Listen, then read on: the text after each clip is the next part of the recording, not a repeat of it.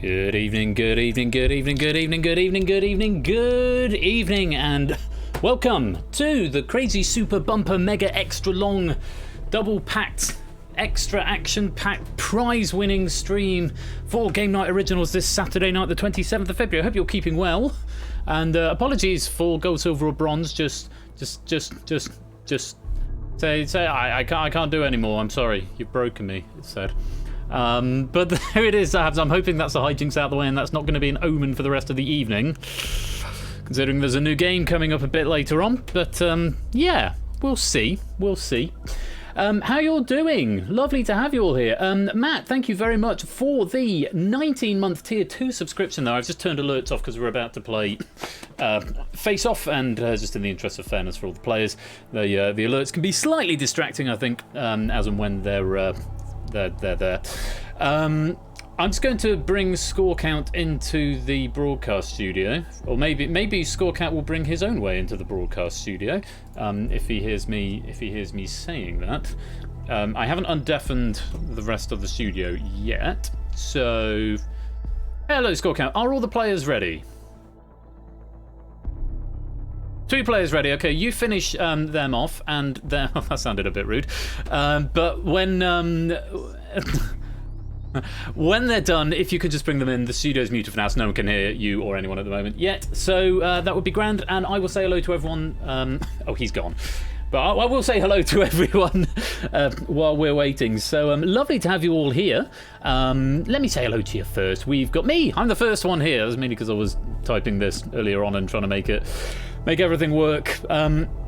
We've also got Mill-like Substance. We've got Claire. Good evening. ABME. Paulister, Apodo Nuevo, Jay Turner, Keshi Head Adster, The Lupine One, Big Man Aaron, Samster, good evening, JY M. Clempson, Jack Wilfred, Vitrudel, Kira, Zeusless, The Naked Grandma, Clive of Legend, The Real Dev, Brand New Halo, Jerry Eris, Energia, Hodders, Aluzi, Drew Dave Tom, Prugs, Procyon, Score Count, Matt the Ref, Amy, Innis, 8 Minky, Effrontery, Now Cut That Out, Serial Quizzer, Can't Quiz, Won't Quiz, Ash, G. Isons, Bluey, Nightbot, hi Nightbot, Mogra, Farron, Cola, Jogging Chum, It's Sotley, Grafalo, Jimmy T, Arden Fetz, Silent Marine, The Juice Man, and anyone else who is hanging out in the stream but hasn't chatted yet. You're very, very welcome. It is lovely to have you all here. Now, my players have just arrived into the broadcast studio. You won't be able to hear them just yet because as of right now, Discord is still muted through OBS. But for their benefit, I will just explain the rules of Face Off again. In case you haven't seen it before, and just in case the contestants want a reminder. It's a chess clock trivia game, and if the player answers a question correctly, then the clock moves on to the next player. If not, they get another question. When a player runs out of time, they're eliminated from the game. We keep going in this vein until we only have 1 player left. I can only accept the first answer that they give, and as ever with this, it's all sort of judged in the spur of the moment by me. And I'm not completely infallible, but generally I think the rulings have been accepted so far, such as they've been. I have got an emergency stop button in case we have any emergencies, and I do need to press that button, but I'm hoping, fingers crossed, everything is going to be a-okay from this point onwards. So, without any further ado, because we've got a lot to get through, there's so many things happening tonight. We start with Face Off, we've got more Face Off later. In between those two, we've got DangerZone 2, we've got a brand new game, Cryptex, and then we're finishing the night off with Red Herrings in this final big push for partner idea, which is sort of one thing we're gunning for, and tonight could be the night. And if tonight is not the night, then it probably won't happen for a number of months. But thank you all so much for all your contributions and for making this even a remote possibility. It's amazing to have you here, and I won't stop the push if it doesn't happen tonight. Tonight is a really golden opportunity because of the metrics of the charity stream. I won't go into details now, but yeah, so thank you all for your support, and looking forward to more fun and games in the future. For now though, let's meet this evening's contestants. I'm just going to go over to my face-off page. Let's meet the contestants. We've got Brig. Brig is 39 years old, a library assistant from Cambridge. We've got Topper, a 27-year-old programmer from Berkshire. We've got Samster, 23-year-old budding quiz writer, or willing to exchange quiz questions for food, from the Midlands. And completing our all-UK heat, we have got Alex, a 30-year-old QA technician from Derby. To all 4 of you, good evening and welcome. Hiya. Good evening. Good evening. Could you share your screen? Sorry. And nice to see you as well. But thank you for reminding me that I needed to do that.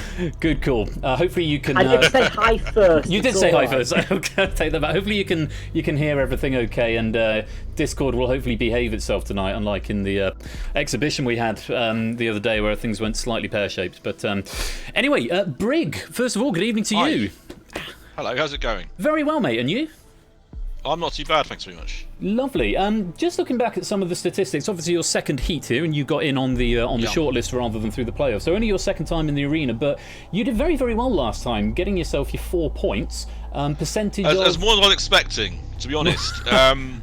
So I think tonight's, with all due respect to everyone in that first heat, I think the opposition's a bit stronger tonight. So I mean, Sam's a very smart man. I expect he's probably one to beat.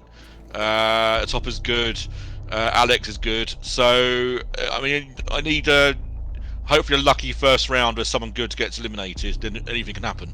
Anything can happen. We have seen some very distressing upsets in this. We've seen Inca go out second, who was being pegged as a favourite. We've seen Procyon go out in the first round. We've seen some players not qualify who we maybe expected would. Just to look at your stats for a moment here, Brig, you got 64.71% accuracy rating. That's 22 questions right and 12 questions wrong. Going into this one, are you hoping to improve upon that percentage? I mean, you always hope you see a question and it's something you know. At least I can pass quite fast. So I know it's something I don't. So, I mean, hopefully I see someone else to get all their questions wrong very quickly, and that stat won't have to go up very much. So, yeah. Should be right. We will wait and see. Well, Brig, you are on the blue podium, so it is your turn to start first this time around. So you've got that slight disadvantage, but on the plus side, it does go with your avatar very nicely. That's true, actually. Yeah. Well, welcome to the game, Brig. Lovely to have you here, and the best of luck this evening. Thank you. Facing off against Brig is first up Topper. Good evening, Topper. Good evening, Mr. Flush. Lovely to have you back with us. You're coming in on almost split right down the middle in your first heat. You got yourself 2 points for finishing second. I believe losing out to 8 Minky. 15 right and 14 wrong, so 50-50. So is that fast passing, do you think, or is that... How do you think that statistics come about? I got most of my wrong answers in the last round of the last game. I think there was just some harder questions. There's a lot more time there as well. Yes, and so hopefully this game will be the questions will be more like the first 2 rounds. I mean, you've got some formidable opponents up here. Brig, who won his first heat. Samster, who came second in his. Alex, who I'll get to his stats in a minute. Just the 1 point at the moment, but Alex did survive in the playoffs. So, you've got some tough competition here. How are you feeling going up against these 3? Well, I think because all 4 of us are UK based. It's true. It should be mostly equal knowledge area. And I know Samster's very strong, so he's going to be the one to beat. I think they're all going to be the ones to beat. Well, we wish you the very best of luck, Topper, in your face-off tonight. And facing off against Brig and Topper is Samster. Good evening, Samster. Good evening. I don't know if I'm keen on everyone calling me the one to beat. I was about to say, no pressure. You've got a lot of support from some other players going on here.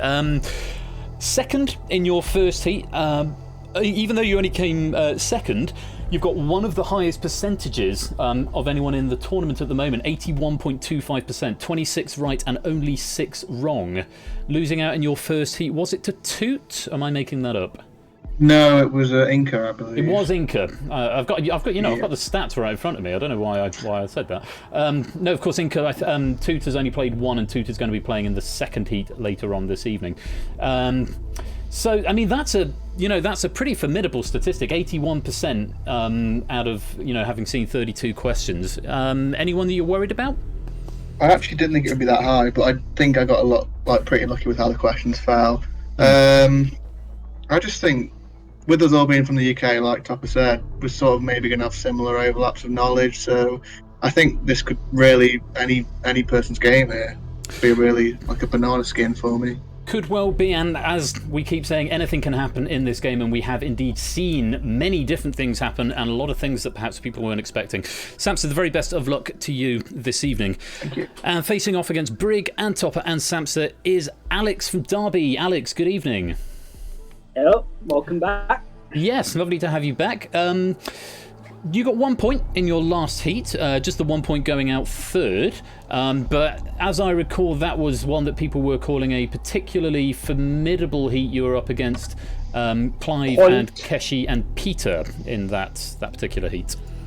Nope, that was Procyon, it was Toot, and it was Ralph. Oh, which heat am I looking at then? Why? Don't know. It was the same. I think it was the same one with Clive, but it was the second match of the night because we switched it around, didn't we? Oh, something's going on with this data then in front of me. It doesn't seem to be reading quite correctly. But either way, maybe important number there. 0. You know what I'm doing? I'm looking at March is what I'm doing because I've scrolled down. Yeah. I'm looking at the wrong player. So to be fair, Procyon had made that mistake when looking at the things as well. So I've made that error now as well. So just to backtrack on that a little bit, Alex, you have Pum and Ben, Dogfish and Matt. Does that sound? No, that was your playoff. That was the playoff, yeah. Yeah, and then Toot, Procyon, and Ralph, as you've said, yes. So that was the one, yeah. That was the one. Still, that having been said, a very respectable percentage, 77%, 17 right, only 5 wrong. Anybody you're watching out for this evening? Well, if you remember the match, it was down to a second between Ralph and I. It was. So it was very tight. Could not have gone any closer. And I'm going to be honest with you, that ain't happening tonight. No? If I get a point, I'm going to be happy with myself. I'm going to be honest here. Well, there seems to be strong words all round. Thank you very much, and the very best of luck, Alex. Strong statements all round of players declaring that this is going to be a tough heat from the horses' mouths, as it were, so to speak, not to call you all horses. Just before we jump into the arena, let's just take a peep at this leaderboard. And see where the players' standings are at the moment. Ralph currently out in front, Keshi in second. So the players obviously we're looking at in this particular heat, Brig has got the advantage going into this heat, currently is 7th place and a game in hand, followed by Samster, who is currently in the lead of the players with 2 points. Topper, not a million miles behind though, also 2 points, only 3 seconds between Topper and Samster on time. And then Alex a little bit further down just with that single point, 36.33 seconds banked. But as we keep saying, anything can happen and often does in this game. I hope you're ready to play. I hope you're excited. It is, again, lovely to have you here, and thank you for making the effort. I'm just going to make one small, tiny change, which I'm actually don't normally do. Just for this one game, I'm going to maximise the inspector on my other monitor, so hopefully I'll be able to read the entire question rather than having to keep glancing from side to side if the question is too long. Brig, Topper, Samster and Alex, the very best of luck to all of you. Let's go to the face-off arena. So, just to point out once again, I can only accept your first answer and I'll make a judgment call if you change your mind halfway through the word. Chat and the rest of the stream, do enjoy this. Because I've now maximised this window, I cannot see the chat or the OBS or anything, so hopefully everything will stay alive. But I can't see any chat, I can only see the screen. So, good luck to all of you. You've got 60 seconds on your clock. The first to run out of time will be eliminated. Brig, as discussed, you are on the blue podium, so you will be starting us off. And Brig, your time starts now. Brig, by what name is the Spanish language known in Spain? Pass. Espanol. In 2006, Patrick Swayze made his West End debut in which stage musical? No, it's Guys and Dolls. Which British Prime Minister of the 1970s owned several yachts, all called Morning Cloud? Harold Macmillan. No, it's Edward Heath. Greenham Common, the scene of the famous peace camp for women, is in which English county? Essex. No, it's Berkshire. In US politics, what A is commonly used for both the government and the term of office of a president? Administration. Correct. Topper, which word can come before bowl, cream and days to make 3 well-known phrases? Whipped. No, salad. What F is a 17th century term for an affectedly elegant or fashionably dressed man? Flagrant. No, fop. Which four-syllable word describes animals that have no backbone? Invertebrate. Correct. Samster, the phrase describing a person with a tendency to be old-fashioned and pompous. Goody. Correct. Alex, what kind of creature is a pollock, fish or bird? Fish. One more time. Fish. Fish is correct. Brig, in the Church of England, Matins is a service usually held at what time of day? Evening. It's morning, I'm afraid. Oh. According to the song sung by Kermit in the TV series The Muppet Show, it's not Green. easy. Correct. Topper, Jodhpurs derive their name from a former state in which... India. Correct. Samster, which 1991 Disney film features the songs Gaston and Something There? Beauty and the Beast. Correct. Alex, what seat is the name for the body of selected ministers responsible for formulating government? Cabinet. Correct. Brig, which TV science fiction series starred John Pertwee? Doctor Who. Correct. Topper, which 1960s group was associated with a smart, stylish appearance and the riding of motor scooters, mods or rockers? Rockers. No, it's mods. Which silent witness actress appeared in a major British soap opera from 1982? Amanda Burton. Which game uses a number of clubs to propel a ball into a series of 18 holes using as few strokes as Golf. possible? Correct. Samso, which romantic gesture traditionally takes place under a mistletoe at Christmas? Kiss. Correct. Alex, in EastEnders, what was the first name of the on-screen husband of Bianca Butcher? Ricky. Correct. Brig, in 2001, which French-Canadian singer had a son called René Charles? Celine Dion. Correct. Topper, what E is a skin condition like dermatitis that is marked by redness just beneath the surface? Epidermis. No, it's eczema. The paste made from a mixture of anchovies, butter, herbs and spices is known as gentleman's... Correct. Samson, what S is a sport which was introduced to the Olympics in 1924 where you would find... Sailing. No, it's skiing. In the US, the highest military decoration awarded by Congress for bravery is called the Honor. Medal... Correct. Alex, what is the title of the Coen brothers' first film? What do you think? No, it's Blood Simple. In the UK, the resorts of Bridlington and Skegness lie on the coast of which North. city? Correct.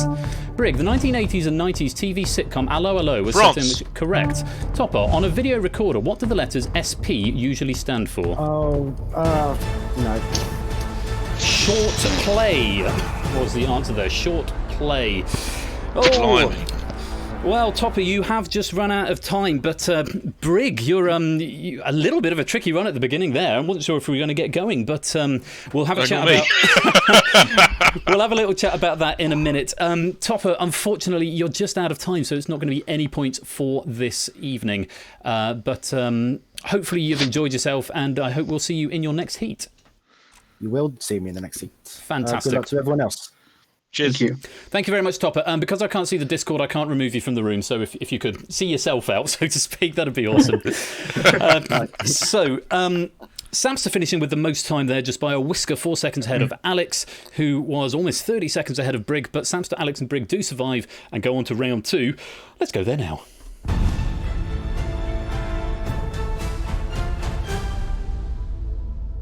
Brig, tough start. Yeah, I seem to have a habit of starting off quite badly and escaping somehow. So hopefully we can keep that going until we end of round 3. And I think there may have just been a bit of a slippery spiral of questions that you got into there, perhaps, or just ones that you weren't sure of the answer to. But you found your stride and you're answering very quickly, and did manage to save yourself at the end there.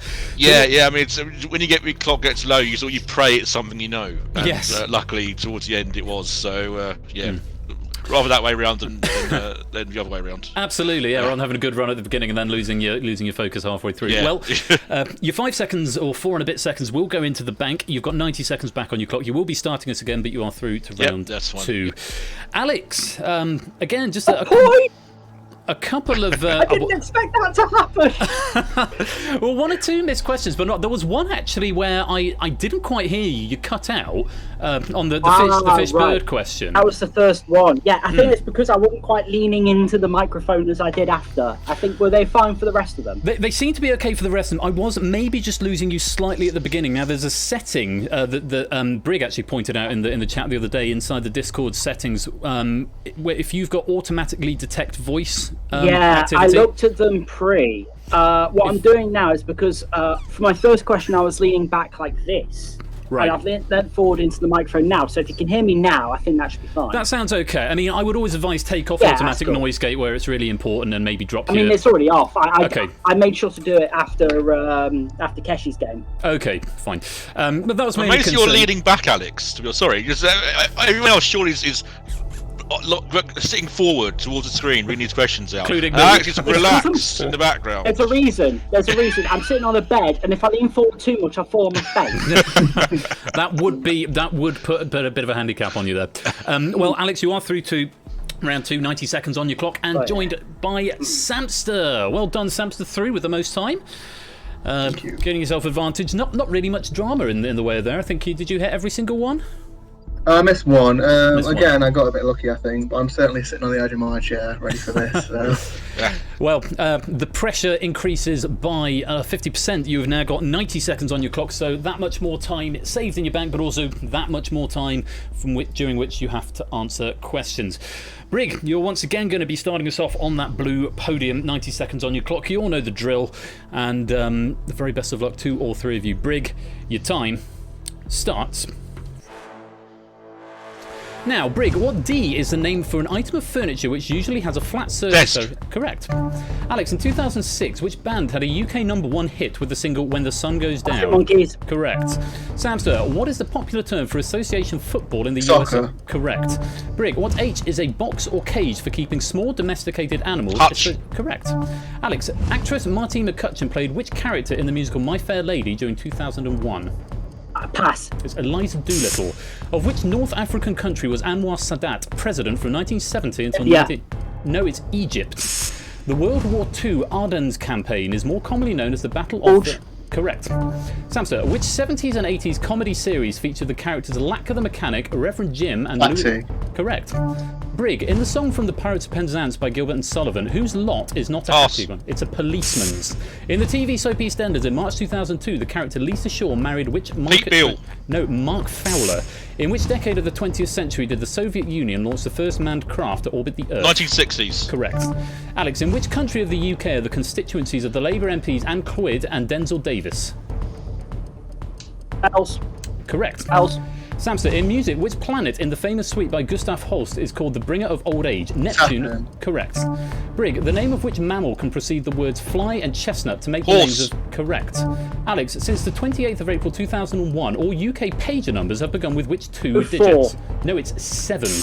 The resort on the island of Cyprus that became a favourite destination for fans of UK garage music. Correct. Samster, in which German city is the military monument known as the Victory Column? Munich. No, it's Berlin. Which programme is regularly presented by Ray Stubbs, Gardener's World or Football Focus? Gardener's World. No, it's Football Focus. Whom did John Major beat in the Conservative leadership election of 1995? Pass. John Redwood. What N is the name for a small lump of gold? Nugget. Or a piece of... Correct. Brig, in the 1989 film which co-starred Michael Douglas and Kathleen Turner was Roses. Called... Correct. Alex, the alloy called pewter mainly consists of which metal? Tin. Correct. Samster, what is 3/4 of 100? 75. Correct. Brig, what is 1/5 of 10? 2. Correct. Alex, which Middle Eastern river flows through the Sea of Galilee and empties into the Dead Sea? Now. No, it's the Jordan. Which 4-letter word can mean fashionable, laid back, or fairly cold? Pass. It's cool. In which of the arts did Italian Tito Gobi win international fame? Opera or ballet? Opera. Correct. Samster, in 2005, which former chat show host launched the political party Veritas? Robert Kill myself. Correct. Brig, the edible fruit of the cactus Opuntia is known Pear. as a prickly... Correct. Alex, which word means to collapse violently towards or burst inwards? Implode. Correct. Samster, in 1995, Dominic Lawson was appointed editor of which national Sunday broadsheet newspaper? Sun on Sunday. No, it's the Sunday Telegraph. Which nationality was the classical composer Maurice Ravel? French. Correct. Brig, which metal is the most malleable and is often sold as a thin sheet known Gold. as a leaf? Correct. Alex, what is the capital city of Brazil? Brasilia. Correct. Samster, which surname links an Oscar-winning actress named Vanessa and an Olympic... Redgrave. Correct. Brig, who succeeded Winston Churchill as Prime Minister in 1955? Clement Attlee. No, Anthony Eden. In golf, what H is the term for the number that represents... Handicap. Correct. Alex, bedside, card and dining are all types Table. of... Correct. Samster, what fraction of 1 foot is 1 inch? A quarter. No, it's a 12th. Merino is a type of which textile? Wool. Correct. Brig, rapper and songwriter P. Diddy formerly performed under Puff what? Daddy. Correct. Alex, with which host of the Generation game has Melanie Stace appeared as co-presenter? Edison. Correct. Samster, on which English island is the resort of Shanklin? Isle of Man. No, it's the Isle of Wight. Which female singer had a year 2000 UK #1 hit single with Spinning Around? Kylie Minogue. Correct. Brig, the area known as Silicon Fen surrounds which university? Cambridge. Correct. Alex, the characters Mrs. White and Colonel Mustard appeared in the... Correct. Samster, what B is another term for a pugilist and also the name of Boxer. a sniffer? Correct. Brig, what H is a type of cultivator used to break up soil and also the name of a famous English public school? Pass. It's Harrow. Pass. The Asian city of Seoul hosted the opening ceremony of which 2002 sporting event? Olympics. No, it's the World Cup. At which mealtime is kedgeree traditionally served? Breakfast. Correct. Alex, what C is a type of pasta formed into a large tube, usually Cannoli. stuffed with... Correct. Samster, which Welsh band had a year 2000 UK #1 hit single with the Masses Against the Magic Classes? Creatures. Correct. Brig, which card game was a demonstration event at the 2002 Winter Olympic Games in Salt Lake Bridge. City? Correct. Alex, in January 2... Oh, that was a guess. Goodness me! Bloody hell. I voiced something. Yes. I said cannoli, and you accepted the answer as cannelloni. Oh, I should have gone on that question. I'm just Thank gonna you. say all right, Bob. thank you for your forthricity there, as it were. What I will do as a result of that, if you think I've made the wrong call there, as it's not affected the overall result of this game, the only thing it's affected is the banked times for Brig and Samster, which I will look at the VOD and I will add up any surplus time after the fact. It won't be added on tonight, but if there's any difference, I can add it on afterwards. And I think possibly for the audience that's given them a tremendous bit of excitement there. I'm hoping that the audience has enjoyed what's just happened there. I'm just going to look up the chat. That is as close as it gets. I mean, I would have felt guilty as all hell if Samster went out from that because I didn't give a right answer. So. Sure.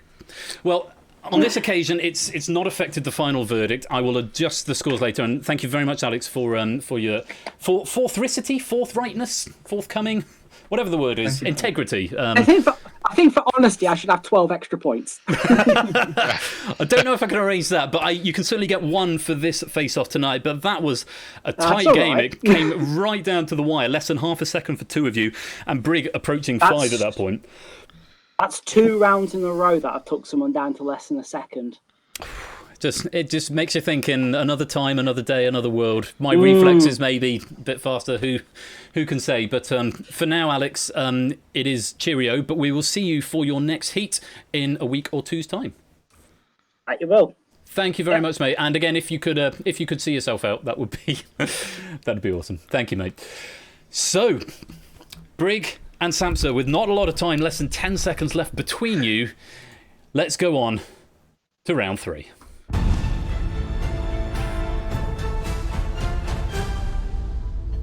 Honestly, I didn't think I was ever going to stop reading questions there. I thought, this is it now. I'm going to read questions for the rest of my life. I thought I was home and hosed to come until they both got one left with milliseconds left. There must Suddenly I started getting wrong, and it was very exciting. When I watched the VOD back, I imagine it probably will be quite exciting to watch back, and I hope the audience concur. Imagine you almost misspeaking on a Cambridge question, though. Well, I know. Tell you about it. Samster was a bit unlucky actually because that Ray Stubbs question is not actually hosted Football Focus about 20 years ago, I think. But, but there you go. I'll take that. But you have survived. So maybe looked like it might have gone another way for a couple of minutes there, or a couple of seconds towards the end. But you have survived Brig with the most time, and therefore going second. Samster, goodness me. Down to the wire or what? Harry Phonics. It's so close. It was Manic Street Preachers, wasn't it? Yeah, and that's such a long name to get out when you have like 1 second left. I think I was probably peripherally aware that your time was running out, and I was sort of slightly relaxing away from the buttons to go to hear the in a minute, and then I heard Manic Street Preachers. Oh, let's get the button in, and you were still alive, and so you just managed to sneak victory, or second place certainly, and a place in the final. So you're both guaranteed 2 points from this point onwards, which you'll be delighted to hear, and you've both got 2 minutes now on your clock. It's going to be back and forth, and the first player to run out of time will get the maximum of 4 and get the most points going into the league. Going to be very interesting to see what happens here. I wish you both the very, very best of luck. Samster, with the least amount of time in the last round, you are going to be starting us off, and Samster, your time starts now. Samster, what word of command to a horse shares its sound with the 7th letter of the alphabet? G. Correct. Brig, what is 1/2 of 46? 23. Correct. Samster, the English guinea, current between 1663 and 1817, was made of which Gold. metal? Correct. Brig, in agriculture, the initials NFU stand for the National Farmers what? Union. Correct. Samster, the letters AT stand for what in the acronym NATS? Pass. It's air traffic. In the abbreviation FAQ, what does the letter Q stand for? Questions. Correct. Brig, the original United States Declaration of Independence is on public display in which... Washington. Correct. Samster, in which sport would a competitor carry a quiver? Archery. Correct. Brig, through which medium does light travel faster, air or space? Space. Correct. Samster, what is 1/3 of 42? 14. Correct. Brig, which A is the part of a car's engine which generates electricity to charge the battery? Pass. It's the alternator. What C is the name for the largest part of the human brain? Cerebellum. It's Cerebellum. cerebrum. Which Right. American novelist wrote The Thin Man, Raymond Chandler? No, it's Dashiell Hammett. The name of which pantomime character is also the name of the fastening devices in the front of a cardigan? Pass. Buttons. Which former British colony has a name that translates into English as Fragrant Harbour? Singapore. No, it's Hong Kong. Hong Kong. In 2001, Reese Witherspoon starred as law student Elle Woods in which film? Legally Blonde. Correct. Samster, in British media, which national Sunday newspaper is the oldest? Pass. It's the Observer. Which prize for literature did author Peter Carey win in October 2001? Nobel Prize. No, it's the Booker Prize. What D is an athletics event combining 10 Decathlon. individual... Correct. Brig, in December 2005, the singer Mutia Buena... Sugar left- Babes. Correct. Samster, in which year was Tony Blair elected Labour Party leader? 94. Correct. Brig, in medicine, the initials GMC stand for General Medical... Council. What? Correct. Samster, what A can be a statement of the amount of money owed and also a descriptive report of something? Pass. It's account. What name is given to the small steel spheres that are used to reduce friction between moving parts of a machine? Pass. It's ball bearings. Which Indian dish lent its name to the 1998 English Will Cop song? Vindaloo. Correct. Brig, the East China Sea forms part of which ocean? Indian. No, Pacific. The actress born Susan Weaver changed her name to Sigourney after a character in which F. Scott Fitzgerald novel? Pass. The Great Gatsby. Which Canadian singer's real name is Eileen Regina Edwards? Celine Dion. No, Shania Twain. Ken Follett is a professional what? Author. Author. Correct. Samster, the German Chancellor who succeeded Helmut Kohl is Gerhard who? Pass. Schroeder. What tea is a term for a thing of little value and is also the name of a cold dessert often made with sherry? Tat. No, it's trifle. In financial management, if you are said to be accruing money, you are doing what? Saving it or spending it? Correct. Brig, which dramatist wrote The Merchant of Venice? Shakespeare. Correct. Samster, wholemeal, plain, and self-raising are types of which Wow. popular... Correct. Brig, in which room of the house would a bain-marie traditionally be used? Bathroom. No, it's the kitchen. The name of Tiffany is associated with Art Nouveau lampshades and fire screens using which... Diamond. No, it's glass. What L is a UK equivalent of an American truck? Lorry. Correct. Samster, which Swiss city's airport has the abbreviated... No, it's Geneva. Which small street in London's West End became synonymous with boutiques and fashion in the 60s? It's Carnaby Street. In the animal kingdom, what relation is a sire to its foal? Father. Correct. Brig, after a coup in 1971, who declared himself president of Uganda? Pass. Idi Amin. Scotsman Adam Smith, born in 1723, was a leading figure in Economics. Which correct. Samster, in an Italian restaurant, for what precisely would you be asking if you ordered a bottle of Vino Rosso? Red wine. Correct. Brig, what were children's TV favourites Andy Pandy and Luby Lou? Marionettes. Correct. Samster, in the House of Commons, MPs retire into the division lobbies in order to do what? Vote. Correct. Brig, in computing, the acronym GIGO stands for garbage. Out. Correct. Samster, which form of underwater naval transport was first Use used? submarine. Correct. Brig, in 2006, Ash's hero Kevin Peterson became engaged to which member of the pop group Liberty X? Michelle Thingy. No, it's Jessica Taylor. Oh, well, doesn't matter. Wow. Goodness Good game, me. Samster. Goodness Very good me. game. I am very happy that I managed to get Samster down to half a second, Frank. I was not expecting to do that at all. So I'll take that, frankly. That was an absolutely tremendous performance from both of you, and again, a couple of spirals happening there from both of you actually at various points, which you've managed to steer yourself out of as well. Which is, I think, Brig, you're going to maybe not remembering what you button your cardigan up with. Might be one thing. I remember the thing I wanted to comment on. Your cerebellum, I flagged that. No, that's wrong. That's I fine. flagged it as wrong because cerebrum and cerebellum aren't the same, and then you went for cerebrum. So just to clarify that in case there was any contention there. But no problem. But yeah, that's the end of it.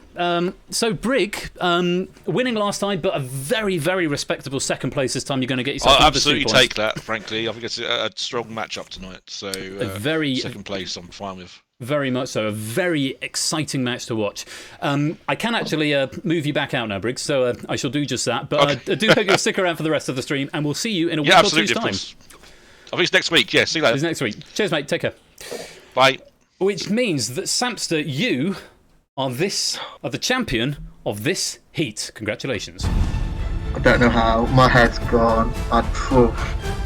How much time did you save in the less than a second of time banked into your tiebreak metric there? But, in total, which is the points, you know. In the second two rounds, sorry, 30 in the first, but yeah, that was a tough game. And again, you I don't know if it's just your natural position of it. You sounded just to me just slightly like maybe you'd maybe half conceded halfway through that, perhaps. Yeah, there was a stage where I think I was about 20 seconds behind, and I kind of thought, you know, this is done. But in a way, maybe that helped me play with freedom. I don't know. Possibly. I'm shocked I won that, to be honest. Well, it's very well earned because, as has been said by all the players this evening, this has been an unbelievably strong lineup of players, and to come out of it with 4 points is something you can be very, very proud of. Would you like to go have a look at the leaderboard? Absolutely. Just all 3 rounds there was so close. Like, well played to everyone in the game. Absolutely. Well, I think you've given me a treat reading the questions, and certainly the chat looks like they've had a good time as well. So sorry not to talk with you much, chat there. I've got the chat back open now, so I'll catch up with you in a few seconds. Sam, so let's go and take a peep at this leaderboard and see what it's done to it. And there you are, up at the top. Despite not banking much time, the time surplus from previous face-offs is enough to displace Ralph into second place, 6 points each, and Brig now equaling the 6 points, though that 1 second difference, 1.2 second difference beneath Ralph does just shift him into third place. Additionally, Topper now in 9th place, Alex moving up to 11th, both of them with 2 points, and a lot of it is going to come down to this time differential. But of course, we have got 4 more players playing a little bit later on this evening: Toot, Ash, Clive and Liam, with Toot the only player in the tournament, it seems at this stage, who can theoretically still get a maximum score for the game. If Toot wins this one, Toot will have won 2 for 2. But those are the standings at the moment.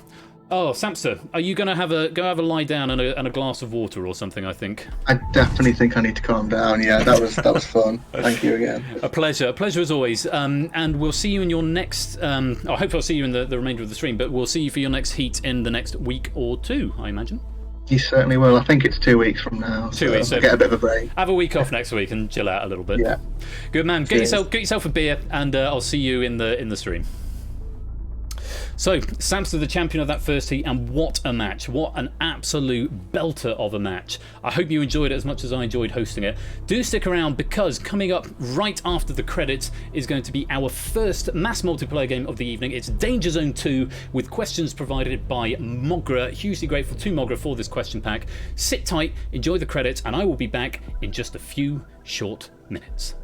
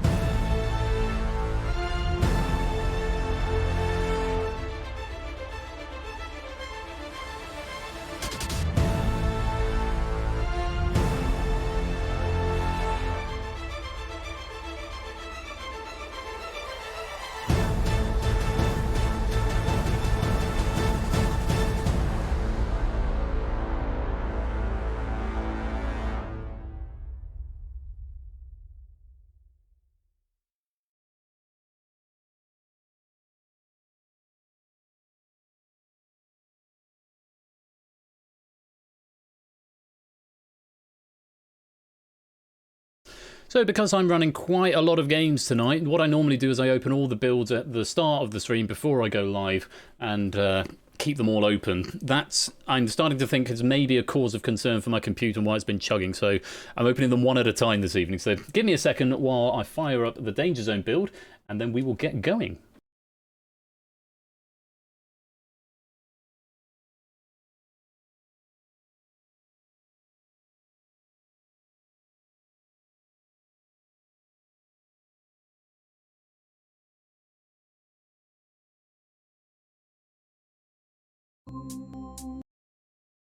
Sorry, I've just remembered something else that I need to do before we can go into this game, because this doesn't have a built-in camera. So I need to go game with cam, flush cam, activate, so that otherwise I won't be seen, which would be a tremendous shame. Or some might say. I'll try that again.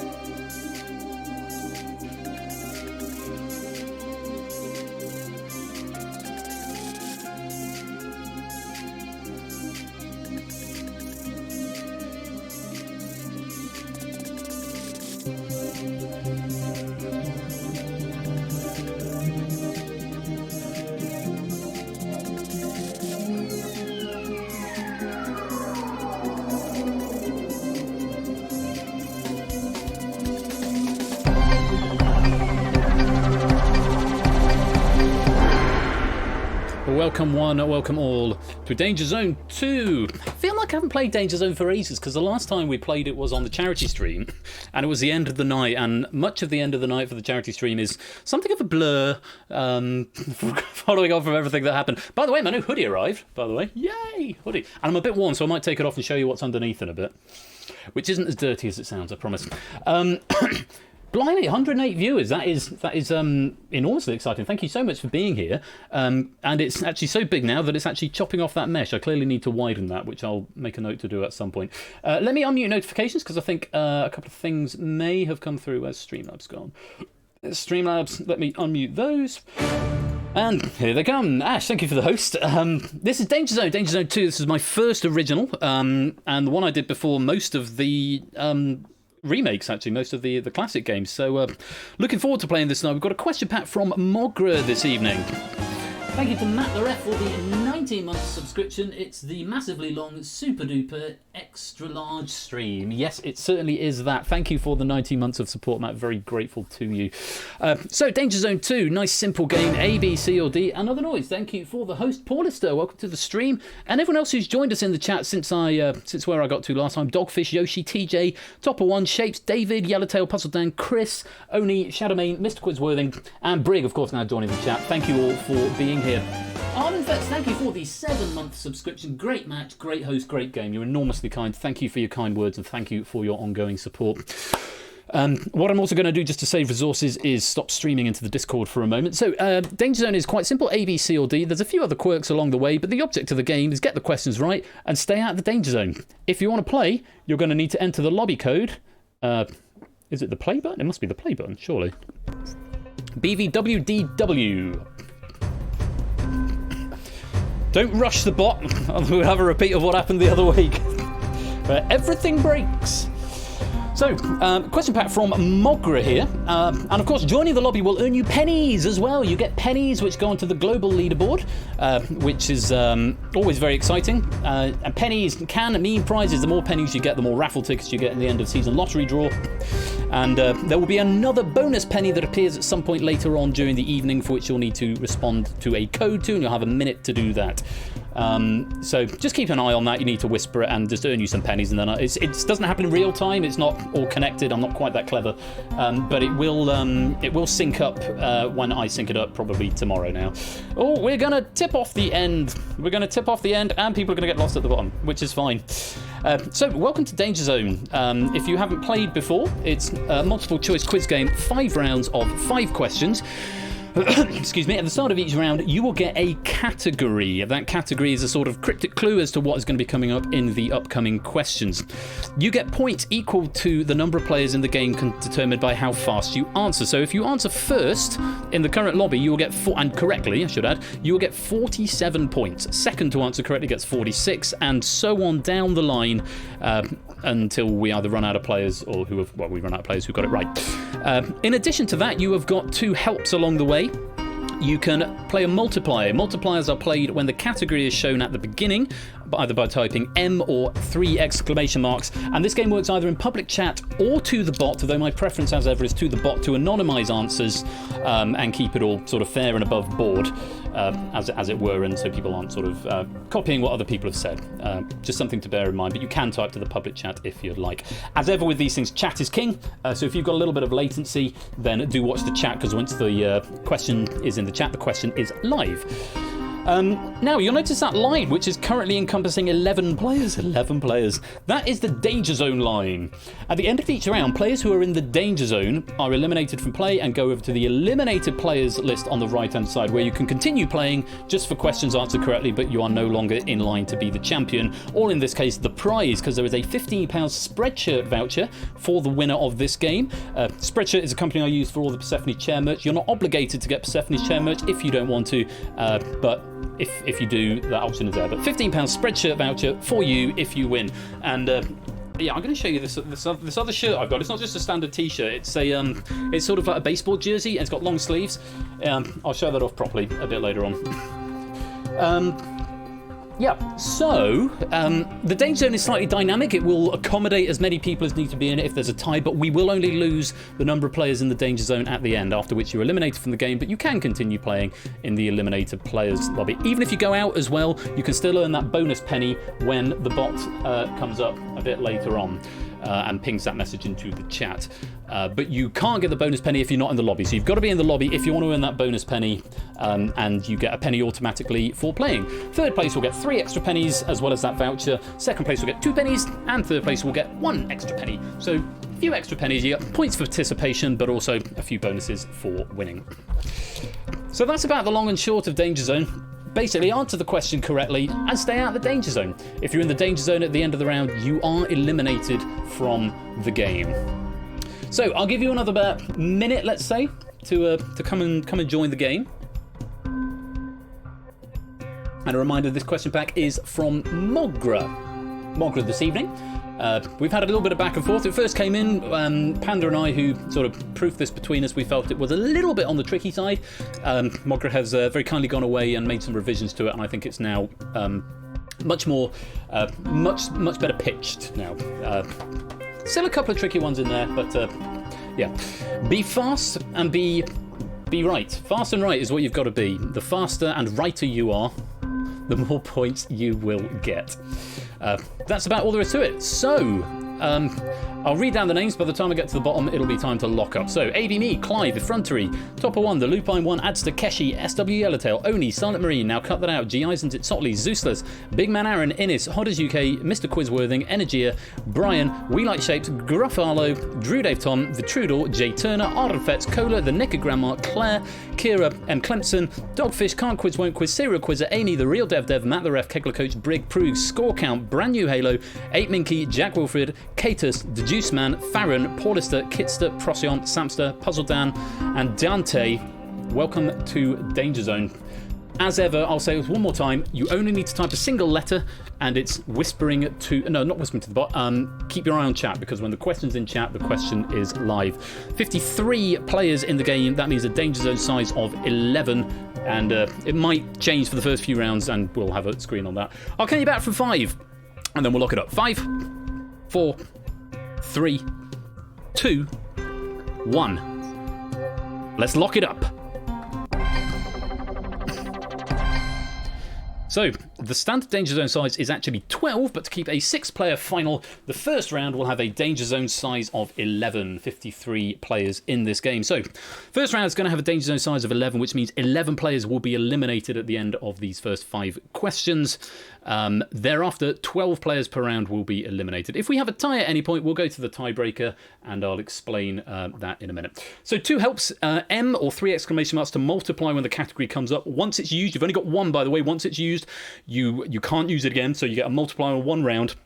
I didn't finish explaining those. That will double the points you get for that round. So it could be good to do on a round where you're really strong if you want to finish in the top 3, because you get some bonuses for finishing first, second, and third. You might want to play it on a round you're weak at to give you a little bit of a boost, because if you're only going to get 1 right, that could help to boost you up. Up to you. When you see the category, you have to decide to multiply. Additionally, you also have a nerf, which will get rid of the question entirely for you, and it will give you points to exactly half the number of players, so and rounded down. So at the moment, that would be, if you nerf the first question, you would get a flat rate of 26 points. The nerf is not doubled if you play your multiplier.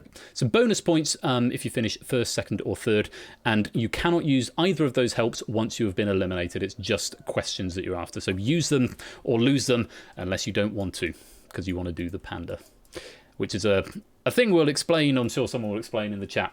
So 53 players and lots to do this evening, so let's make a start. This is Mogra's question pack, and if you want to play your multiplier on this first round, it's M or 3 exclamation marks, either to the public chat or to the bot.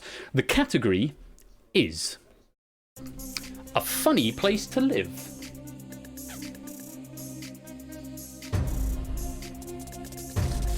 Cola and Brian have activated multipliers, as has Drew Dave Tom, as has M. Clemson. Just the 4 multipliers getting played there. So Brian, Drew Dave Tom, Cola, and M. Clemson, you will get double points for this round. A, B, C, or D is all you need unless you want to nerf from this point onwards. The faster you are, the more points you get, assuming you're right. Very best of luck, everybody. Round 1 is a funny place to live. Let's play Danger Zone.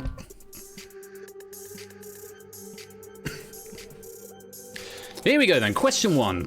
Which of the following lives in Bikini Bottom? A, Penelope Pitstop. B, Aquaman. C, SpongeBob SquarePants. D, Ariel. So many players were breaking the audio source. Everybody but Kitster proffering an answer there, and everyone absolutely right as well. Nobody using their nerf there, so everyone just knows the answer to that one. Who was fastest? Wrong button, Ben. Press the points button. Who was fastest there? Clive of Legend, followed by Zeusless, then Big Man Aaron. Brig was 4th, and Toot was 5th. Everyone apart from Kitster who didn't get an answer and getting it right, so that's big points going out there, especially for the players with multipliers on. The correct answer was SpongeBob SquarePants. So look at this, there's players in the Danger Zone with points. Oh, sorry, Proogs. Yeah, what I'll do, I will leave it there, and we'll just have the Danger Zone play. So if you can't see your name, it means you're in the Danger Zone. I don't have an external readout at the moment yet, so yeah. Sorry, Proogs. My bad.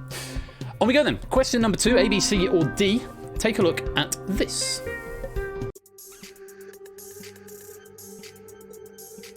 Good to hear, Matt. Question 2. Which comedy featured the location 90 Bedford Street, New York? A, Friends. B, Seinfeld. C, How I Met Your Mother. D, Cheers.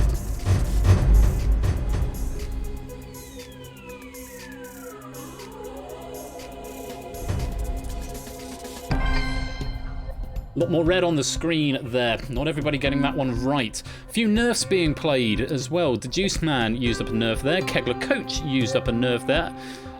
No one down in the Danger Zone used up a nerf there. Who was fastest? Clive of Legend, followed by Big Man Aaron. Samster was 3rd. Lupine was 4th. And Silent Marine was 5th. Lots of wrong answers there. A few other correct answers.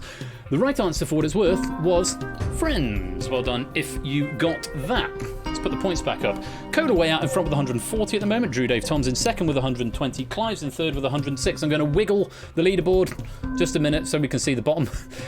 G. Eisens, Gruffalo, Claire, Farron, Kira, We Like Shapes, Necker, Grandma, Mr. Quidsworthing, Jack Wilfred, Energia, and Kitster all in the Danger Zone at the moment. No one there has their multiplier played either, so they've got 3 more questions to try and get out of there, otherwise they will be lost from the game. On we go. Question number 3.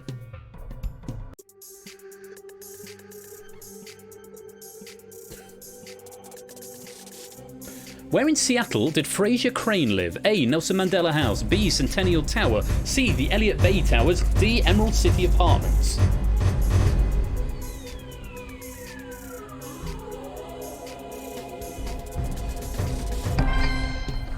And that's time. Not everyone getting it right there. Who was fastest? Topper 1 was fastest, followed by 8 Minky. Third, we have to go down to the Danger Zone. Jack Wilfred was third there. And M. Clemson was fourth, and now cut that out fifth. Sorry, for this round, I'm going to have to wiggle it up and down because I can't see everyone's name otherwise. A few nerfs being played there. G. Eisens, Adster, Paulister, Matt the Ref, all using their nerfs, getting a guaranteed flat rate of 26 points.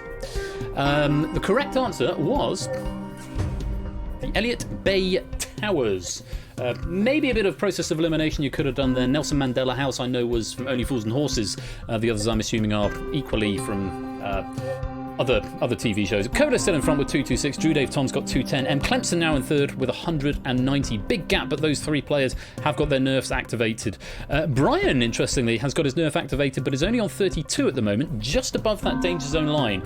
Let's move it down just to take a look at the Danger Zone. Brand New Halo, Real Dev, Ardenfett, Yellowtail, Claire, Farron, Kira, We Like Shakes, Mr. Quizworthing, and Energia and Kitster. You are all in the Danger Zone. 2 more questions. If you're still there, after that, you will be eliminated from play. On we go. Fingers on buzzers, everybody. Here is question number 4.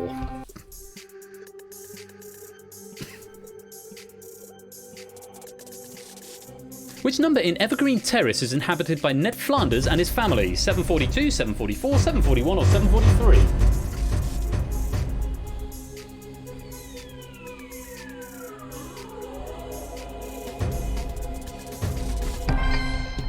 Ooh, bit of a curveball here. I think most people know the Simpsons are 742 Evergreen Terrace and Ned Flanders lives next door, but are the same numbers on the same side, and is it up or down? Who was fastest there? Clive of Legend, followed by Keshi, followed by Adster, followed by Lupine, followed by Samster. Any nurse being played? Yes, Effrontery, ABME, Kira, Mr. Quiz, and Energia, all using their nerfs on that question. Let's see what that does to the scores. The correct answer was actually 744 Evergreen Terrace, next door to Homer, Marge, Bart, Lisa, and Maggie.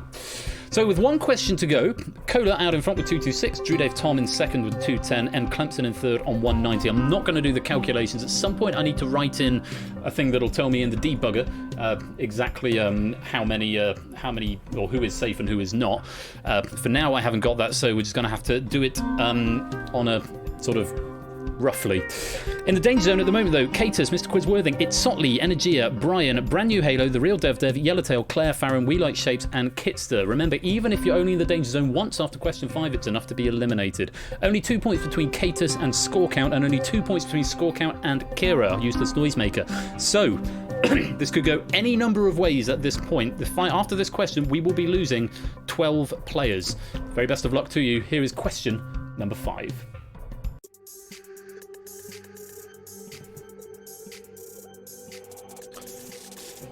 Which of these is not an address that Fred Flintstone has had in Bedrock? 111 Dinosaur Drive, 345 Cavestone Road, 1313 Cobblestone Way, 222 Rocky Way.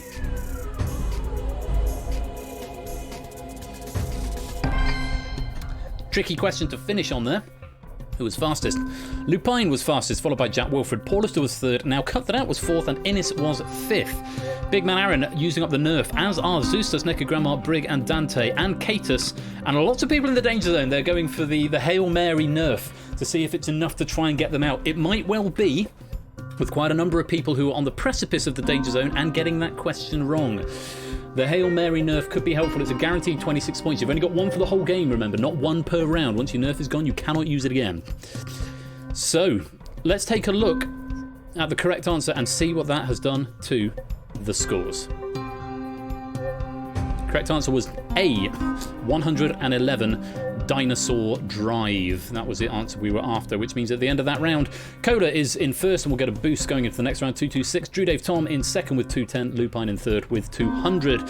Very well done to you three. You're going to get a boost going into the next round. Everybody else, your points will be reset to 0. M. Clinton, Clive, Now Cut That Out, Innis, Keshi, Samster, Serial Quizzer, Big Man Aaron, Procyon, Topper 1, Jack, Wilfred, Dogfish, Oni, Portister, Adster, 8, Minky, G. Eisens, for Trudel, Kegler, Amy, Silent Marine, Proogs, Necker, Grandma, Zeustless, Puzzle Dan, Brig, Dante, Effrontery, Juice Man, Gruff Farlow, Arnfest, ABME, Catus, Itzotli, Brian, Brand New Halo, Matt the Ref, Hodders, and by 2 points, Jay Turner. Congratulations, you are through to round 2. However, we have to say goodbye to some players. They are in the danger zone. We have no ties to speak of. Claire, Can't Quiz, Won't Quiz, Useless Noisemaker, We Like Shapes, Scorecount, Mr. Quizworthing, Energia, The Real Dev, Yellowtail, Farron, and Kitster. I'm afraid it is the end of the round. Good evening, Panda. Welcome to the stream, mate. For you 12, it is the end of the round. You are in the danger zone, which means we have to say goodbye. And you can continue your game from the boneyard. For most questions asked, your helps are no longer a factor. You haven't got them, you have to use them or lose them. But you can continue with the game, and we'll see what happens.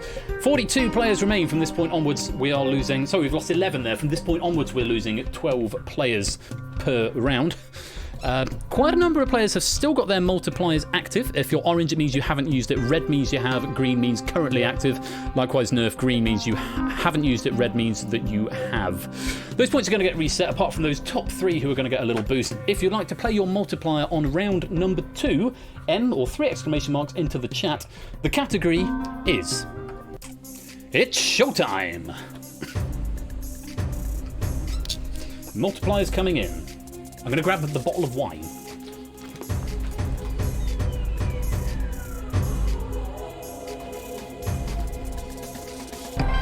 Good moment just there for me to duck out into the kitchen. I've upset my headband there, actually. Right, while I was gone, 1, 2, 3, 4, 5, 6, 7, 8, 9, 10, 11, 12, 13 people using their multiplier on this question. 13, that's just shy of a quarter, right? 13, 26, 30, no, just shy of a third. Of people using their multipliers on this round.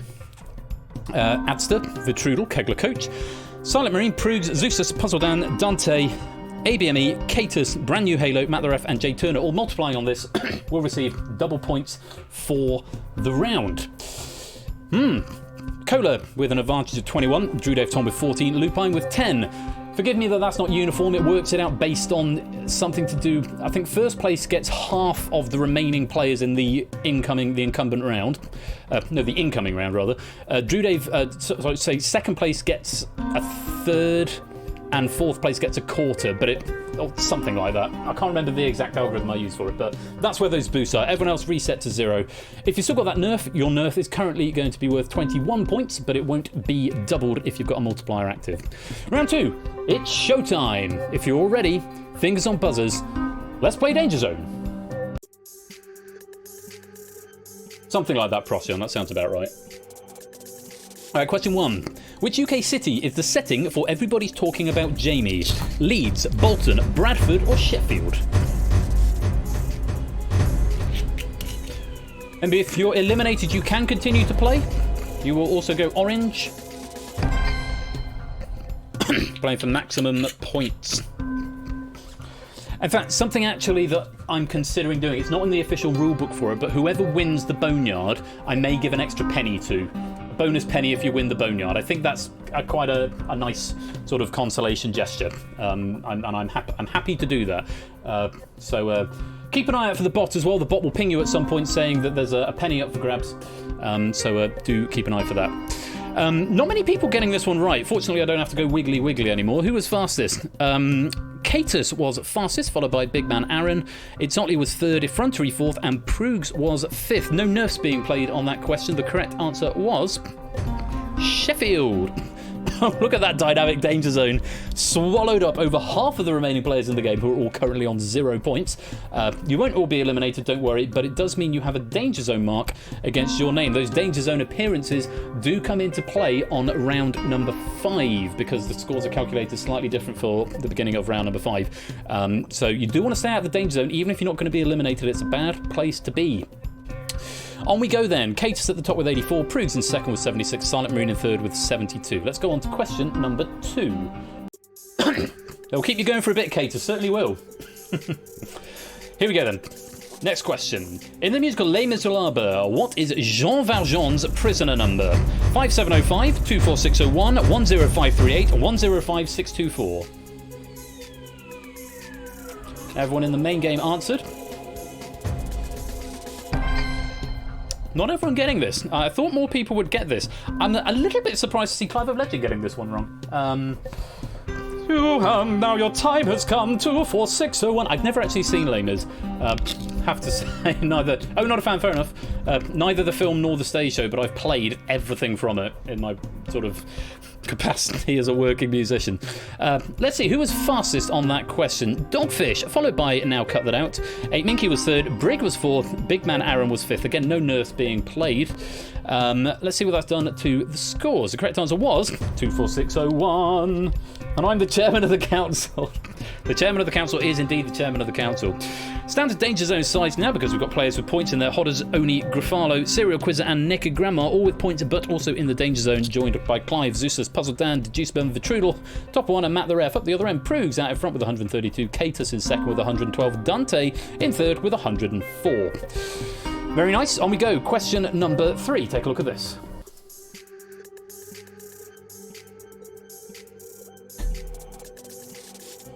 In which US city is the musical Hairspray set? Boston, Washington DC, Baltimore, Philadelphia.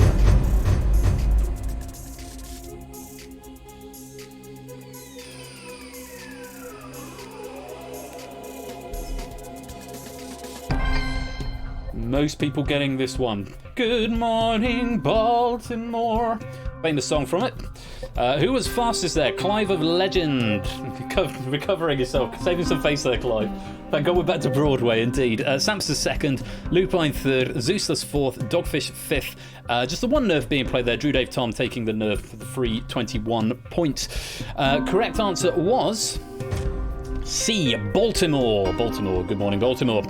Prugs still at the top with 158. Dante in second with 146. Adster now in third with 114. Down in the Danger Zone, G. Zoni, Grafado, Clive, Brig, Vitrudel, Serial Quizzer, Keshi, Neki Grandma, Top One, the Juice Man, and Matt the Ref. Some of you, no one there for the first time, has to be said, but a couple of people just on their second appearance.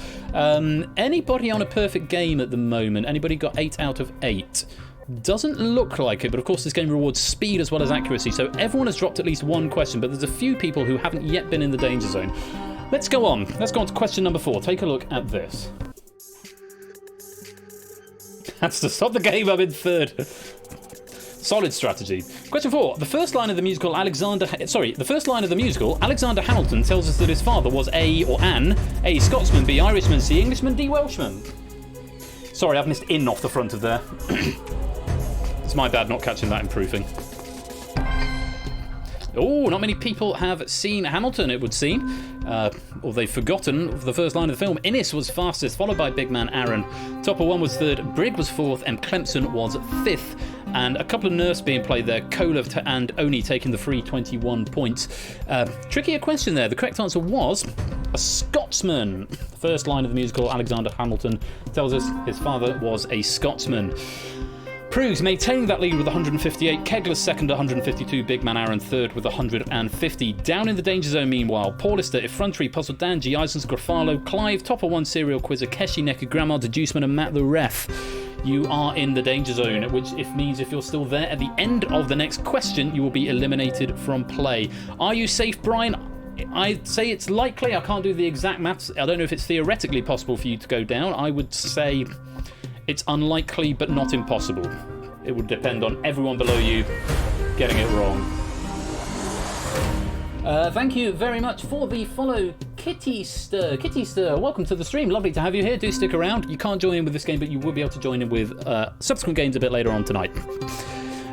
So, get out of the Danger Zone before the end of the next question or be eliminated. Only a handful of points between that Danger Zone line and a number of people who are within 10 of it. So it could go any which way. Fingers on buzzers, gang. Here is question number 5 of 5.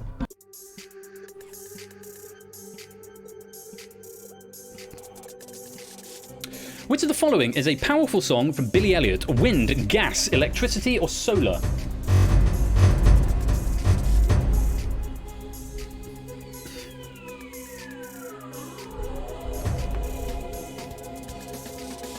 Anybody who followed my Music for Lockdown series would have seen me sing this. Electricity sparks inside of me. Of course, written by the great Elton John. Let's take a look. Who was fastest there? Innes, followed by Paulister, then Amy only was 4th, and Topper 1 was 5th. A couple of nerfs, Hail Mary nerfs from Grafado and Serial Quizzer. Will it be enough? Difficult to say. There's a lot of people on that Danger Zone line who are within spitting distance, but they got it right. Other nerfs, now cut that out. Procyon, Dogfish, all using up their nerfs on that question. Told you the answer's electricity. Let's see what that has done to the scores. Yes, electricity was the answer. Was scheduled to lose 12. 1, 2, 3, 4, 5, 6, 7, 8, 9, 10, 11, 12. Despite there being a tie at the top of the Danger Zone, it is not a tie that has any weight, which means Brig, Zeusless, Topper 1, all with 78. You have all survived into the next round. Very well done. Proogs finishing in first place with 222, Innes in second with 191, Big Man Aaron in third with 184. Congratulations, you three. You'll get a little bonus going into the next round. And other players who have survived: Amy, Catus, Adster, Kegler Coach for Trudel, Dante, Sottoli, Hodders, Brand New Halo, Lupine, Jay Turner, Brian, 8 Minky, Samster, Oni, Cola, Paulista, Dogfish, M. Clemson, Jack, Wilfred, Arden, Fetz, Drew, Dave, Tom, Procyon, now cut that out, Topper 1, Zeusless, and Brig Bother. Very well done. We will see you in round 3. Your scores will reset to 0. However, unfortunately, Silent Marine, AB Me, Clive a Legend, Keshi Head, Grafalo, Effrontery, Serial Quizzer, Puzzle Dan, G. Eisens, The Naked Grandma, Deduce Man, and Matt the Ref. Unfortunately for you 12, it is the end of the round. You are in the Danger Zone, which means we have to say goodbye. And over they go to join the Boneyard, which is currently being led by Serial Quizzer on 6 points, in line for a bonus penny if they can maintain that spot and win the Boneyard. So, we're down to 30 players. 30 players remain in the main lobby game. And we're going to go on to round number 3. We've still got quite a number of players who've got their multipliers left. If you've got an orange diamond, it means your multiplier is still available to use if you would like to. And a green ticks means that you haven't used your nerf yet. So, think very carefully. Something I should say, you can't use your multiplier in round 5. I haven't said that yet. Likewise, your nerf. You have to use them before the end of round 4 because round 5 is a little bit different. So use it before the end of round 4 or lose it. So one of 2 remaining opportunities to use that multiplier. On round 3, the category is: you get an ology, you're a scientist.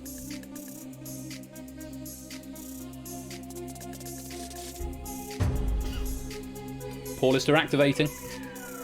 Anybody else? Just Paulista. So Paulista with a very, very strong advantage going into this round. Nobody else choosing to use their multipliers, clearly either saving it for round 4 or maybe looking to do the panda. So you get an ology, you're a scientist, as the name suggests, is all about ologies. Ologies, yes indeed. Please be British TV ads. Funnily enough, We Like Shapes, there was a question on a British TV ad that actually I took out. I asked Margaret to take it out because I felt it was not quite right. Oh, the penny bonus is going off. You've got 60 seconds if you're in this game, whether you've been eliminated or not. 60 seconds to whisper Danger Zone 46 to the bot to get yourself a bonus penny. Get yourself a bonus penny. That's what it's all about. Lovely bonus pennies. Okay. While you're claiming your pennies, we are going to start round 3. Category is: you get an ology, you're a scientist. Shouldn't be case sensitive. Shouldn't be case sensitive. Who else with that? Silent Marine. Have I seen you come in? No, Silent Marine, your penny's been claimed. So don't worry. Someone's tried to claim the penny, but they're not in the lobby, so that won't work, I'm afraid. Right, let's get this round underway. Round 3. The category is: you get an ology, you're a scientist. Good luck to you all. Let's play Danger Zone. Danger Zone 46 is a very advanced sequel. Here we go. Question 1. Who had a UK hit with biology in 2005? Sugar Babes, Pussycat Dolls, Girls Aloud, Atomic Kitten.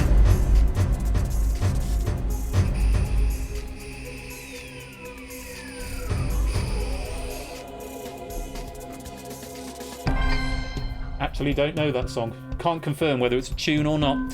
A lot of people getting it right though. Who was fastest? Brig was fastest, followed by Zeusless. Now cut that out in 3rd. Oni in 4th. Brand New Halo in 5th. Brig, you're getting a lot of these sort of girl band related questions though. That's the second one we've seen in a half an hour.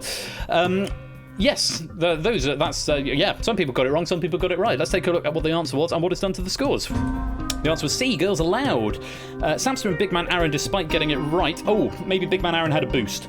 But certainly Samson must have got that one right to get 14, but slowest, which means he's in the Danger Zone along with Big Man Aaron, Cola. 8 Minky, Jay Turner, Dante Vitrudel, Arden Fetz, Kegler Hoge, Amy, Topper 1, and Brian. Paulister, with the only player to use a multiplier, springing to the top with 42 points. Brig now in second with 30. Zeustus in third with 29. On we go then. I didn't check to see if anyone used nerfs on that one, but a number of players still with their nerf available. And it doesn't look like anyone did, because otherwise you'd have... Oh no, maybe a couple of people did, because you get 15 points for nerfing, but I think Procyon's used there, so maybe Proogs used a nerf on that one. On we go. Question number 2. I'll stop wittering at 1,000 miles an hour. Question 2. Which sci-fi author founded the Church of Scientology? Isaac Asimov, Frank Herbert, Philip K. Dick, L. Ron Hubbard.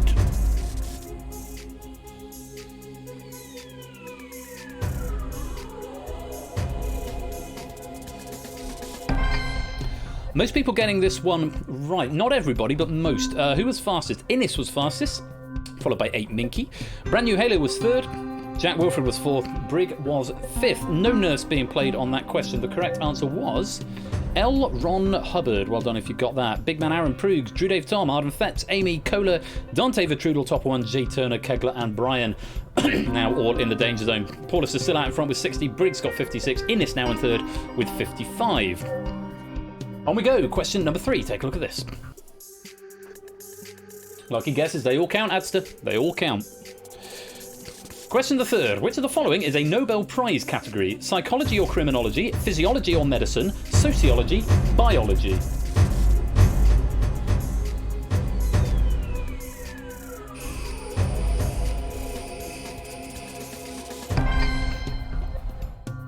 Wow. I thought more people would get this one. Actually, let's take a look. Who was fastest? Innis was first, Big Man Aaron second, Brand New Halo third, Zeus fourth, Amy was fifth. No nerfs being used there. Yeah, Nobel Prize categories. Maybe there's a couple on there that might be potentially answers, but the correct answer was B, physiology or medicine, which is the name of it, physiology or medicine. Did not say not. Yeah, yes, it did not say not. An RTFQ moment maybe for some players. Paulus are in front with 102. Innis now in second with 85. Brand New Halo in third with 82. It's tight-ish around the danger zone barrier. We've got Catus on 44, it's Sotley 41, Amy 40, Dogfish at 39, all safe for now. Dogfish just 4 points ahead of Adster on 35, and then Ardenfetz and Samster in the danger zone on 33. Also there, Drew Dave, Tom Kohler, Proogs, Jay Turner, Topper 1, Dante, Vitrudel, Kegler, and Brian. 2 questions to go to get out of the danger zone. See what you make of question number 4.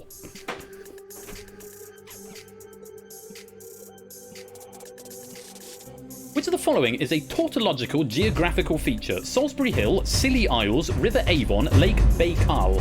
Baikal? Baikal.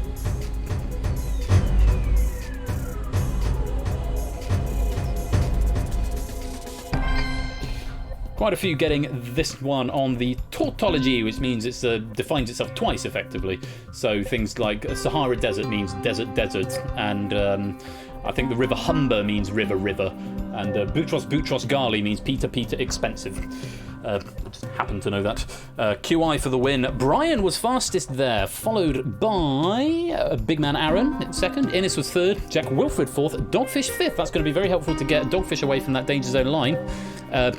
Nerfs used by Lupine and Amy and Ardenfett and Topper 1. Maybe a bit of a Hail Mary. Maybe just I'm in the danger zone. I might as well get myself 15 free points.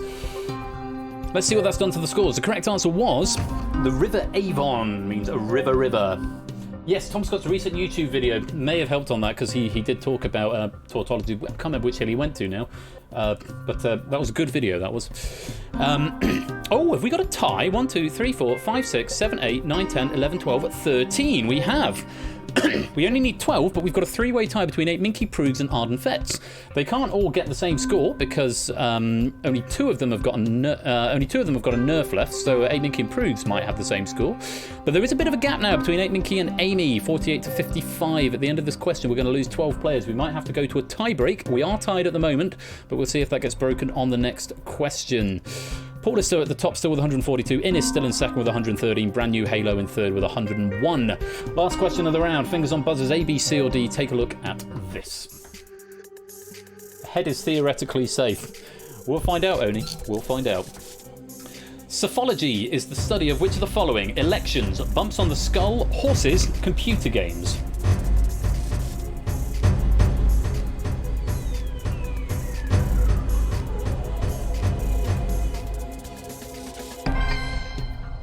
A lot of people getting this one. The only reason I know this is because I watch a lot of election coverage when it's right. And back in the day, David Dimbleby used to say, through the magic of psephology, we can tell you what the result is. I'd like to say I remember a time when actually that wasn't the case, but I don't really. Vaguely remember 2010's election. Anyway, I'm wittering on. Who was fastest? Brian was fastest for the second time in a row, I think. Briggs second, Innes was third, Jack Wilfred was fourth, Paulister was fifth. Proogs and Vitrudel with the Hail Mary nerfs. Has it been enough to get them out of the danger zone? With 8 Minky getting it wrong, that could spell good news for Proogs and possibly for Ardenfetz, who both got it right. With Amy getting it wrong, could we be on for another tie? We've also got to look down to Vitrudel. I don't know how many points Vitrudel was behind. Have they done enough with that nerf to get themselves out of the danger zone? The correct answer, as I've intimated, was elections. Let's see what that does to the scores. Doesn't look like we've got any ties at the end of that question. Paulister out in front, 194. Innes second, 141. And Jack Wilfred finishing in third with 125. Well done to you three. You will get a little boost going into the next round. And you will be joined there on a score of 0 by Brig Bother, Brand New Halo, Hodders, and now cut that out, Procyon, Dogfish, and Clemson, Big Man Aaron, It's Sotley, Samster, Zeuslas, Oni, the Lupine One Cola, and Arden Fett. Congratulations, your scores will revert to 0, but we will see you in round 4.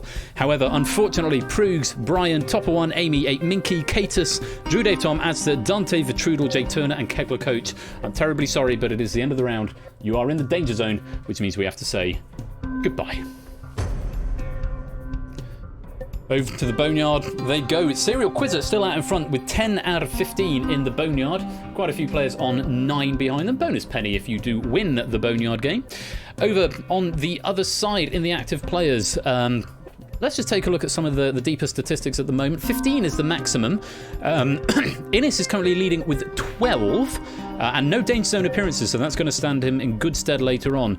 Ardenfet's only 8 questions, but 5 danger zone appearances. Remember, in the round 5, you start on the points that is equal to the total questions minus the danger zone appearances, the difference of the two.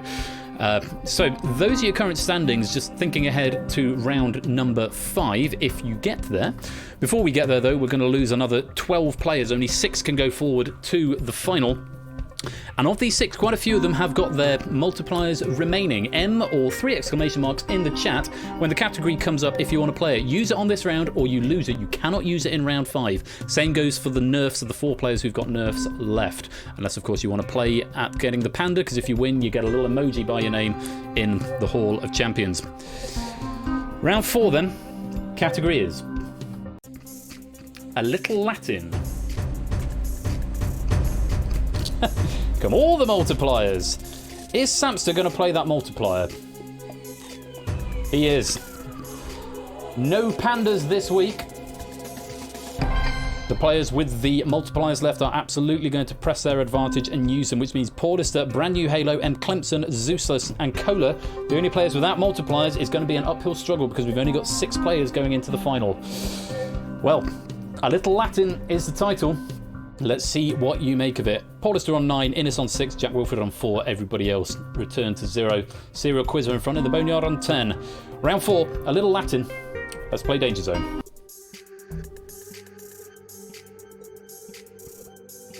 Here we go. Question 1. Which of the following is a Nirvana album? In vitro, in situ, in utero, in flagrant?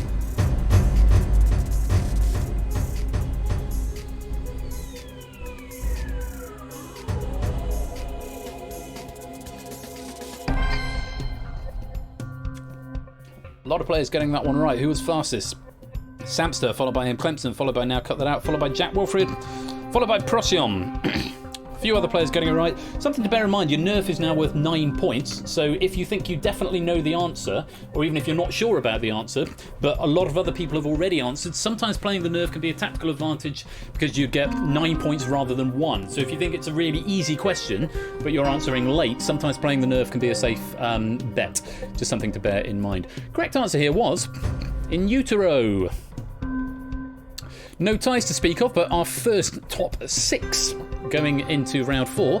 Samster, Jack, now cut that out, Procyon, Innis and Oni. But of course we've got 4 more questions. Everyone else is in the danger zone. There are a lot of multipliers. Unsurprising to see the top 6 players have all got multipliers active. Let's go on. Question number 2. Sort of banger of an album. I don't know many Nirvana albums. I know Nevermind though. Question 2. What is the official motto of the Royal Air Force? Alea lacta est, ars longa vita brevis, acta non verba, per ardua ad astra.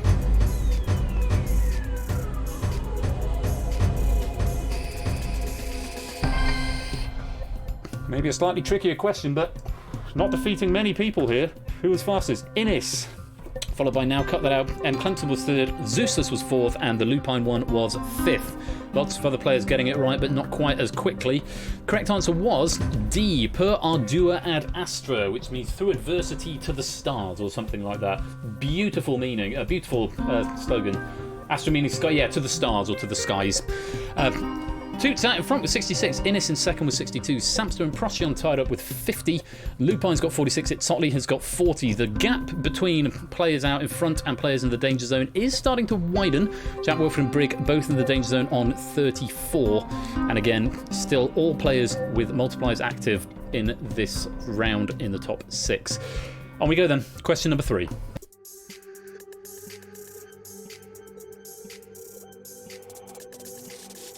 Which of the following is not classed as a Latin American dance? Samba, foxtrot, cha-cha or rumba?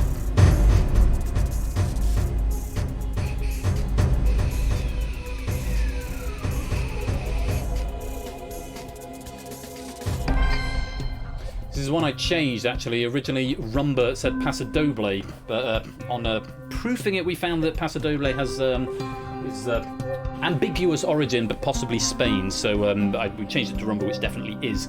Who was fastest on this one? Samster, followed by Hodders, followed by Oni, followed by Innis, followed by Ardenfets. A couple of players in the top 6 getting this one wrong could make a difference to the scores, especially with a few players in the danger zone getting it right and right quick as well. Correct answer here was the foxtrot. All the others come from either Cuba or Brazil. The foxtrot generally is thought to have originated in neither of those. Toot and Innis are now tied at the top with 92. Academic in terms of points going into the next round. Samster's got 86. It's Sotley on 62. Oni 58. Hodders 54. With 2 questions to go, let's take a look at the closest stats. Procyon in the danger zone for the first time here. Lupine only for the second time. Everyone else has got quite a few visits to the danger zone, but look at the top 6. Innis, the only player now not to be in the danger zone at all the whole game. Toot's only been there once. Samster and Itzotli only twice. Only 4 and Hodders 5. Those numbers on that danger zone appearances can make a huge difference going into round 5 and give you a real advantage in the final. 2 questions to go though. 2 questions to get yourself out of the danger zone if you're already there. Fingers on buzzers. Here is question number 4.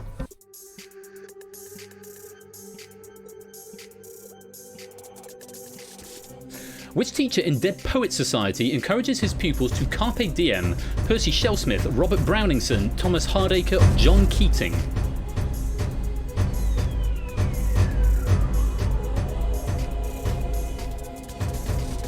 And brand new Halo, you're just out of time there. Not everyone getting it right, including Innis, who got it wrong as one of the leaders. Who was fastest? Procyon was fastest here, followed by Now Cut That Out. Jack Wilfred was 3rd, Oni was 4th, Itzotli was 5th.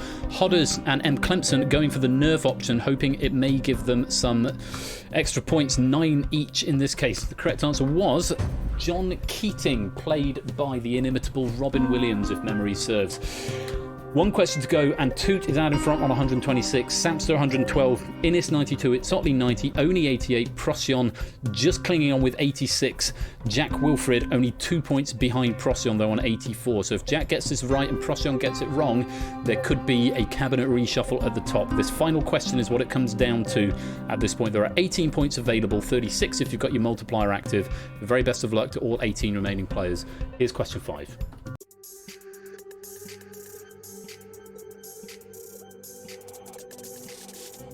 Where are you most likely to find a Deus Ex Machina? In a film or book, at a hospital, on a Coldplay album, in outer space? One of our hot seat players, active players, have locked in. I'm going to pour wine before I look. Most players getting this one right. Just Ardenfetz, Porlister, and Big Man Aaron, who are all in the danger zone, and therefore we know their fate at this point. Who was fastest? Oh, this could be interesting. Brig was first. Now Cut That Out was second. M. Clemson was third. Jack Wilfred was fourth. Procyon was fifth. So with Jack Wilfred being fourth and Procyon being fifth, I think there was a 2-point gap, which means I think Procyon has just clung on, and with all of the top 6 players getting it right, I think it could be a foregone conclusion who our Danger Zone players are, because they've all got multipliers active. Let's just double check for safety. The answer was A, in a film or book. Yes, in a film or book. It's a literary device. Oh my goodness me! I had not seen that. I had not anticipated that happening. I thought it was going to be a foregone conclusion. It's really not. Film or book. A Deus Ex Machina is something. It literally means God from the machine, and you're most likely to find it in a film. Or if you watch The Matrix Revolutions, where it is literal, a literal Deus Ex Machina.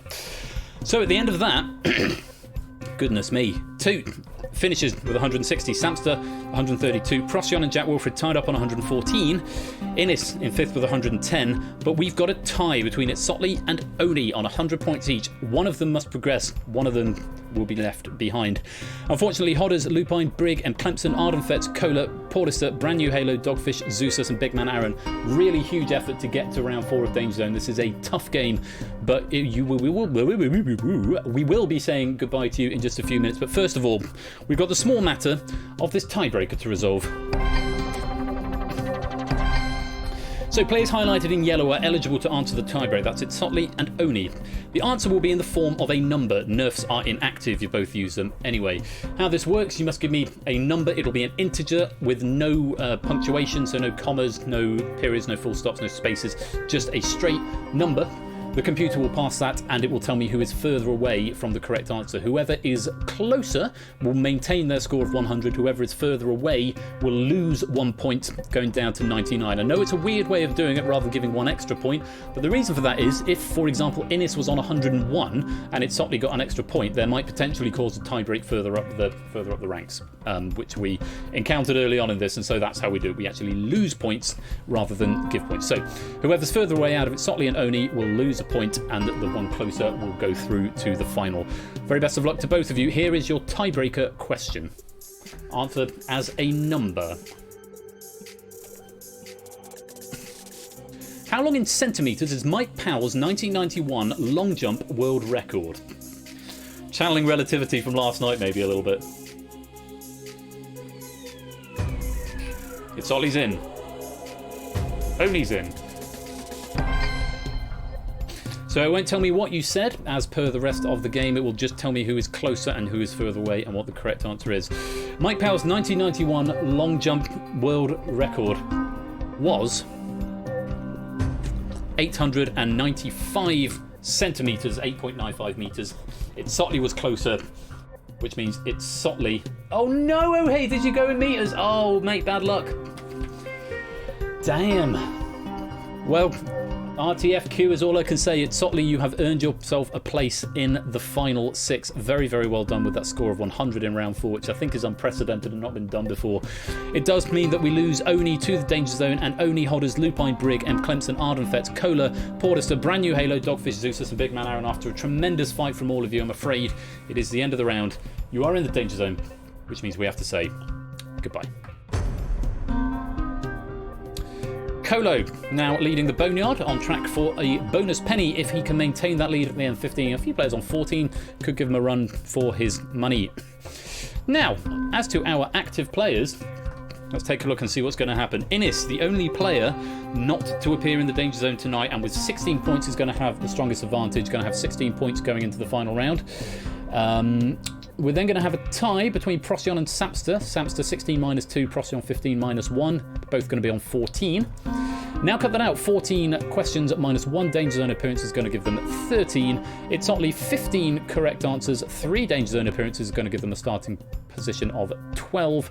And Jack Wilfred 15 questions right. 6 Danger Zone appearances means they're going to start on 9. Let's go to the final.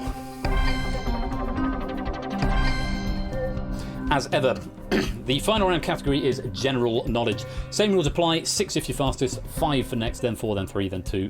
then 1.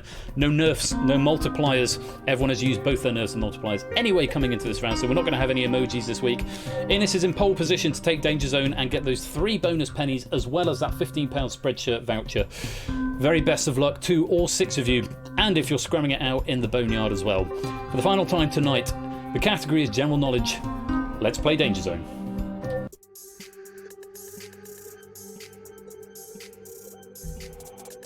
Alright, question 1. Which of the following is not a part of the 3 Flavors Cornetto film trilogy? Hot Fuzz, Run Fat Boy Run, The World's End, Shaun of the Dead.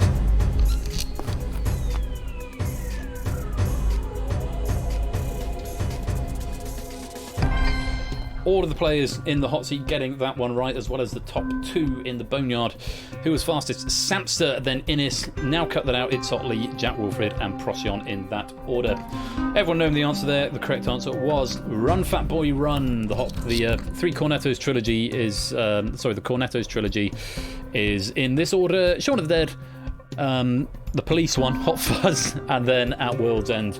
Of those 3 films, I didn't particularly enjoy At World's End. The other 2 are really, really good. My favourite's probably Hot Fuzz, though. Innes still in the lead, but that lead diminishing. Now on 21. Samster encroaching on 20. Now cut that out in 3rd on 17. Procyon and it's Sotley are tied on 15. Jack Wilfred on 11. On we go. Question number 2. 6 players in the hot seat. Yeah, big hot seat score count. Or hot bench, more like. Question 2. Which Apollo 11 crew member didn't get to walk on the moon? Michael Collins, Alan Shepard, Buzz Aldrin, Eugene Cernan. Sorry for that typo, that's probably me.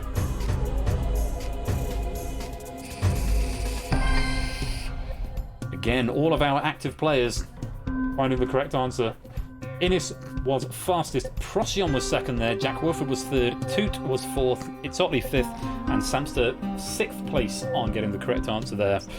The answer was A, Michael Collins. Innes now extending that lead, 27 points. Samster in 2nd on 21, now cut that out. And Procyon now tied in 3rd on 20. Isotley's got 17, Jack Wilfred's got 15. On we go. Question number 3, take a look. Some very strong plays tonight, Jack, you're quite right. Question 3, which country drinks the most wine in total, not per capita? A, the USA, B, France, C, China, D, Brazil.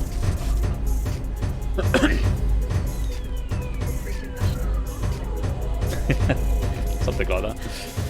As my wife has just said, the incorporated nationality of Ben Lathbury. Yes, I'm not sure I would qualify for this question, but we have got a bit of a turnaround here. The first one where we haven't had all 6 get it right. Sotley was fastest for 6, Procyon 2nd for 5. The other 4 players getting this one wrong. Very specifically says not per capita in total. And the answer, as you might have imagined, is the USA with that many people. You're cleaning your teeth, Dylan. Good stuff. No, it's not France. I imagine a lot of people probably thought it was France, but actually France has got a relatively small population. So per capita, it wouldn't surprise me if they did. I haven't actually fact-checked that, but in terms of actual number of litres drank, it is the USA. Innes still in the lead, but Procyon is now encroaching with 25. Innes on 27. It's Sotley on 23. A bit of a turnaround. Not a lot in it between those top 3. There are still 12 points up for grabs in total. A maximum of 12, I should say. Samster on 21, so just another 2 points there. And now cut that out, only 1 point behind there on 20. Jack Wilfred a little way behind on 15. Jack Wilfred can still technically secure a tie at the top. Can accrue 27 points if Jack Wilfred gets both of these next 2 questions right at first and everyone else gets it wrong. Would force a tie with Innes. Little bit of a wing and a prayer maybe, but theoretically possible. As for everything else, it is still pretty open as we go into question 4. Take a look at this. Night, mate. See you in the morning. Which US city has major sports team named Astros, Rockets, Texans, and Dynamo? Austin, Dallas, Phoenix, or Houston?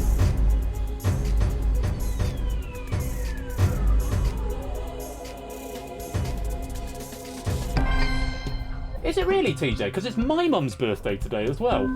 She does drink a lot of wine. She drinks a reasonable amount of wine, but it's also my mum's birthday today as well. What a funny coincidence. It's one of my best mates' birthdays as well, 27th of February, yeah. My mum is 61 today. I sent her a card. We had a chat a couple of days ago on Thursday, which almost made me late for the poker, actually. All of the players in the active player lobby getting this one right. Procyon fastest, Innis second. Now cut that out third. Samster fourth. It's Sotley fifth. Jack Wilfred sixth, which means it is now over for Jack Wilfred, but can still possibly get into the top three. The correct answer was Houston. Oh, look at this. How's this for a final? So it's Sotley can force a tie in second place. Samster, and now cut that out, can only hope for third. But at this point, it is Innis's game to lose. Innis just 1 point ahead of Procyon, 32 and 31 respectively. 3 pennies and a £15 Spreadshirt voucher to the winning player this evening. Is it going to be Innis or is it going to be Procyon? It all comes down to this final question. Good luck. We could technically have a tie-break for the win. If Procyon gets it right first and Innis gets it right second, that would force a tie-break in first place. We've seen it happen. It happened at the charity stream, actually, between Lucario and someone else who I forget now. Someone will tell me in the chat in a minute, I'm sure. Good luck. Here is question number 5.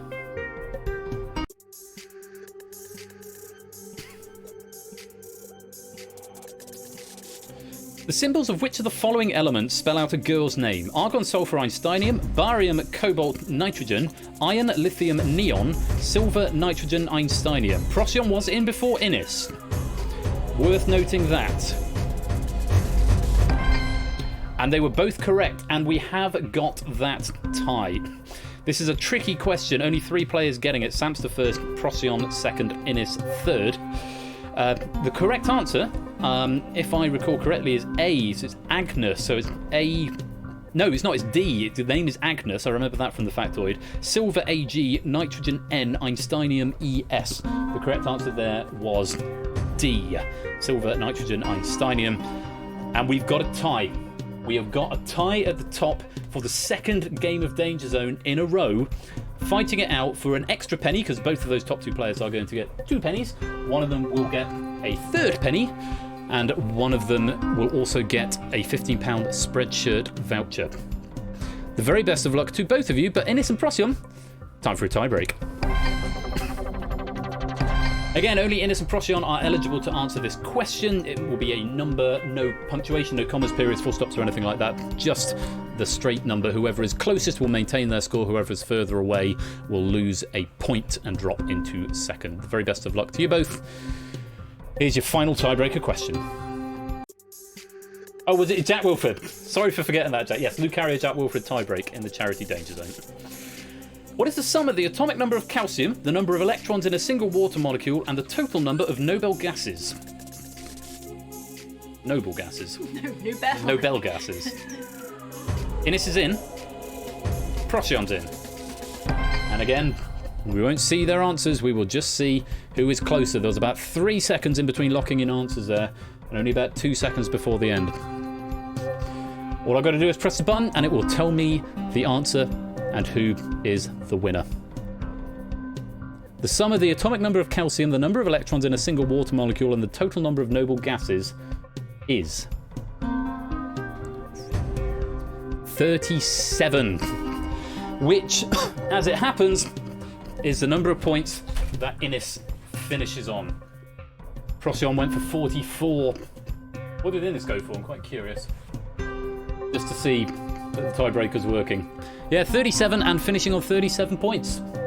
That's a beautiful poetry. You know, it's sort of like poetry, you know, they rhyme. The breakdown of this, I'll have to look it up. I didn't keep a factoid for it, Procyon. Atomic weight of water is 18. 20 plus 10 plus 6. Eyeball guess. That's what tie breaks are supposed to be. So, time for me to go through the scores. A very valiant 6th place with 16 points in the final. 18 questions in total out of 25, and 6 Danger Zone appearances is Jack Wilfred. 5th place with 17 questions right, 1 Danger Zone appearance, and 24 in the final is now cut that out. 4th place going out on the bubble, 19 questions out of 25, only 3 Danger Zone appearances, 25 points in the final. It's Sotley. 3rd place getting an extra bonus penny with 20 out of 25, 2 Danger Zone appearances and 30 in the final. It's Samster. Also 20 out of 25, just the one Danger Zone appearance and just losing out on a tiebreak, finishing on 36, 2 bonus pennies going to Procyonics. But the winner, 20 out of 25, no Danger Zone appearances and just eking out a victory with 37 in that final round. Your Danger Zone champion and recipient of 3 bonus pennies and a £15 Spreadshirt voucher is Innis C.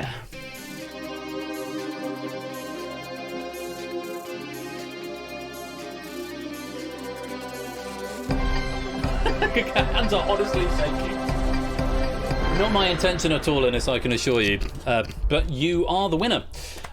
So, Innis, tap me up in the Discord. I think we're friends in Discord, so I'll sort you out a £15 Spreadshirt voucher. You can increase your merch, because I know you got one from the charity stream as well, IIRC. I think, I might be wrong, but I'm pretty sure you did. So you can continue to expand your Persephone Share merch collection, or indeed buy something completely different from Spreadshirt. And if anyone else would like to go and have a look at the merch available, you can do so right there. You can also go to persephoneshare.com/merch, because I've updated the website recently. Not to take away at all from Cola, finishing top of the Boneyard with 19 questions, and Cola, you will get a bonus penny as well. I've decided I'm not going to add bonus pennies onto the output that gets printed out for me, because it occurred to me that actually if you're in the lobby but didn't claim the bonus penny but then got an extra bonus, it messes up the leaderboard a little bit. Also because first, second and third the bonus pennies are calculated automatically. So Cola, I will just give you an extra attendance penny, and I will remember to do that tomorrow. In fact, actually, since it's only that, Cola, what actually I can do it for you. I won't do it for the actual winners, but because Cola, yours is going to be going on attendance anyway. Player to all bonus, Cola, winner points to award 1, add winner points 1. Coda has been awarded 1 extra penny. There you go. So Coda will probably be getting 3, and then I'll just check the VOD and give Samster Procyon and Innis their 3rd, 2nd, and 1st, respectively, and those pennies will be calculated automatically. And that is Danger Zone. Let's go take a peep at the Hall of Champions. Innis joining in the. Okay, my wife's put the heater on, so the hoodie's going to be coming off in just a minute. Innis, that is a new high score in the Danger Zone Hall of Champions. 37 points in the final, and 20 out of 25, tying up there with Samster back from the birthday stream back in August. No emojis tonight. Those are reserved exclusively for the Panda himself, 8minky and Clive. 8minky the only one to do the double Panda. But those are the standings in the leaderboard at the moment. So very well done, Innis. You have joined the ranks of this here hallowed hall. I know you've been in the final a few times, so very well deserved and very well played, everyone. And I hope you've all had a good time playing it. But don't go away, because right after the break, we are going into our second face-off heat, which is going to sure to be another very, very exciting matchup. This featuring Ash versus Natter versus Toot versus Clive. So if you four could make your way, I see Ash is already there, but make your general way towards the green room. That would be wonderful. What if we both put the same correct answer on the tiebreaker out of curiosity? If you do that, Procyon, it both gives you the same score. I'm pretty sure I did test this at the time, and it will give you the same score, and it will go to a second tiebreaker.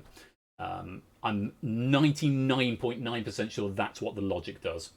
Yeah, so there it is. So that's the end of Danger Zone. I hope you've enjoyed that. Thank you very much for joining. We've still got a massive audience here, so thank you so much on supporting this Push for Partner thing. Do stick around for more face-off action, which is coming immediately after the credits, or I might put a track on because I've just got a sound test for players. And then, of course, we've got the pilot episode of Cryptex coming a little bit later on, so do not go away. So much more to come. Very much excitement. That was a terrible sentence. Very much excitement still to come for the rest of the evening. Congratulations again to Innis, and I will see you after the break.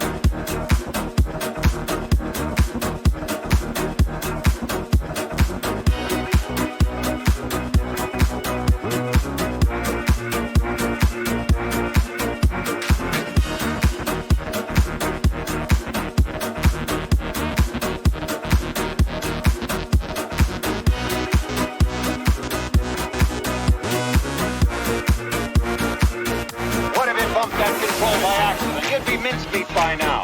What have I told you? Alright, I guess I wasn't thinking. You weren't thinking. You mean you'll work on engines and machinery and not think of your own personal safety? Here, shake hands with danger.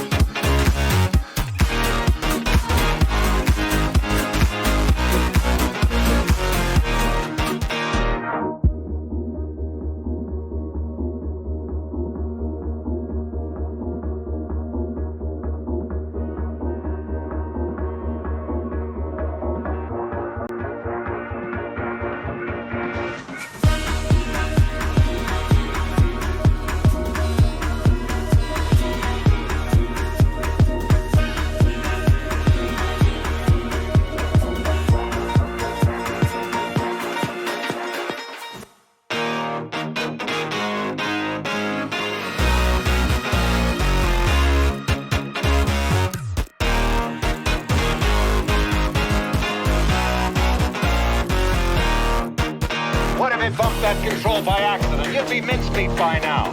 What have I told you? Alright, I guess I wasn't thinking. You weren't thinking. You mean you'll work on engines and machinery and not think of your own personal safety? Here, shake hands with danger.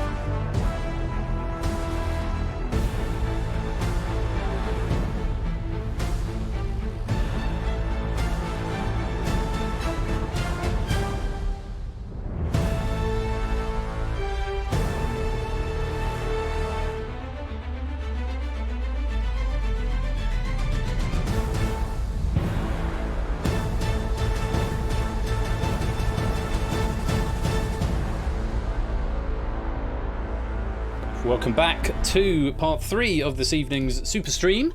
Lovely for you to stick around for the second of 2 face-off league matches this evening. Just to do the horrible, evil tournament director stuff at the beginning, we have got a no-show. Now, as per the rules of the tournament, what this means, and the players who are in the broadcast studio at the moment are hearing this in real time as well. They currently won't be able to be heard on the stream, so you won't get their reactions if there are any. But just so that everyone is aware in the same breath, we have had a no-show. Natter is unable to be here, hasn't let us know either about it. And now, as per the rules of the tournament, because of how this works, the game plays out as though he is here, which, for the purposes of this evening's, Natter was to be in slot number 2. No, the system is Topper. I can't just start dishing it out to people willy-nilly on a whim. You get an official warning if you're a no-show, and then if it happens again, then a player inherits their slot, even if that means a reschedule. But for tonight, because it's the first time it's happened, the game plays out as though they are here. What that means in real time is that Natter, who was to be on podium number 2, will be on podium number 2. It means that Ash, who is on podium number 1, must give me at least one question correct. Now, maybe you could cite this as being slightly unfair, but because it's a random system and people just turn out on different podiums, everyone gets a chance to be on every podium. It means Ash will have, out of the other 2 players, the least amount of time going forward, but all 3 players are guaranteed to go through to round number 2. But as per the rule of the game, Ash must get a question correct in order to stop the clock. I will then put it on fast forward mode, and the absent player will be eliminated. So that's the official tournament ruling, such as it is. So I hope that is... do we reckon Ash will make it, says David Boddicker? We will find out. Well, before we find it out, we need to meet our players this evening. Let's meet them now. We've got... Flex on the right window. Ash, he's a 33-year-old programmer, games programmer from the UK.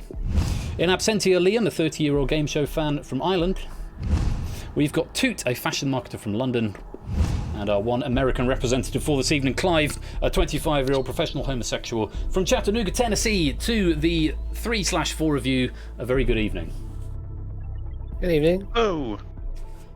Evening. Lovely to have you all here. I'm getting a little bit of a delay on you, Toot, here. I don't know if that's... The audio is not great here for you. I don't know how to fix this. Have you got your noise gate on Don't Auto-Detect? Yeah, I do. Okay, well, we'll do what we can. We'll do what we can with it, as ever is the case. Oh, excuse me. Coming in to meet you, Ash. First of all, not the first time. We seem to be speaking every week in Face Off in one way or another at the moment. Yeah, 2 weeks ago in I always Heat seem 1. to be tending towards the left-hand side of the screen. It's just the way they've been picked for me. In its order. That's all. You can blame score count for the last one, but it'll come back around, of course, in the in the latter half of the tournament, I'm sure. How are you feeling going into this one? Because just looking at the stats, you had a tricky start in your first heat. A pretty difficult heat you were up against. Let me just get the metrics up. On the 13th of February, Peter, Benzie and Brig. Brig going on to win it, Peter coming second, Benzie coming third. You actually went going out first there. The Edinburgh moment notwithstanding, which I'm very grateful for the meme. How are you feeling coming into this one, knowing that as it stands at the moment, you're going to be at least third? Well, you say that so long as I give you a correct answer in the 60 seconds. Of course, provided you give a correct answer in the first 60 seconds. We've seen. I think we've seen it happen on the chase before, where someone's not been able to get a single question right in the cash builder. It's entirely possible I can do the same here. Cash builder, though, if you get the first one wrong, then it's out the draw straight away. Whereas here, you can pass as many times until you get one you're happy with. Yeah, true. You did slightly better in the host face-off last week, so you've done a fourth and then a third last week. So maybe hoping for a second or higher tonight. I'm hoping so. That'd be very good if we can. We will wait and see what happens. Well, Ash, welcome to the game. Facing off against Ash is Natter, who is not here. Natter, just to give you the statistics, 3 right, 6 wrong, 33.3%. No points at the moment, went out first of his heat as well, and will be going out of this heat first as well. On we go to Toot then. Welcome, Toot. Hello, I don't know how long this connection's going to last, but we'll try and do my best. Not 2 no-shows. We'll do what we can with it. Toot, you're the only player to win 2 face-offs in the world, I think. Minky won as well, didn't Minky won 1 and 2 as well. Let's give credit where it's due. You are one of only 2 people to win 2 face-offs in the Okay. world. Sorry, H. I forgot about the pilot. The pilot went from my mind. But of course, yes, you won your playoff in order to earn your place here, and then you won your first heat in a matchup Yes, against. no pressure. No pressure. That matchup was against, let me just have a look, Procyon, Alex, and Ralph. Alex, who we saw earlier on this evening. How are you feeling going up against Clive, Ash, and Liam in absentia? Well, I mean, Cleavy had a rough showing in the first one, so I'm sure he's looking for redemption, and he's probably going to get it. But we'll see how the questions fall. I've had some very lucky ones. I've had some spirals, so I think I'm due a bad run of questions. So I wouldn't be surprised if it was tonight. Well, we can but wait and see. The very best of luck to you this evening, Toot. And facing off against Ash, Liam in absentia, and Toot is Clive. Welcome, Clive. Hello. Lovely to have you here. Last time you had a bit of a bad run. You went out first. Actually, 3 players here who went out first and 1 who won.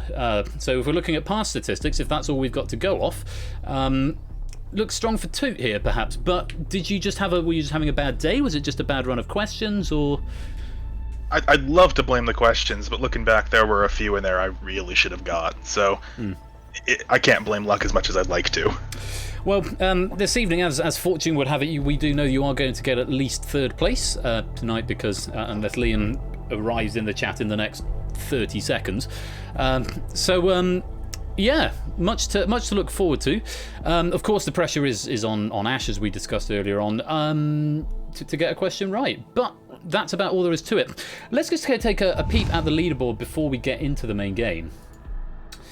So at the moment, Toot, you are the most advantageous player, currently in 7th place with 4 points on the leaderboard. Ash, you're doing next best, although actually it's academic at this point because you're all on the same, which is 0 with no time banks. So you're just first alphabetically, Ash, so you've got the advantage of alphabets here. So there's not much to report there, but obviously we're going to be giving out 4, 2, and 1 points this evening in this heat. So, if you're all ready, the very best of luck, let's go to the face-off arena.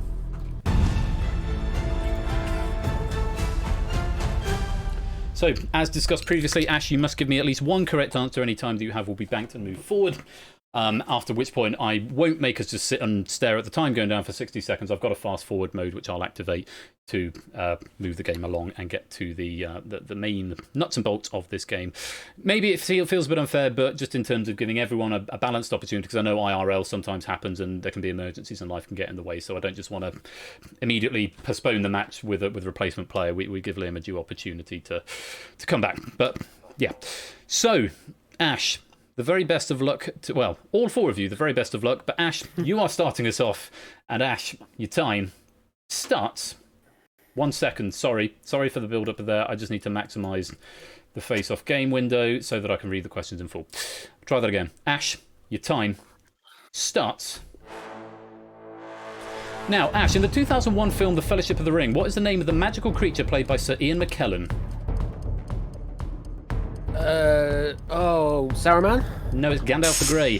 Which British award for gallantry, primarily awarded to civilians, is known by the abbreviation GC? Oh, pass. It's the George Cross. According to the saying, what is always greener on the other side? Grass. Yes, it is. And with that, we reach our absentia player. We're going into Superdrive mode. And the question, for what it's worth, Mrs. Slocum, Mr. Humphries and Captain Peacock were characters in which long-running British TV sitcom? And we're out of time. So, Ash, you're managing to bank 37.23 seconds going forward. Couple of tricky ones there, but you found your right answer and you're through to round 3, along with Toot and Clive. Let's go to round 2 now. Did I say round 3? I meant round 2. Let's go there now.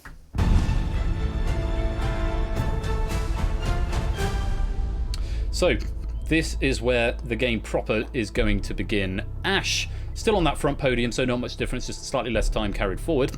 Was that like a nice warm-up for you, or would you rather that wasn't a thing? I really should have got on that Lord of the Rings one. I just got so stuck on the Saruman stuff. Like, I completely forgot that Gandalf exists. Yeah, that's always good, isn't it? Saruman and Christopher Lee. Sauron was by the computer animators at the company that made Lord of the Rings, which I now can't remember. It's not Industrial Light and Magic. Oh, it'll come to me in the middle of the night. Anyway, Toot and Clive not had much to do there, but you've got yourselves a point on the board. So welcome to the start of the face-off proper. Ash is once again going to be starting us off. Round 2, 90 seconds each on your clock. The very best of luck. And Ash, your time starts. Now, Ash, what eye is a type of black ink containing lamp black that is sold in sticks and mixed with water before use? Pass. Indian. The explorers Lewis and Clark became famous for their early 19th century trek across which continent? Africa. North America. What name is given to a rubber container that is filled with heated liquid and used to warm a bed?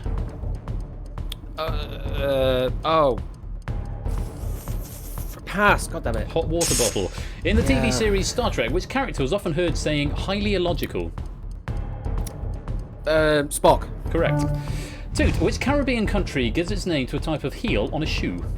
Barbados. No, it's Cuba. Which two-word Latin phrase is commonly used to describe the second self or separate persona? Alter ego. Correct. Clive, in 1985, the musicians Billy Bragg and Paul Weller formed a political pressure group called Wedge. Used as an expression of approval or enthusiasm, Fab is an abbreviation. Correct. Ash, the male of which member of the pheasant family has green, gold, and blue feathers with eye-like markings?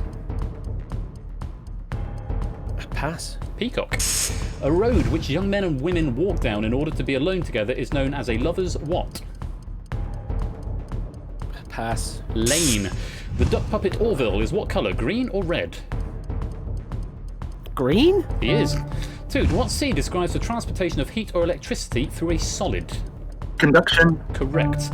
Clive, the sweet white rice wine known as Myrnin is used China? No, it's Japan. Which two-word term describes an exercise in which the body is raised from a recumbent to a seated position? Sit up. Correct. Ash, in which European city was the world's largest movable flood barrier officially opened in 1984? Netherlands. No, it's London. In F1 motor racing, at which circuit has the US Grand Prix taken place since 2000? Indianapolis. Correct. 2. The East Anglian king St Edmund the Martyr is interred in which Suffolk town? St Albans. No, it's Bury St Edmunds. 1,000 millilitres is equal to 1 what? Litre. Correct. Clive, what name is given to the process of making whiskey? Distillation or brewing? Distillation. Correct. Ash, in bingo, when 22 is drawn, the caller traditionally announces it with which phrase? Two little ducks. Correct. Toot, which airport in Belgium has the abbreviated code BRU? Brussels. Correct. Clive, which three-letter word meaning a tie-on label is also the name of the chasing game in which one child... Correct. Ash, the charity that provides a 24-hour sea rescue service in the UK is known by which four-letter abbreviation? RNLB.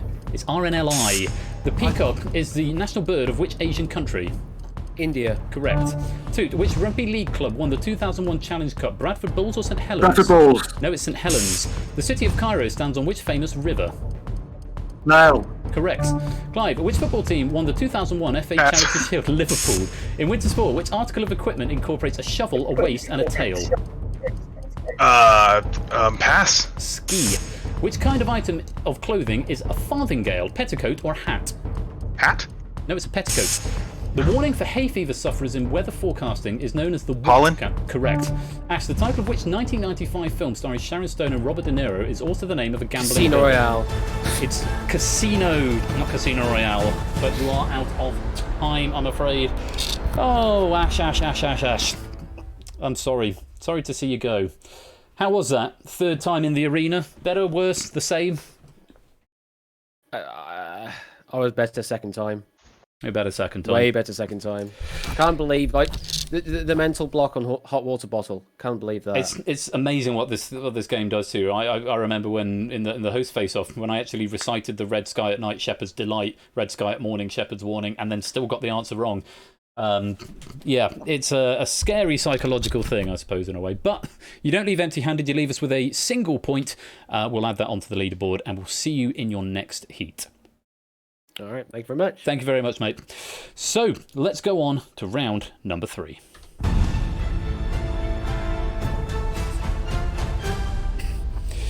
So, Clive, it looked like you were ahead for quite a lot of that, but then got into a little bit of a stumbling block in the middle there and just losing out on the time awards to Toot there. But you're coming into the final 2. How are you feeling? I'm so mad at myself for passing ski. You always have a guess. Why did I do that? Anyway, I'm just glad to be here. If it's any consolation, I wouldn't have known that. I've been skiing at a ski centre exactly once in my entire life. And are you a skier? Have you been skiing? I'm not, but it was the only piece of winter sport equipment I could think of, and I still said 5 seconds before I said pass. I don't know what's going through my head. The mental block. If you think you know it, then actually you stall for longer. Yeah. It's a very real thing. But you are in the final. You're guaranteed 2 points at this point. Yay. And you're going to be facing off against Toot. Toot coming into your third final now. How are you feeling?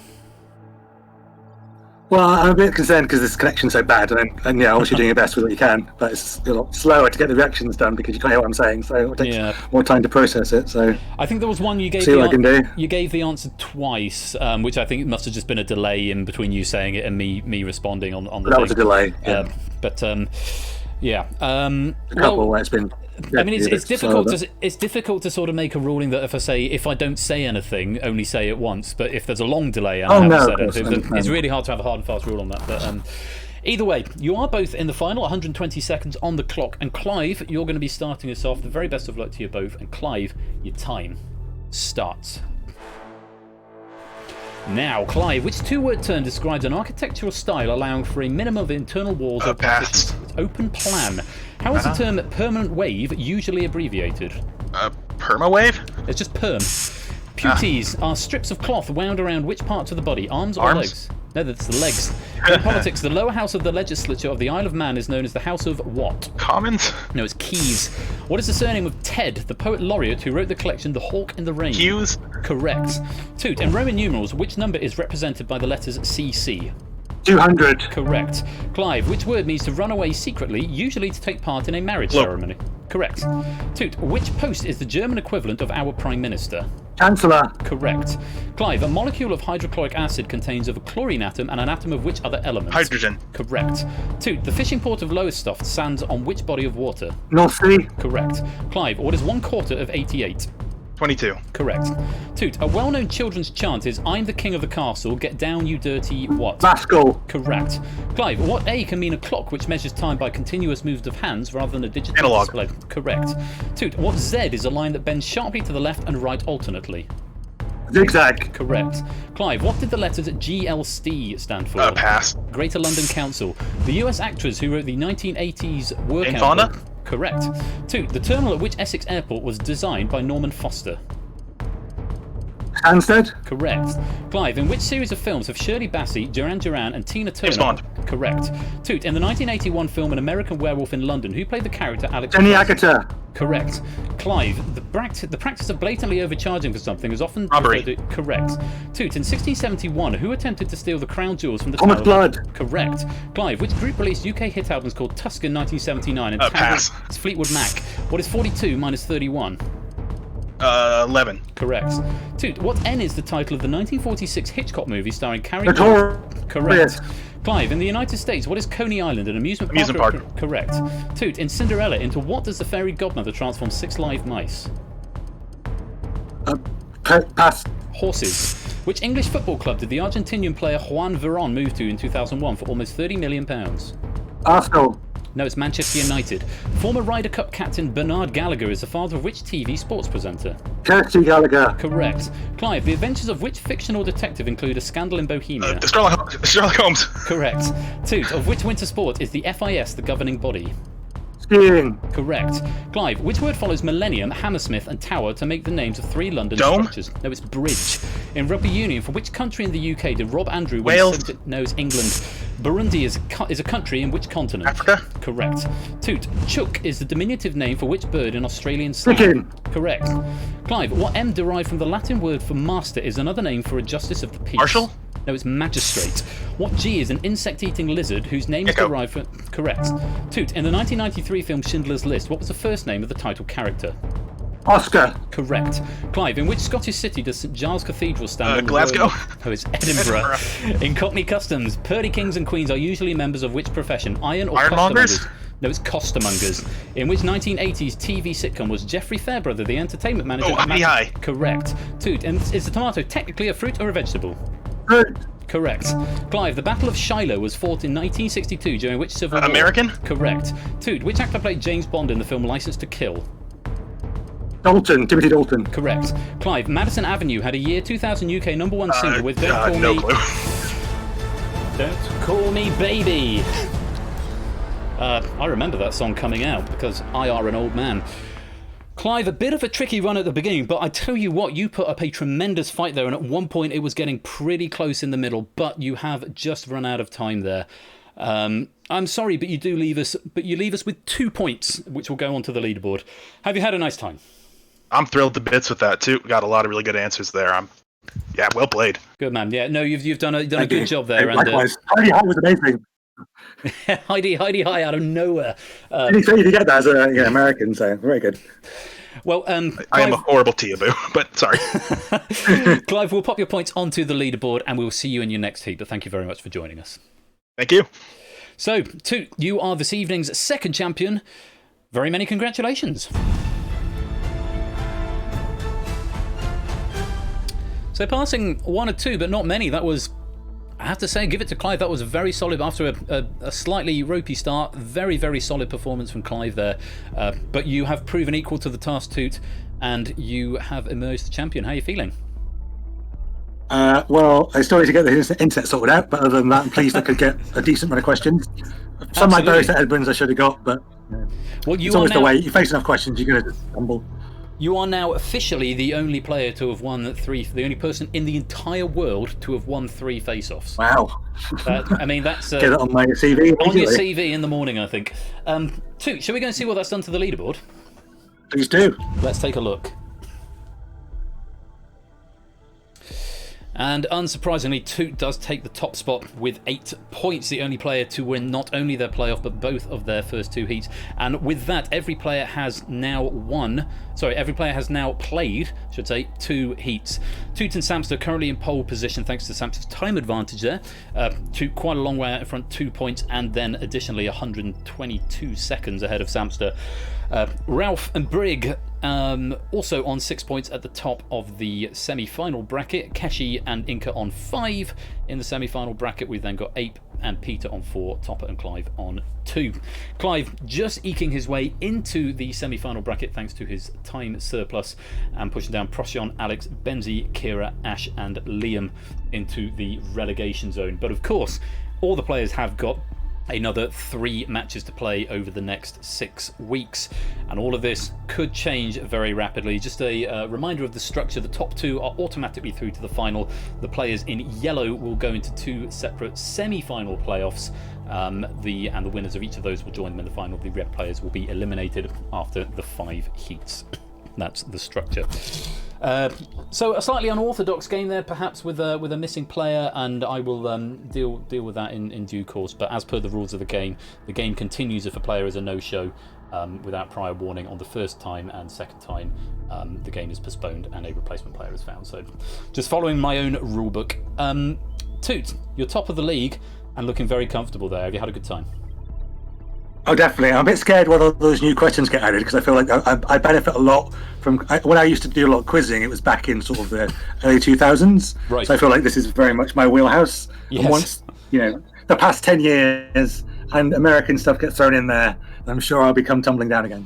Well, I have to say, We'll actually, I'm playing there. I'm enormously grateful to Cyclespace and Itsotley and Mrs. Flush, who each have, I'm not sure how many Mrs. Flush has done, but Cyclespace and Liam have both done 100 extra questions for, because it had to be players who weren't in the tournament for obvious reasons.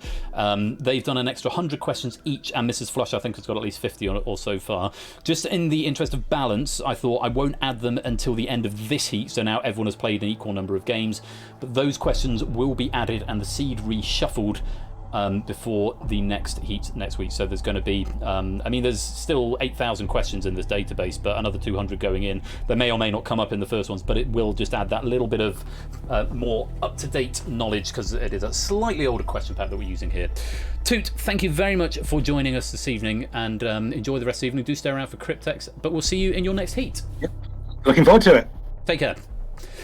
So, now cut that out, winning his second heat there and on top of the leaderboard, Samster in second. Thank you very much for the follow. I can't quite see the name. Go over to Stream Manager. It will say on there, Wispmel. Thank you, Wispmel, for the follow. Lovely to have you with us. Hope you're having a good evening, and do stick around for Cryptex. And that goes for everybody else as well. I'm just going to pop to the loo very quickly. How are we doing for time? 10:30. We're not a million miles behind schedule, actually. Cryptex is a fixed running game. It will just run. Once I press go, it won't stop, and I can't stop it without pressing the pause button, and I won't be able to do any fixes. It will just go. Cryptex is a brand new game. It is also a pilot game. So, as ever, when I do a pilot game here, things might go wrong. Oh, have I got rid of that? I might have got rid of that. Things might go wrong with it because it's the first time it's been played on the stream. We did play it in the Discord last Thursday and made a few tweaks to it as a result. But it's a word game. What I would advise during this break while I nip to the loo and I play one track, I would advise you go and get a pen and paper. Before we actually start playing, I'm going to demo on camera how this game works. Okay, and this is a game that the camera's in the OBS. In fact, let me just bring myself. Oops, back up a minute. Focus on the right window then. If I just refresh, I think I'll just refresh the stream. That's fine. You're going to need a pen and paper for this, and I'm going to demo how this is going to work beforehand. As ever, you're going to need to keep your eyes on the chat because chat is king for this game. But it's something a little bit different. It's a self-running game, and it's a sort of word-based game. If Relativity was a number game last night, this is definitely a word game with some numbers in it. I hope you can join me for it. It's going to be coming in about 5 minutes time after the credits, and I've had a chance to nip to the loo. Get yourself a pen and paper and sit tight. I'm very grateful to Dogfish for providing this question pack, and of course we've still got David J. Bodycomb's Red Herrings pack coming up later on this evening, so a lot to look forward to. Please do stick around. I'll be back in a few minutes time. Pen and paper. I'll see you there.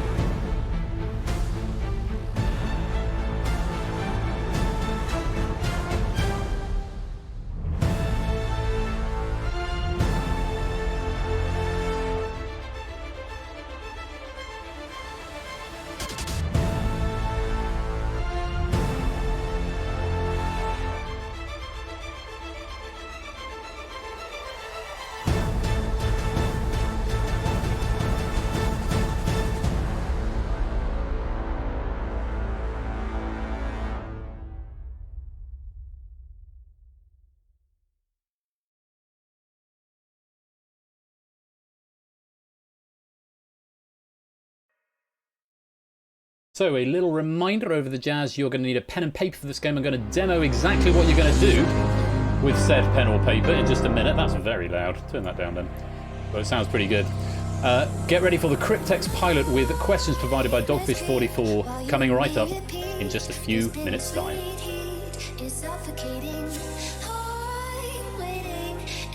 Hesitating, kryptonite desires set my heart afire.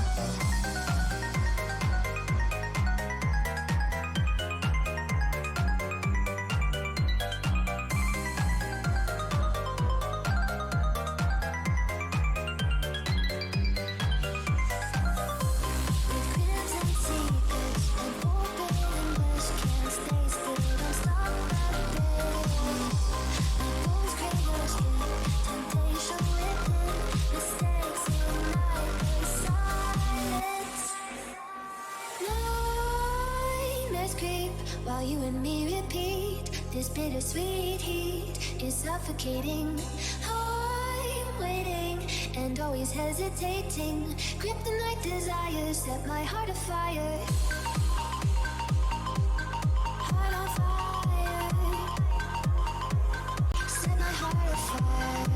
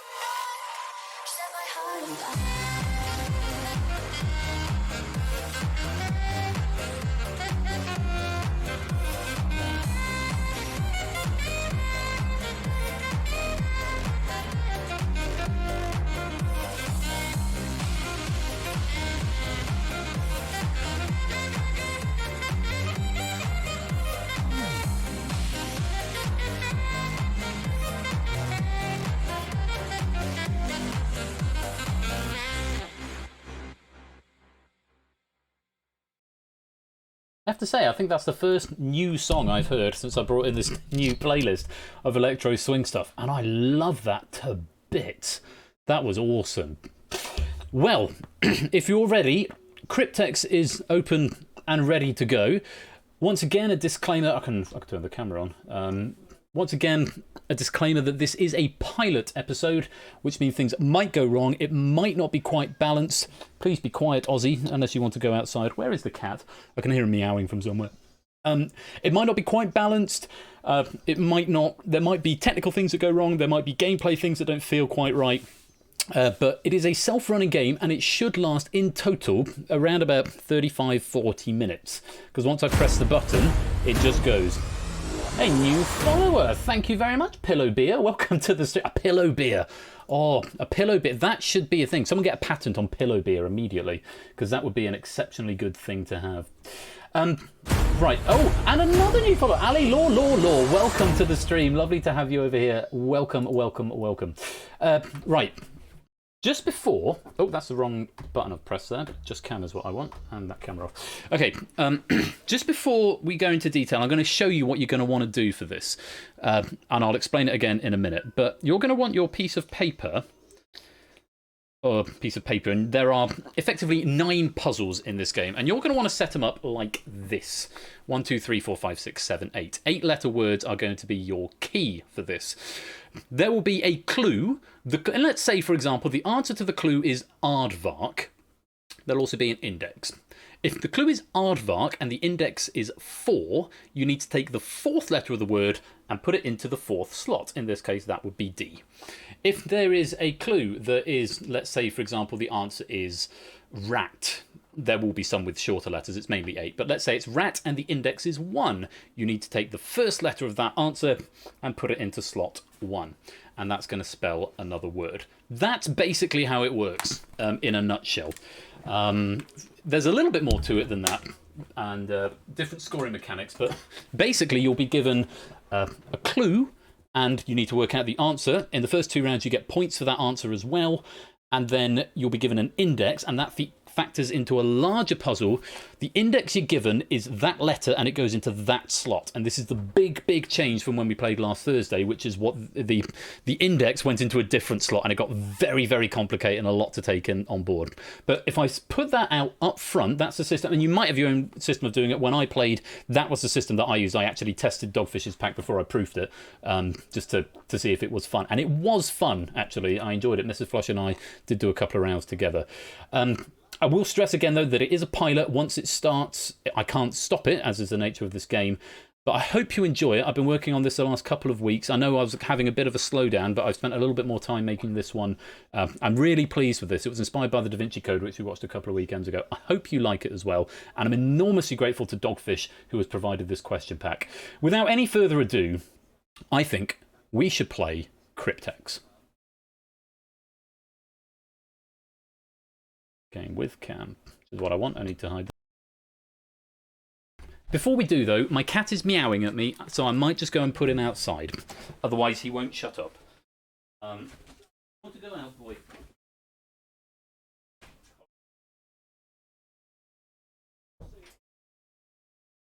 Tell him to mind out for cars, otherwise he'll just wander into the road.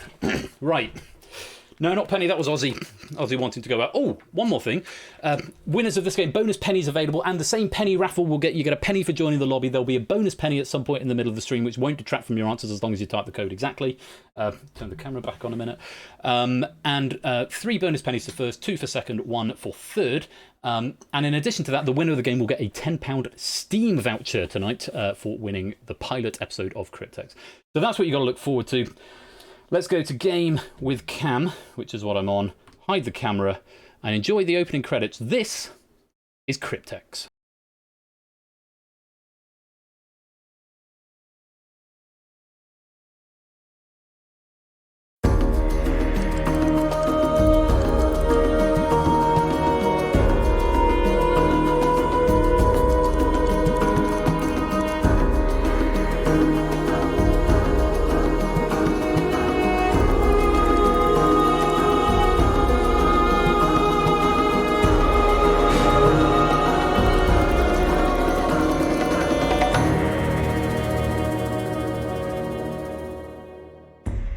Sorry. Yes, it's Papyrus, and what you're seeing there is the horrible code that I put into the server. Thank you, Effrontery. I think it is a fancy intro. Slightly fancy intro that is fancy, despite the fact that the code under the hood is an absolute abomination, which I still need to fix. So, this is Cryptex. It's not Mars, it's supposed to be a sort of desert planet, but it does look slightly like Mars. Most of this place takes place against one wall. All of this is just because I fancied doing something a bit different. But I also wanted to use the Rome Fantasy Pack, which I bought about 2 years ago. I've used it in a couple of games. I've used assets in a couple of standalone games that I've released. But I wanted to put it into an actual game here. It's largely ceremonial, but hey, we'll all have a good time, I'm sure, all the same, and enjoy it while it's here. Right, if you want to play Cryptex, you need to punch in the code when it appears.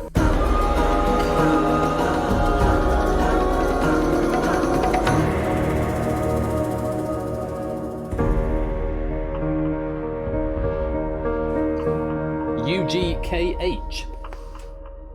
Apparently the bot does not ping for that. I have put the bot commands on for this game. Whoa, that's a lot of people. There should be messages in chat as ever. Keep your eye on chat. Chat is king. And whispering to the bot rather than in public chat, if you please. I have put this onto the bot. I don't know why the code didn't go in there. That must have just been an oversight on my part. And also I need to put a little log of how many players we've got. Yes, you can leave and you can rejoin, but reminder, once it's started, when I press the button the next time, the players who are in the lobby will get a penny, and they'll be the only ones eligible for the bonus penny as well, which will come in at some point in the middle of the game. And once the game has started, I cannot stop it after I press it after the initial instruction screen. The rest of the game just runs itself. 5, 6, 7, 8, 9, 10. 44 in so far, if my maths is any good. I'll give you a couple more minutes to join, and then I'm going to demo. Excuse me. Hello, Raw Justice. Welcome to the stream, mate. Lovely to have you here. How are you keeping? Keeping busy, I hope, and well. Lovely to see you. Welcome, welcome. I'm just rubbing out what I wrote before, so I'm going to do it. You'll need a pen and paper for this game. If you've just joined us and you missed the introductory spiel, you will need a pen and paper. Well, you won't need one, but I would highly recommend that you get a pen and paper for this game. When the round 1 instructions come up, I will demo this again. All of the rounds are basically the same. If you get the concept of round 1, you'll get the concept of the rest of them. Yeah, I will demo it on round 1 because the clock won't be on. Rounds 2 and 3, they will self-run, so to speak. So, with 47 players, I think now, 3, 4, 5, 6, 7, 8, 9, 10, 11, 12, no, even more than that. 13, 26, what's, oh God, 13, 26, what's 13 times 4? Must be 52, because playing cards. I know Proogs mentioned that I should get a little counter that tells me how many people are in the lobby because I'm forever doing multiplications. And I said it's not really necessary, but I do that a lot. I'm very, very well aware that that's a thing that I do. Anyway, to all 52 of you, welcome. £10 Steam voucher to the winner and 3 bonus pennies, 2 for second, 1 for third, and of course everyone who plays gets a chance to win 2 bonus pennies and go onto the leaderboard for the end of season raffle. Right, has that been enough time? I'll count you back from 10. Pen and paper, yes, pen and paper. 10, 9, 8, 7, 6, 5, 4, 3, 2. You leaving us, Panda? Raw Justice, if you go to the moderators in the chat, there, Tips has beat me to it. Fantastic. Like that. I'm assuming Panda's not joining us. You wanted an ultra of 4. Fair enough. Where was I? 3. I'll do it in the chat as well. 5, 4, 3, 2, 1. Lock. Oh, David Bodycom joining us at the last minute. Welcome, David. Okay, let's lock it then.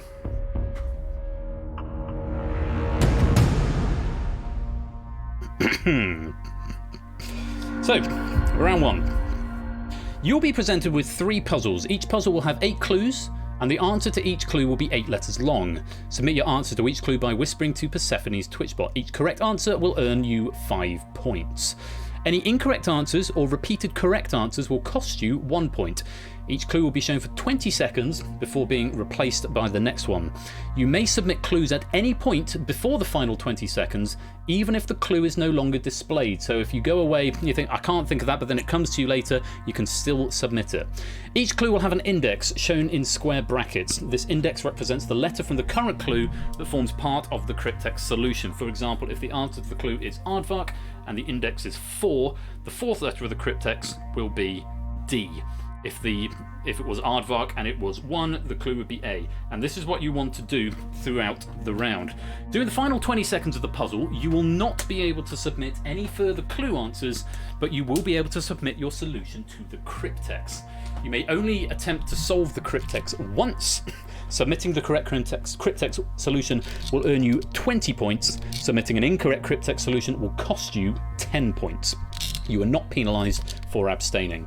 Do not attempt to solve the Cryptex prior to the final 20 seconds of the puzzle. This is very important. If you think you've worked it out after 3 clues, keep it to yourself, because if you try and submit it early, it will result in your submitted solution being treated as an incorrect answer and cost you 1 point. There will be a 10-second break, and this is where it's vital to watch the chat and not the stream. There will be a 10-second break during which no answers will be processed between the final clue being displayed and you being able to submit the Cryptex solution. So that in case there's any latency, there will be a 10-second gap between the final answer and the final 20 seconds, which is when you can submit the Cryptex. Only answers of exactly 8 characters will be processed. Shorter or longer answers, or answers not submitted to the bot, will not be processed. You are encouraged to use a pen and paper to assist you in this game. That's the rules. 5 points for everyone you solve. You can submit after they've gone from the screen if they suddenly come to you a bit later on. -1 if you are wrong and it's 8 characters. Not processed if it's not 8 characters. And then 20 if you solve the Cryptex, but -10 if you fail to solve the Cryptex. No penalty for abstention. Once I press this button, the game will begin and I cannot stop it. So, I hope everyone is clear on the rules. The very, very best of luck to you all. Have fun with this.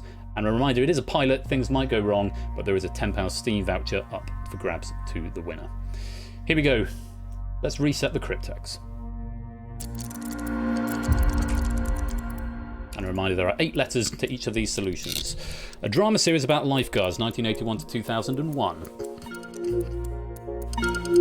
Lots of people getting the right answer, getting themselves 5 points. And remember, you want to take note of the 3rd index of that answer. Here comes the next clue. Kidnap, or the name of a Chinese city. So if you're still thinking about the previous question, it will still accept that.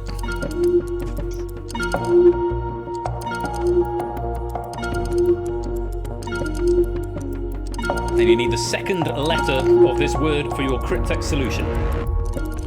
It's measured by a barometer.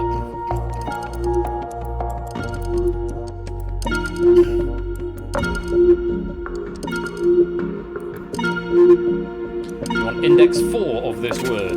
Oh, a wrong answer from Innis there. And another wrong answer coming in. Stepped Temple of Mesopotamia, 7th index. Oh, a few people stopped there, a couple of people getting it.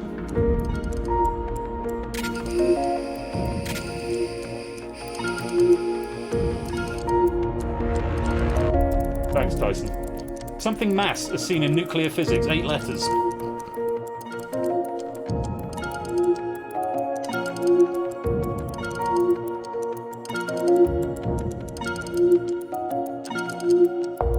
So this shuffle updates every 1.5 seconds. For anyone interested in the technical stuff. Makeup that can be liquid or pencil. You can answer either this one or any of the previous clues that you've seen so far.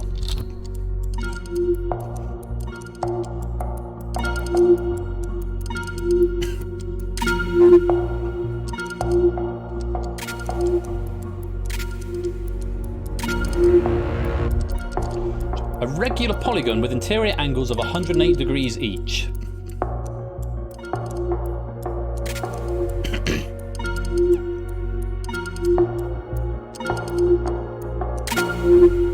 It's the first index that you want of this particular puzzle. Pistol attachment. I have a feeling this is the last clue.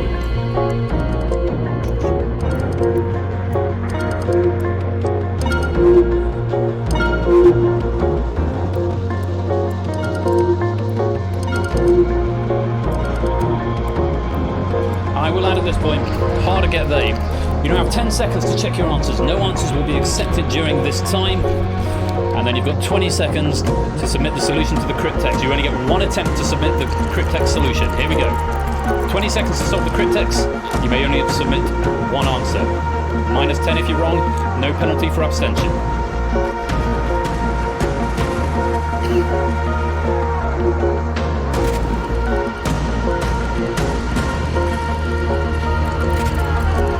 And that is time. The solution to the Cryptex is physical. Drama series about lifeguards was Baywatch, from where we got the Y. Kidnapper, the name of a Chinese city, was Shanghai, from where we got the H. It's measured by barometer, that's pressure. That's where we got the S. Step Temple in Mesopotamia was Ziggurat, which is where we've got the A. The blank mass as seen in nuclear physics was critical, which is where we got the L. Makeup that could be liquid or pencil was eyeliner, where we got the I. A regular polygon with interior angles of 108 degrees each was a pentagon. Pistol attachment was a silencer, from where we got the C. That's the end of puzzle 1. There are 2 more puzzles exactly like this. Looks like we've got 4 players with the maximum score: Chris M. Dixon, Tipster, Oni and Samster, all on 60 points. On we go to puzzle number 2. Let's reset the Cryptex. Labyrinth builder of Greek mythology. 4th index. Someone Vision losing a point. Innes getting a point, getting 5 points. I think hard to get they is appropriate at this point.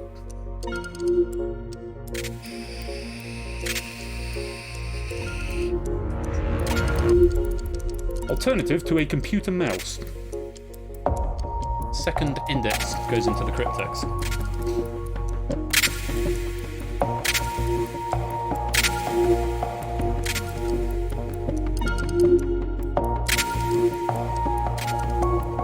Try several, and you can come back to that if you would like a bit later on. Resident of Madrid, Barcelona or Seville, 8th character. Nice score, Samster. Nice score, Oni. Now cut that out, still with a maximum of 70, the only player to be with a maximum at the moment. A beast with a weakness to silver bullets, first letter.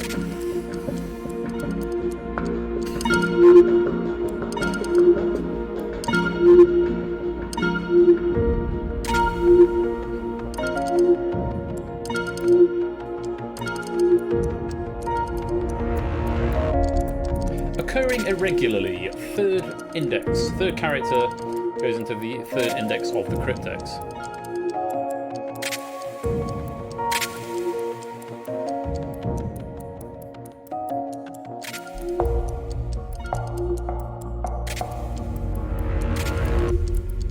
Daddy Yankee 2004 single, 7th letter goes into the Cryptex index.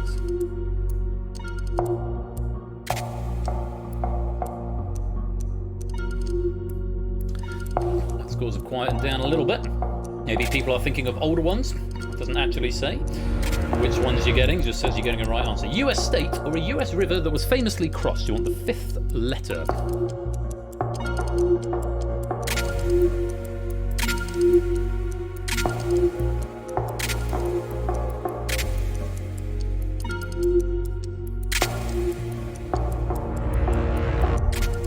Element with atomic number 22, or a David Guetta song featuring Sia. You want the 6th character, and I think this is your last clue.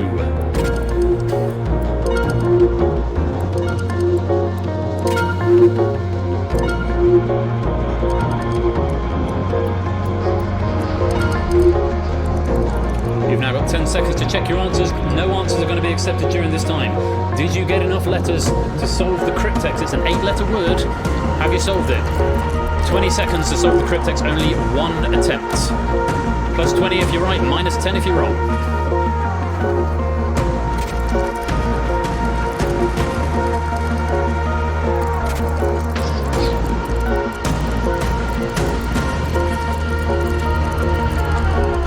Well done. If you did solve the Cryptex, it was Woodwind. Labyrinth builder of Greek mythology was Daedalus, from where we got the D. The alternative to a computer mouse is a touchpad, from where we got the O. Resident of Madrid, Barcelona or Seville is a Spaniard, where we got the D. A beast with a weakness to silver bullets is a werewolf, where we got the W. Occurring irregularly is sporadic, from where we got the O. Daddy Yankee 2004 single was Gasolina, where we got the N from. A US state or a US river that was famously crossed was the Delaware, from where we got the W, and the element with the atomic number 22 was titanium, from where we got the I. End of puzzle 2. And I appreciate at this point now trackpad and touchpad are interchangeable, and I'm just seeing people say it in the chat. That's on me for not clocking that in the proofing process. Let's reset the Cryptex and go on to puzzle number 3. Rum and lime cocktail. This is the last one, and then the rules change slightly. Apologies for that. Questions should be fairly robust, and so errors like that shouldn't happen. So apologies for that one.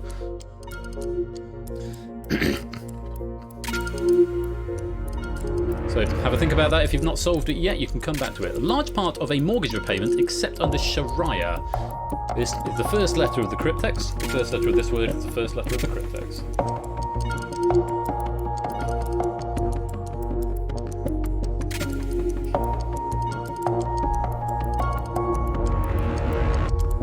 Part of the immune system, the 8th character.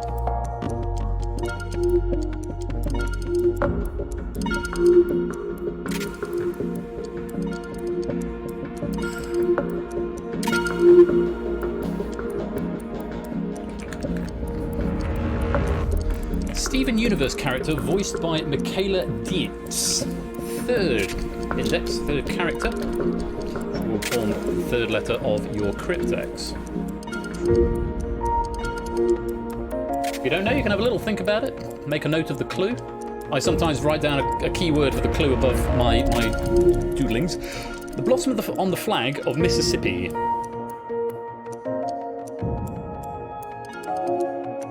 Catus has found it, Ardenfetz has found it, unless they're responding to earlier clues.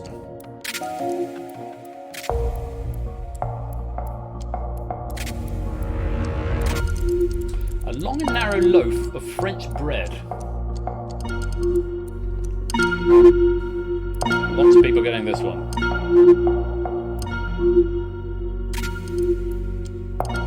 What's your spelling? Okay, just over halfway through. Next clue, capital city of Alberta. And you want the second character to go into the second slot of your Cryptex solution.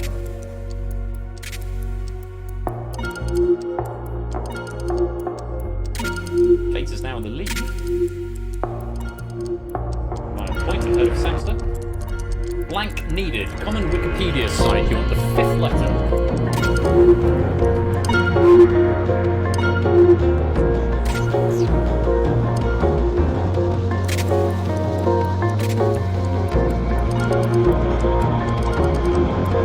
Pretty sure this is the last clue. So you've now got 10 seconds to check your answers. No answers will be accepted during this time. Did you get enough information to solve the Cryptex? 20 points if you did, minus 10 if you're wrong. 20 seconds to solve it now. Stupid Worthing is wrong. Zeusless and Shapes are wrong. Brand New Halo is wrong. 8 Minky is wrong. Joking Chum is wrong.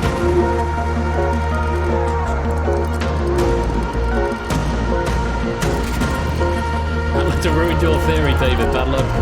Cryptex solution was identity. The rum and lime cocktail we were after was a daiquiri, from where we got the I. A large part of a mortgage repayment is interest, from where we got the other I. Part of the immune system is an antibody, that's where we got the Y from. The Steven Universe character voiced by Michaela Dietz is amethyst, from where we got the E. The blossom on the flag of Mississippi is magnolia, from where we got the N. The long and narrow loaf of French bread was baguette, spelt like that, which is where we got the T from. The capital city of Alberta is Edmonton. And the blank needed, the common Wikipedia site, is citation. That's the end of puzzle 3. Take a breather as the instructions for puzzle number 2 display themselves. At the moment, Catus is in the lead with 165.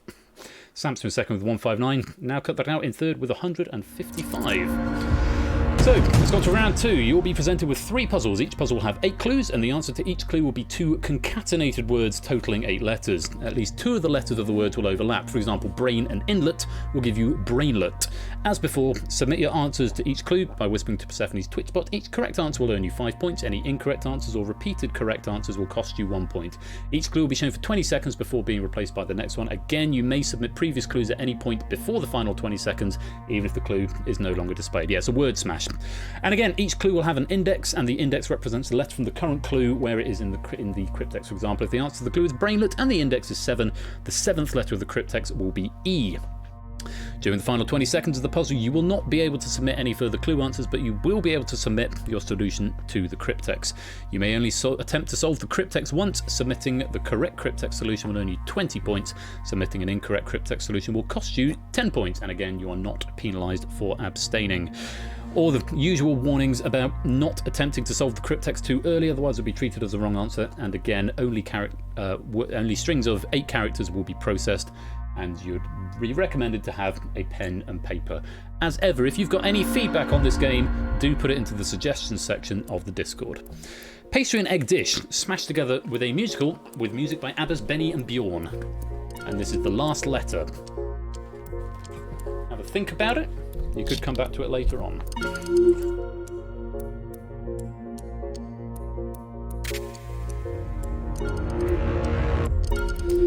The informal name for a Canadian dollar and the daughter of your sibling smashed together, and you want the 4th character of this.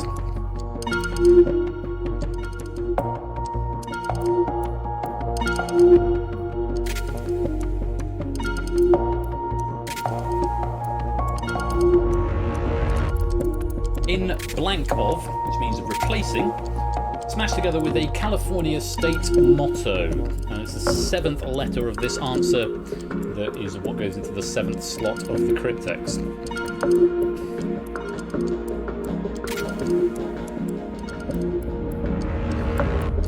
A 4-player card game smashed together with a word for equipment. 3rd letter. Remember, any of the previous clues are still acceptable. So if you just thought of what number 1 might be, you can still submit that and it will still accept it up until the last 30 seconds of the game, of the puzzle rather.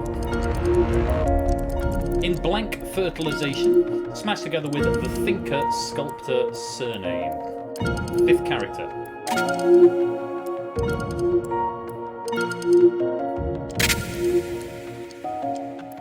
Few wrong answers there. Come again? Smashed together with a cipher where A becomes Z, B becomes Y, and so on. 2nd letter of this goes into the 2nd slot of the cryptex. Samster has taken the lead with 184. Cater slipped to 3rd as Innes just jumps into 2nd with 182. A general famously stabbed 23 times, smashed together with a plastic wrap brand. This is the 1st letter of the cryptex solution. 1st letter of this is the 1st letter of the cryptex solution.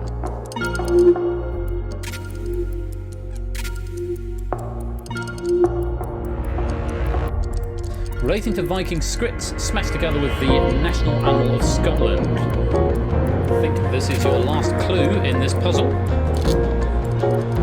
Remember, for the next 5 or so seconds, you can submit any of the previous answers, and then it will lock you out. Cater's back in the lead, and Samster now back in the lead. And you've now got 10 seconds to check your answers. No answers are going to be accepted during this time. Did you get enough information to solve the cryptex? A few people did. Anyone else?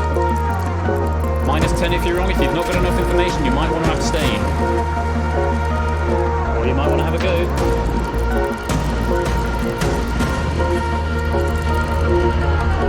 And the cryptex solution was Chinooks. The pastry egg dish and ABBA's musical was quiches, quiche and chess. A loonie and a niece is the Canadian dollar and the daughter of your sibling. In lieu of and Eureka is a California state motto. The 4-player card game is bridge, smashed together with gear. In vitro fertilization and rodin, vitrodin for the thinker sculptor. Come again, and the cipher is what bash. What and at bash. The general famously stabbed 23 times is Caesar, and the plastic wrap brand is Sauron, I'm assuming. Relating to Viking scripts, runic, and the national animal of Scotland is unicorn. That's the end of puzzle 4. And yeah, huge word of thanks to Dogfish, because these have been really, really solid clues. Samster currently in the lead with 219, Case in second with 215, Ennis in third with 211. To reset the Cryptex, here comes the next puzzle.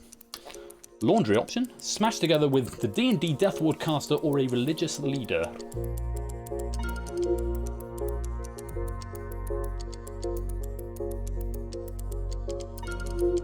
Tricky one to start.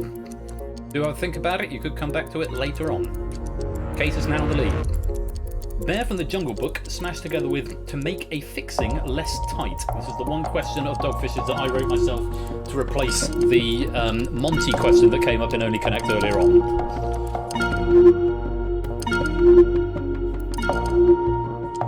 It doesn't change the Cryptex solution. It's worth adding.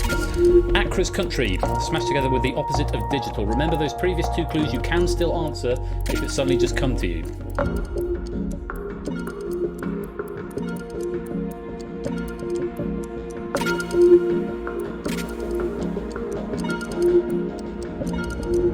On we go. Quiet in music, smashed together with a hooded coat. This is the first letter of the Cryptex. The first letter of this word is the first letter of the Cryptex.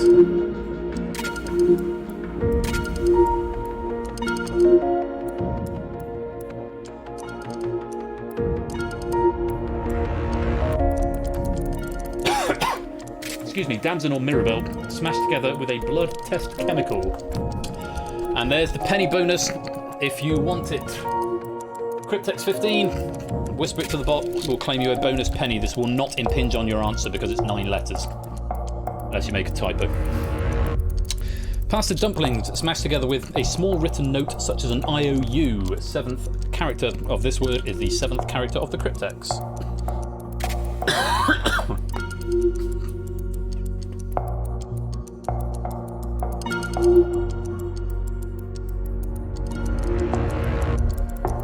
Same, the word for same, smashed together with blank and I, the Australian singer. 4th letter goes in the 4th slot of the Cryptex.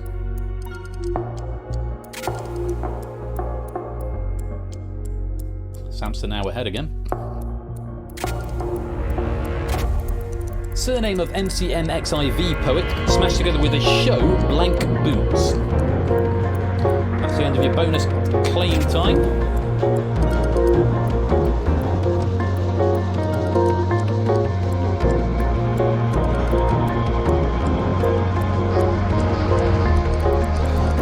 Now got 10 seconds to check your answers. No answers will be accepted during this time. Did you get enough information to solve the Cryptex? 20 seconds. A few people have.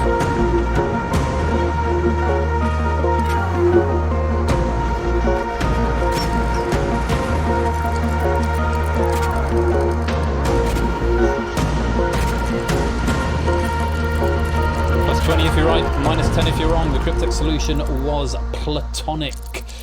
Laundry option D&D Deathwall caster Cycleric. There from the Jungle Book and to make a fixing less tight, Beluson. Acra's country and the opposite of digital is Garnalog. Quiet in music on a hooded coat is Pianorack. Damson or Mirabelle on a blood test chemical is Pluminol. Pasta dumplings in the small written note as Knockit. Same and I, Ditones. Surname of the poet Larkinkey is what it is. End of puzzle 5. One more in this vogue, and then we go to the final 3 puzzles, which are a little bit faster. Let's reset the Cryptex. Here we go. Terror, smashed together with an historic fleet. First letter. Sam's currently in front with 267. A couple of people getting this one.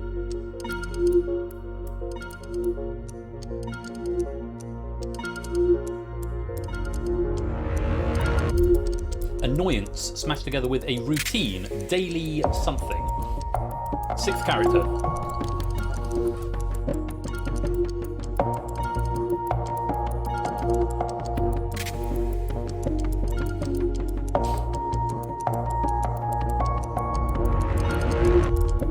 Harness for an oxen pair, smashed together with a K-cup coffee maker.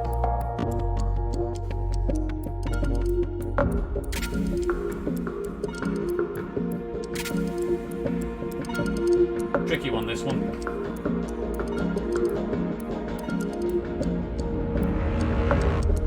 Oliver Twist or Harry Potter, smashed together with a square piece of fabric informally. Second letter goes into the second slot of the Cryptex.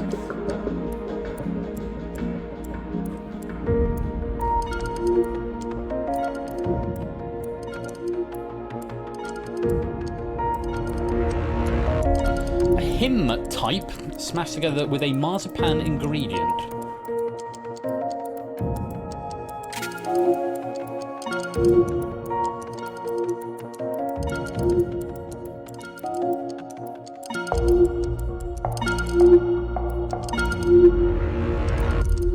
Outward image and video game series smashed together with a submarine tracking device. Innes now taking the lead.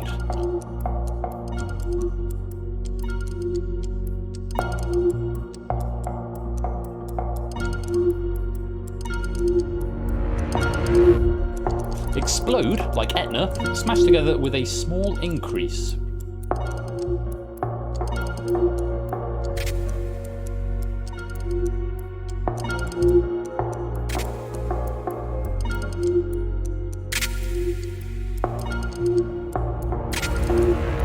And the last clue for this puzzle, the second book of the Old Testament, smashed together with second hand.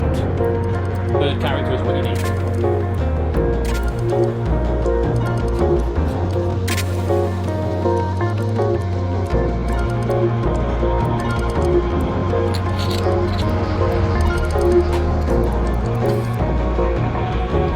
So, 10 seconds to check you're working, and then 20 seconds to solve the Cryptex. Did you get enough information?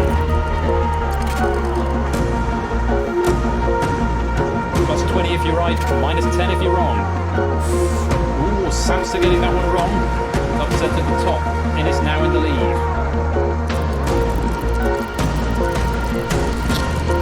Solution to the Cryptex was frosting. Terror Historic Fleet is Fiamada. Annoyance and a routine daily is chagrined. Harness for an oxen pair and a K-cup coffee maker are Yokurig. Oliver Twist or Harry Potter as Orfanky. A Sarmond, hymn type and a marzipan ingredient. Outward image and a submarine tracking device, Persona. Explode like Etna and a small increase is Eruptic. And the second book of the Old Testament smashed together with second hand is Exodus. That's the end of puzzle 6. Take a minute to breathe before the instructions for round 3 come in. 3 more puzzles in round 3. A little bit quicker, and this is the last round of the game. This is a bit of a stamina game, is what I'm getting. Round 3, you will be presented with 3 puzzles, each with a category. The puzzles will have 8 clues of varying lengths and will be shown for 15 seconds before being replaced by the next one. Each clue will have an index as before, shown in square brackets. This index represents the letter from the current clue that forms part of the Cryptex solution. For example, if the answer to the clue is mouse, and the index is 2, the second letter of the Cryptex will be O. Do not submit your answers to these clues. Instead, you may submit the Cryptex solution at any time. For each clue that is revealed, 5 points will be deducted from the point bank. You may only attempt to solve the Cryptex once as before. Submitting the correct Cryptex solution will earn you the amount of points currently in the bank. Submitting an incorrect Cryptex solution will earn you points equal to the number of letters in your submission that are correct. Only answers of exactly 8 characters will be processed. Shorter or longer answers or answers not submitted to the bot will not be, and again you're encouraged to use a pen and paper.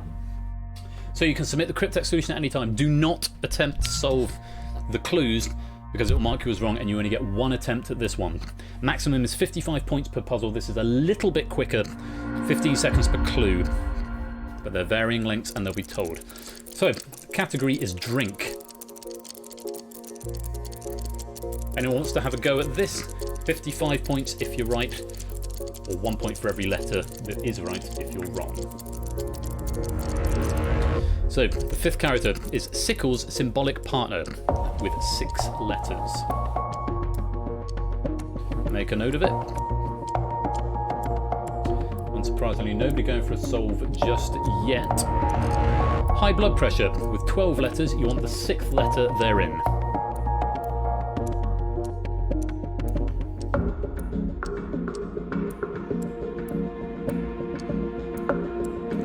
45. RuPaul's blank race. 4 letters, you want the 3rd letter of it in the 3rd slot.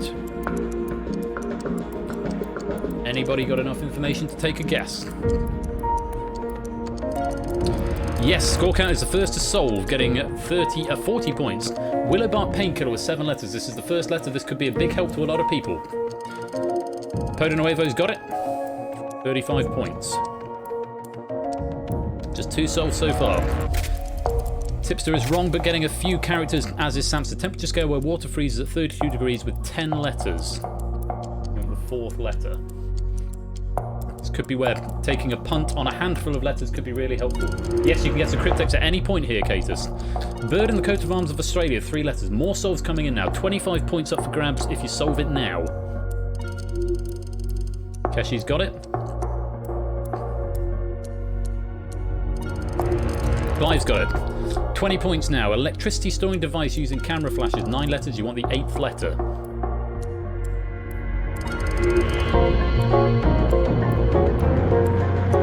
Last clue coming in now.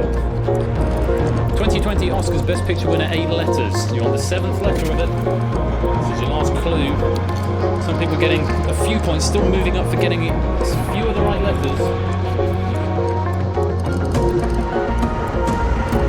And now 15 seconds. We've had all the clues. Might as well have a guess at this point.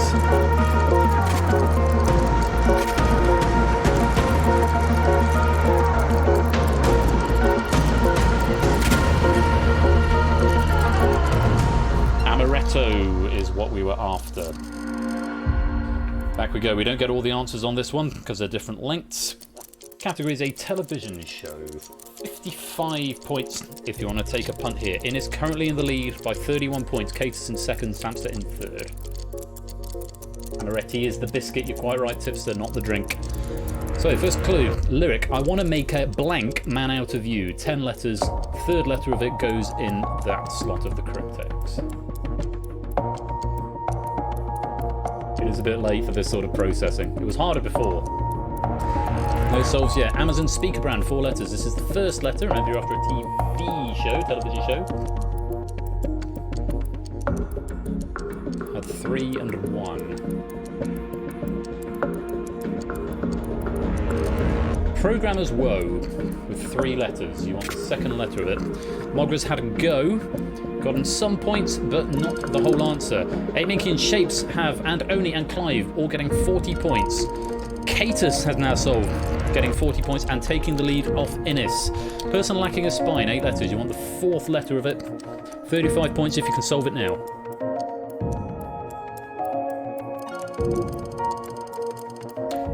The only reason it wouldn't take your guess, Ardenfetz, is if it's not 8 characters.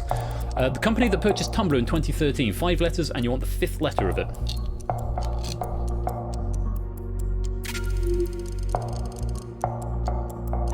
Drew, Dave, Tom, and It's Sotley are both solved. Candle material, 8 letters. You want the 7th letter. 25 points if you solve the Cryptex now. Cola's got it. Toot's got it.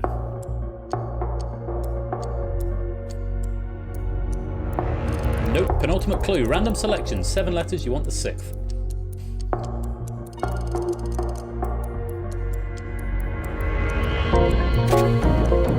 Big Man Aaron's had a go. Is wrong. Lupine's got it right. North American Tram with 9 letters. This is the last clue. 15 points if you can solve it now.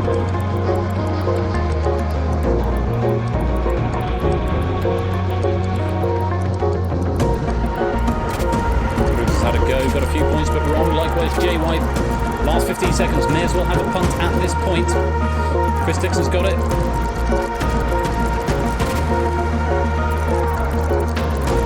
Dev's got it. The answer was Euphoria. What you wanted there. Final puzzle of the night. Same rules. Take a look at this. The category is a news website. 55 points if you can solve it right now. This is the last puzzle of the night. Or the last puzzle of the game. We've got red herrings to come yet, but last puzzle of the game. Okay, resembling Blockbuster's board tiles, 9 letters. 7th letter. If that's enough to give you the answer, solve Cryptex, you get 50 points.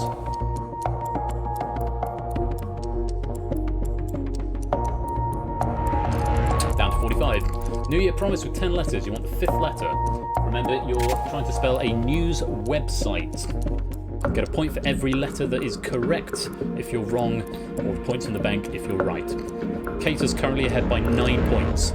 Sewing tool with 6 letters. This is the second letter of the Cryptex.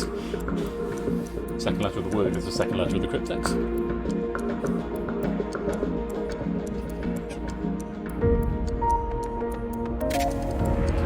So attempting a wrong down to 35 points. Graduates. 6 letters. The 6th letter is the 6th letter of the Cryptex. It is Jimmy T. First time running it tonight. 8 Minky has solved it, got 35 points, moved up to 3rd place. Catus has attempted and is wrong. This is Innes's game for the taking by the looks of it. It's symbolised by a dove. 5 letters. The 3rd letter is what the 3rd letter of the Cryptex is. 30 points if you solve it now. David's got it. Briggs got it. Podo's got it. Next clue, 25 points. Small drawing or photograph with faded edges. 8 letters, you won the 8th.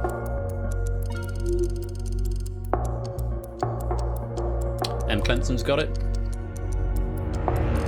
Down to 20 points. SI unit of luminous intensity. 7 letters, the 4th letter gives you the 4th letter of the Cryptex. You're after a news website. Keshi's there. And a song for 2 with 4 letters. This is the 1st letter of the Cryptex and the final clue. Zeus has sorted it. Storm has sorted it. Lots of people have sorted it. And you've now got 15 seconds to solve. Innes has solved, but it's not enough to overtake Catus.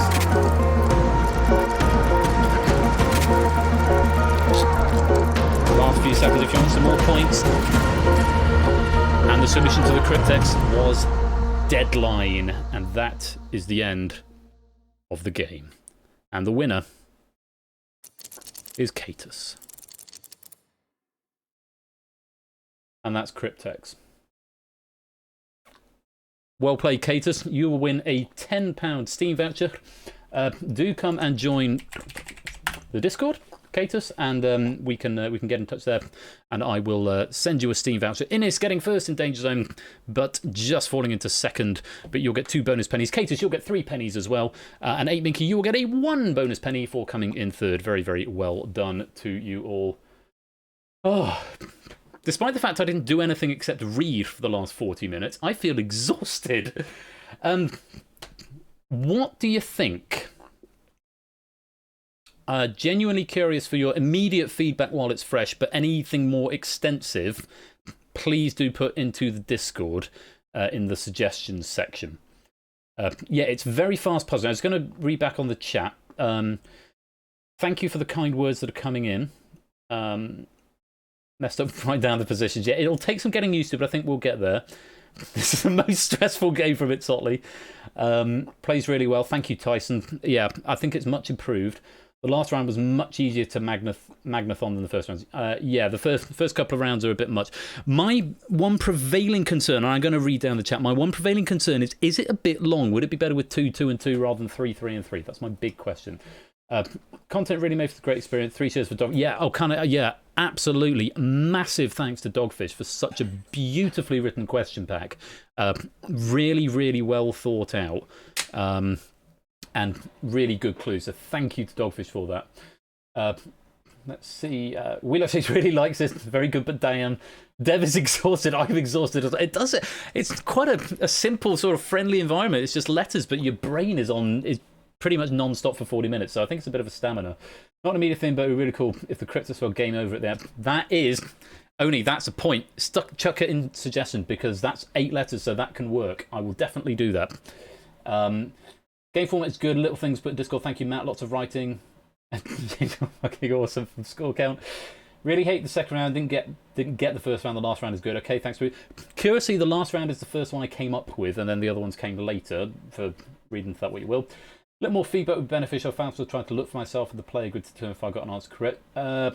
Good point, M. Clemson. I don't want to do too much with the bot though because it can overload it, as I've discovered in the past.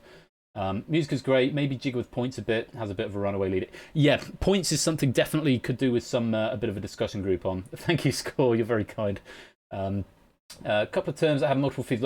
Yeah, that's a big thing, Catus, is multiple answers. When we did the sort of test run in the Discord last Thursday, there were lots of questions because David and I wrote them in literally like 15 minutes.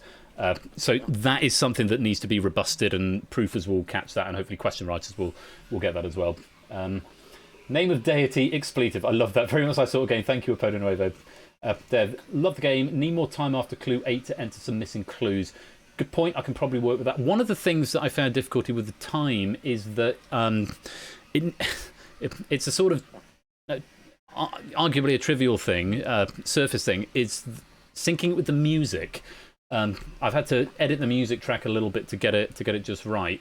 But yeah, that was a really thing, and that's one of the reasons the timer came down. Originally it was 20, and then it went to 30, and then 25, and then finally back to 20 once I changed the mechanics of the game. So intense, but good intense. Not having confirmation that my answer was right in the last round screwed me over. The music synchronized bings are really nice. I was really enjoying the fact that the bings were going in time with the music. It didn't happen all the way through, so maybe I need to look at the refresh rate on the bedings, on the correct update refresh. Couldn't handle the second round personally. I think it takes some getting used to. Top, maybe a bit more time would be helpful there. For it to be shorter, either only do the first and third rounds or only do 2 puzzles. A lot of fun. Just quick, nice idea. Just a bit tired. Need to have to write stuff down quickly. If I come in with a list of 1 to 8 written now on a piece of paper, it'll be a default piece of paper with 1 to 8 on could be good. Could be a little shorter. It's a bit long. Yeah, I can see it working either way. I do think it ran. Yeah, touch long. 2-2-2. That was my feeling. I wasn't sure. That's a relatively easy fix. I need to change the question writer, but I think 2-2-2 rather than 3-3-3. I think will probably not give us so much fatigue by the time we get to the end, but it will give us a little bit of breathing room. And it's Sotley saying here, it needs a gap in between the games of the round. Yes, I can certainly extend that gap in the middle to be a little bit longer to get some breathing room. Sorry, I've got you so stressed out in Ergear.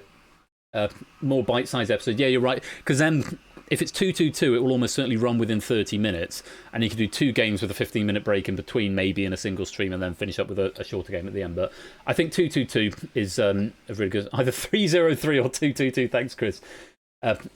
Jerry saying 2-2-3. You could maybe have a third last round because it's significantly shorter because you're going down to 15 seconds to clue. Really dig up the balance. 3 each is working for Clive. Okay, 3-3-3, perfectly fine for top of 1. Cutting it down gives you more puzzle for the future. That's also a really good point because I don't want to exhaust question writers. This is not the easiest thing to write for. I wrote myself a little code, a little program into the build that will decompile all 8-letter words for me with specific criteria. So if I need something that's got the 5th letter C, for example, it'll do that for me, which is really fun. The end needs some weight. Yeah, I think there needs to be more weighting towards the end. And it was interesting watching the scores for 5th round, but of course, the previous 2 rounds, everyone's answering every question potentially, but the last one, there's only 1 answer, so it's a little bit of a slow finale in a way, but I still think it could be quite exciting. 2-2-2 from Proogs. I feel actually I like some sort of single Cryptex finale. So maybe a 2-2-2 and then something else after, possibly. A lot easier, we need to submit the codex. Fun, but maybe drop a question to speed up. First round is 3, second round that's 2. The overlapping words was a brain breaker, couldn't solve anything for the life of me. Yeah, it's tough, and I think it's you need to think of them as 2 shorter words and then overlap them. So, oh, a noise! Thank you for the 69-bit Zeusless. That's very kind of you. Nice bits. Like the idea, but it really broke me. I don't know, man. That music doesn't scream simple and friendly. No, that's a very good point, Deb. It's not a simple and friendly score. Thank you for the follow, 1MP Astorus. Lovely to have you with us. M-Clubs, can I suggest 2-2-2-1 with something extra intense about the last one? Brilliant. Oh, brilliant. Very good. Could have that on the final Cryptex. Struggle to work out if I'd submit a correct answer or not. Nice work, Sumpig. And it looks like everyone is just typing stuff while I catch up with the chat. Now I'm pretty much caught up with the chat there. Sorry if I've overlooked your comments. But I just wanted some instant feedback from it. My feeling was 2-2-2 might be better, and so I'll fix that for next time. Anything else substantial, please do put it into the Discord server. Would be very grateful to hear from anyone and everyone who's either played or watched or written or considered or played in the pilot last week. Any thoughts that you've got at all on this, enormously grateful to hear from you, and I will make the necessary changes as dictated by the community. But I hope you like it. It's a lot more intense, I think, than some of the other ones that I've done. Potential to do versions with different names. Yeah, My hands were so busy the whole time, my beer is now warm. I can only apologise for that, Dave. If you switch to wine, you won't have that problem. Anyway, Discord server, if you want to give me some more feedback that I will peruse tomorrow. But before the end of the night, do not go anywhere, because after all the intensity of that, and it does feel quite intense, we've got a light-hearted, fluffy finish with David Bodykins on point Red Herrings question pack. I think Red Herrings is fast becoming a favourite of the community. It's been played more often than ever. We're also playing Red Herrings again on Tuesday, actually. Tuesday this week, because I'm doing the switcheroo. Classics and Originals are switching next week, so we've got Originals on Tuesday with Red Herrings and Risky Business, and Millionaire on Saturday for the Originals. So David has not written for Red Herrings before, and he sent this. He messaged me last week at the end of the stream asking me a question, and a personal question, but not, not in a weird way. But I told him the answer, and he said, "You'll see why in a minute." He then sent through this question pack, and it's just absolutely gorgeous for this game. Very on brand. And actually, David last night, when I put a question into Ash's relativity game that was about me, David said it's all me, me, me. And it occurred to me afterwards, I should have said at the time, considering the question pack you've written for Red Herrings, you're going to love this. It's going to be awesome. The raffle tickets implementation is in for Red Herrings. I must go to the loo. Caters, huge congratulations to you. I'll get in touch with you on the Discord and arrange a £10 Steam voucher for you.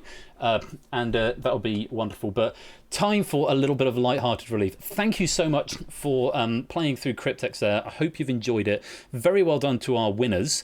I hope you liked it, and I'm looking forward to hearing your feedback. It'll be coming back with some changes, but that's been the last couple of weeks. So enormously grateful to everybody for sticking the necks out and coming to give it a part of go. It went pretty much from a technical point of view, it seemed to be without a hitch. So I'm really pleased about that. Enjoy some credits, because it's got credits with more of that terrible Cryptex code that I wrote. I'm going to pop to the loo, grab another glass of wine, and I will be back for David's Red Herrings pack to end this super bumper Saturday night stream in about 5 minutes' time. Do not go away. I'll be back in a sec.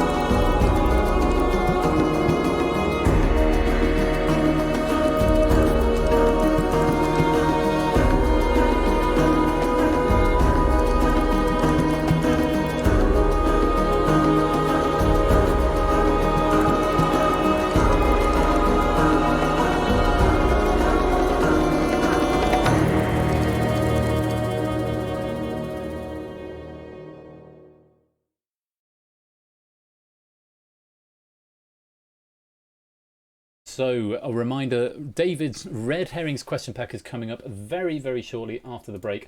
I'm going to play one more jazz track just while I pop to the loo very briefly. If you have got any feedback on Cryptex, please do pop over to the Discord.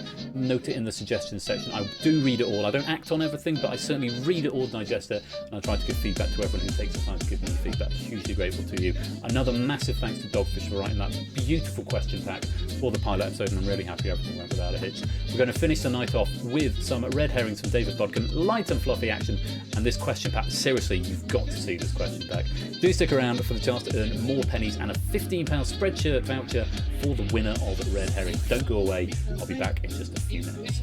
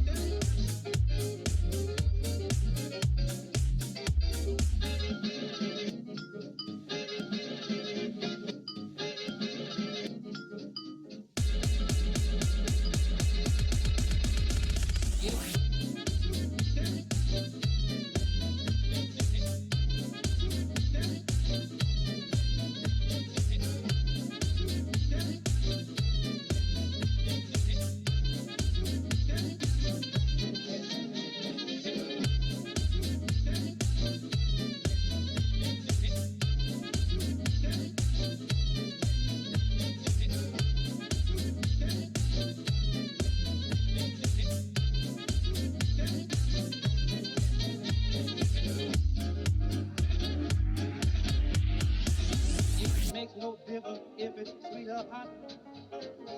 Just give that rhythm everything you got.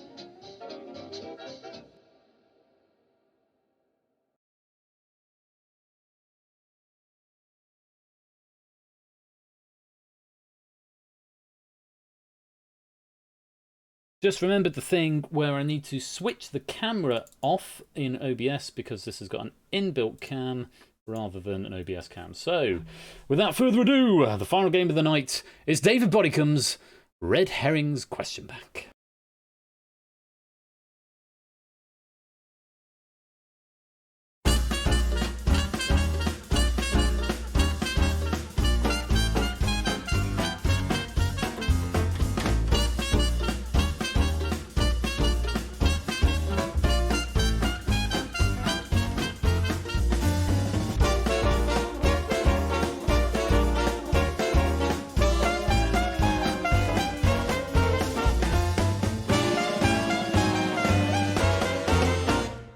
Good evening, good evening, good evening. No, normally Red Herrings is a start of the evening night. It's almost good morning, good morning, good morning, good morning, but not quite there yet.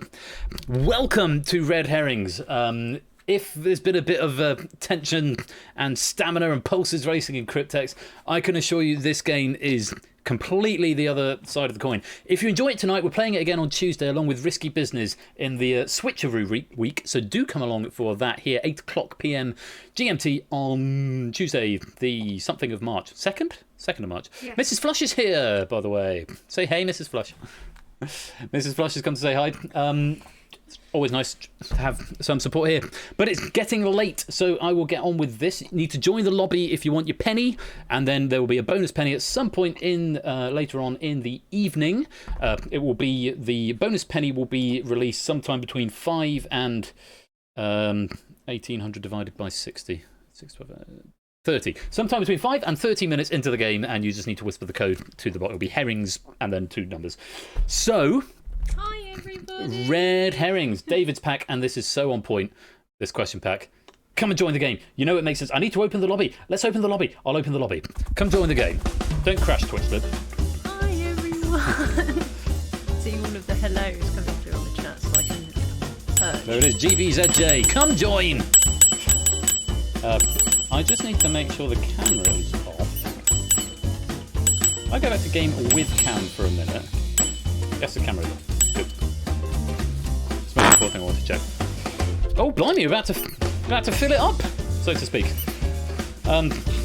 So, a £15 spreadshirt voucher to the winner of this game tonight, plus 3 bonus pennies, 2 bonus pennies to second place, 1 bonus penny to third place, and of course everybody can get a base rate of 2 bonus pennies if you join the lobby, and then get the bonus penny, which will be released some point between 5 and 30 minutes into this game. David said it's a very easy pack to don't. Honestly, it's a far away from the last game. The last game was very intense, probably too long, and I'll shorten it for next time. This is really fun. It would be amazing to get a full lobby. I've got room for 8 more players here. I've never had a full lobby for Red Herrings before. Fun fact, the shuffler of the lozenges and the avatars in this game is the same algorithm that shuffles the things in Countdown and in Risky Business and in Cryptex and any time, because I wrote it for Red Herrings and then thought, oh, this works quite well. I shall use this again. So, yeah, 7, 14, 21, 28, 35, 41 in for Red Herrings. I appreciate it's getting a little bit later on in the day. But if you do want to join, I'll give you till the end of the sting, which gives you another minute, maybe?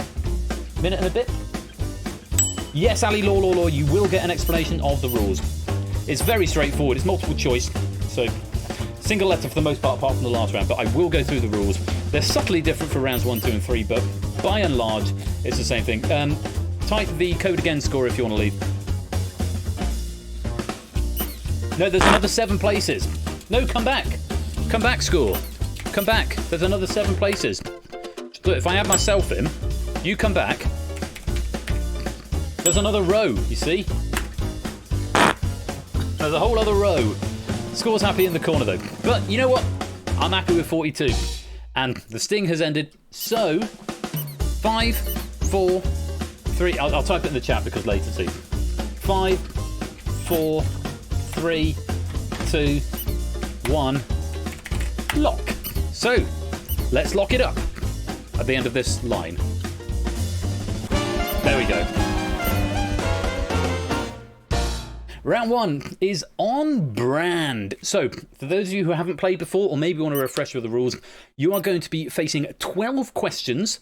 Around the edges of the board, there are 16 answers. And I will say this up front, if you've got a bit of latency going on, it is a perfectly acceptable tactic to screenshot the screen or take a photo on your phone or something and have that on the side just in case, because they flip around and stuff. So if you want a permanent reference, once the answers have come up, you're very, very welcome to take a screenshot. Don't take that screenshot and then go to Google with it, because that's cheating, and we don't accept that here. But by all means, take a photo of the screen and then have that as a point of reference. That's absolutely fine. So you'll get 12 questions. There are 16 answers. 4 of those answers are red herrings. They are never the correct answer, but the other 12 will be correct answers. There are no repeats, and all you need to do is type the letter of the correct answer, A through P. As ever, keep your eye on the chat, because chat is king. When the question comes up in chat, the question is live, so that's very important to remember. Scoring, if you give me a right answer, you get 1 point. If you give me a wrong answer, you lose 1 point. +1, -1. Very, very straightforward. Right, point, wrong, lose points. Additionally, there are 3 bonus questions which will be announced by a fanfare at the beginning of the question. These are worth +3 and -3. Okay, so if you get me a bonus question wrong, you lose 3. If you get me a bonus question right, you get an extra 3. At the end of the round, if you get all questions correct, you'll get 18 points, and we'll give you a bonus 2 for having a perfect round. There is no penalty for abstention, so if you don't know and you don't want to lose points, then by all means, just feel free to... yes, the panels are very impatient. They like to squeak. If you don't know... that's on the to-do list, David. It's already there, actually. It's a big question I need to ask myself about having a chat and then another chat. Since I changed the overlays, we've sort of got 2 chats. What I could maybe do, actually, come to think about it, we'll lose the alerts and stuff, but if I go to just monitor, then we'll have full screen. That's one of the things I need to do and fix. So you just got a little bit more viewing room there. Yeah, no penalty for abstention. So if you don't know and you don't want to guess and you don't want to lose a point, you can leave it blank. But you need to get the full 18 points to get the bonus 2 at the end. There are no repeated answers. And whisper your answers to Persephone's Twitch bot. That's about it. Let's take a look at the answers to round 1, which is on brand. Options are Ozzy, Prokofiev, Beard, Red Wine, Dylan, Hermione, Rubik's Cube, Hoodie, Singing, Meg, Vaping, Washing Machine, Edinburgh, Playing Cards, Penny, and Prosecco. This is so on brand from David, and this is the thing he asked me about. And so we'll have fun with this, honestly. I'm sure we will. So, I wonder who this is about. I wonder too. Fingers on buzzers, and this is another game. Once the round starts, the round can't stop. So good luck, everyone. Have fun whispering the letter to the bot. Here comes question number 1. According to J.K. Rowling, a name that 2 dentists would choose.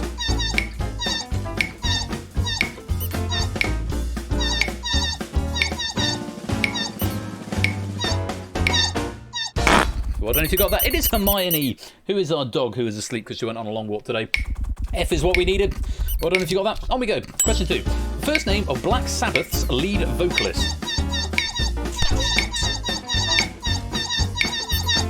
Anyone putting washing machine?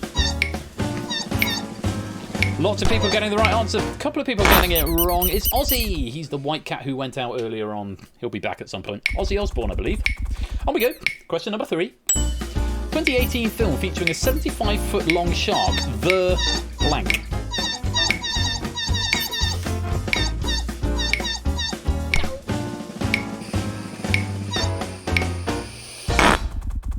It's this one.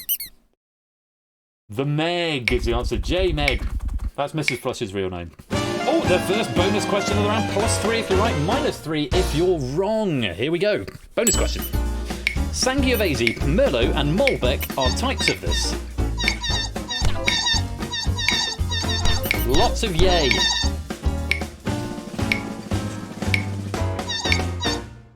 Yay, yay, yay, yay, yay. It's red wine, though this one's a Shiraz. D, red wine is what we wanted. On we go. Question 5. Taxed by Henry VIII of England in 1535. Slightly tricky one. Maybe a few more people abstaining. To the bot, Claire. To the bot. It's a beard. There was a beard tax. I looked this up. I couldn't believe it. There was a beard tax. Paying a lot of money on that one. On we go. Question 6. This person wrote a satirical work called For the Love of 3 Oranges.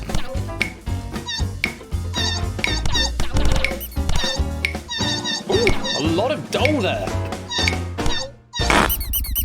It's Prokofiev. It's always Prokofiev. It's never Tchaikovsky. It's always Prokofiev. B is what we wanted, Prokofiev. On we go. Oh, for a second bonus question. 3 if you're right, -3 if you're wrong. Take a peep at this. Invented by a Hungarian professor of architecture in 1977.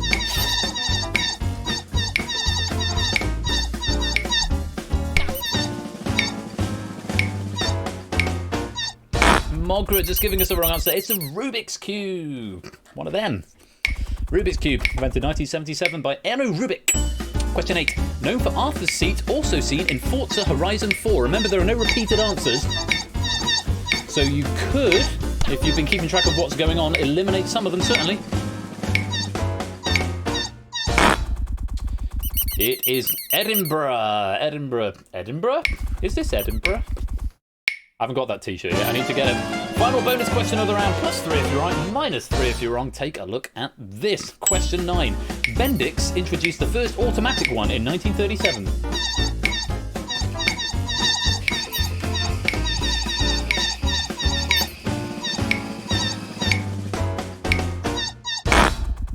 Well done, it was a washing machine. Washing machine emotes, please, in the chat if you've got them. L washing machine is what we wanted. 3 more questions. Question 10. Joule, Enjoy, and Resolve are brands for this.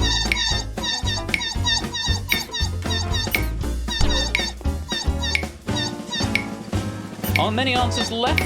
Can you eliminate what's gone? It was vaping. One of them. This one is a Voopoo battery with a smock tank, if you're interested. Question 11. Name of Inspector Gadget's assistant.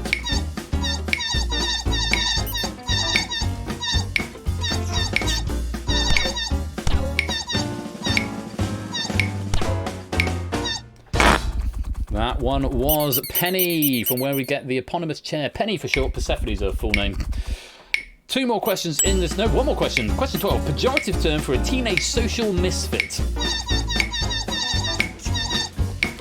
Zeus looking to defend his title by getting a full marks in the first round. 18 points there. Going to get a bonus of 2. It's the hoodie. This one here is a different hoodie this week, but yeah, that's a mainstay of this stream. Red herrings were Dylan singing, playing cards, and Prosecco, and that is the end of round 1. So yes, I comment on Zeusless there because Zeusless won the last game of Red Herrings that we played a few weeks ago. Who's that in joint for? Big Man Aaron. Big Man Aaron and Zeusless are tied at the top with 20 points each. First time for Big Man Aaron because I don't recognise the shampoo avatar. Welcome to the game and a very formidable first performance there. Lots of people on 17. It's Sotley, Kegler Coach, Apodo Nuevo, Dogfish, Briggs, Samster and Innis. Claire, Toot, M. Clemson, Lupine and Dev all have 16. Clive, is that O'Hay? I think it's O'Hay, but I'm still learning some new avatars. No, it's Jogging Chum. Apologies, Jogging Chum and O'Hay, for mixing you up. Clive, Jogging Chum, Catus, Mr. Quizworthing all on 15. Shapes and Keshi and Topper are on 14. DC, Energy A and Vitrudel and, an avatar I don't know because it's a blank avatar. Ali Law on 13, along with AB Me and is Adster and Adster and Jay White all on 13. Prugs has got 12. Brian and Griff Carlo have got 11. Oh, another new avatar that I need to ID. That is brand new Halo. Get some avatars. Put a profile pic on. Such a distinctive avatar. Yeah, thanks. Get some avatars on the go, and then I'll know who you are a little bit easier. Brand new Halo and Score Count on 10. Jimmy T and Colo on. I want another one on 9, along with. Can't Quiz, Won't Quiz also on 9. Effrontery's got 8. Mogra's got 6. Silent Marina's got 5. Along with G. Eisens and 8. Nicky and Drew Dave Tom on 4. But that is just round 1. Let's go on to round number 2.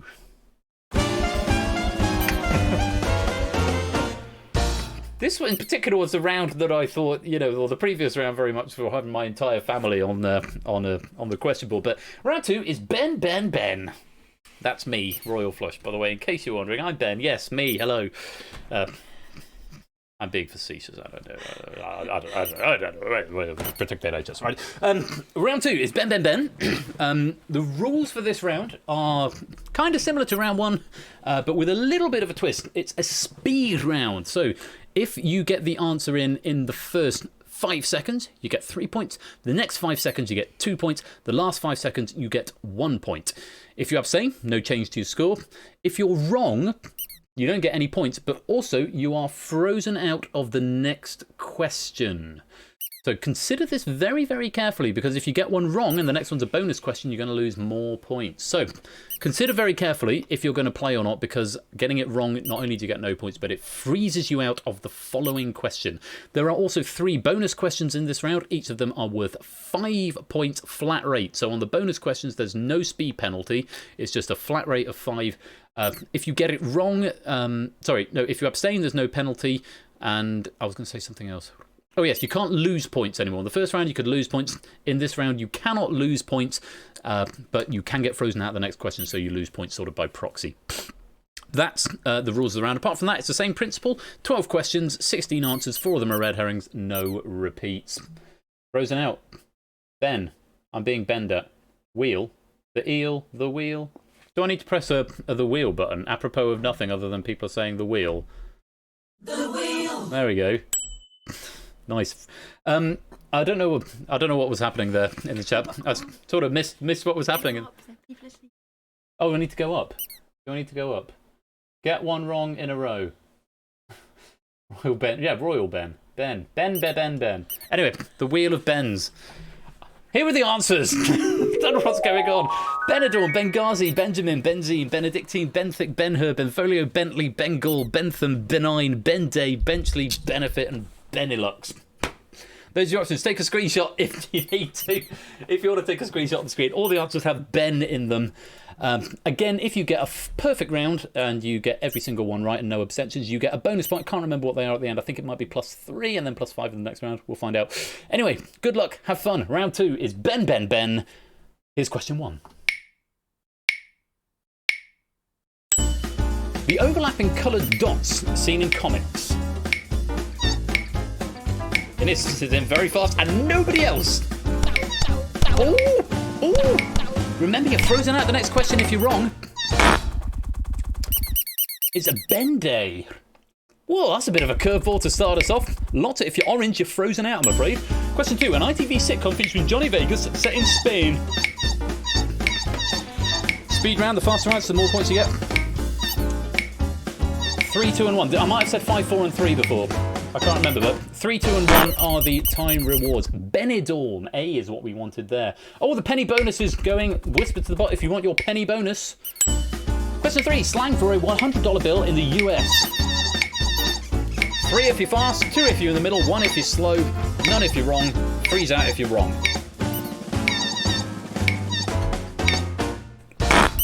It's a Benjamin. It's a Benjamin. And the code... incidentally, if you need it, it's gone. It's gone up the chat now. This is a bonus question. Flat rate of 5. No speed bonus on this one. Herrings 27 if you want to claim the bonus. Number 4. Alternative term for a charity fundraiser event. Not sure anyone is frozen out of this question, so lots of 5 points available if you can get this. You can still be frozen out if you get a bonus question wrong, though. And Brian is about to find out. It's a benefit. Oh, is what we wanted. The benefit. So that's the first bonus question, a couple more hidden in. For now, question 5. The second most populous city in Libya. 3 if you're fast, 2 if you're middle, 1 if you're slow, nothing if you abstain, freeze out if you're wrong. A handful of freeze outs here. 4 people getting this wrong. It's Benghazi. B, Benghazi is what we wanted. That's the end of the bonus as well. Bonus has now closed. But you get another bonus here. Flat rate of 5 if you're right. Bad luck if you're frozen out of this question. You can't get any points, but flat rate of 5 if you're right. Question 6. The zone at the bottom of a sea or lake.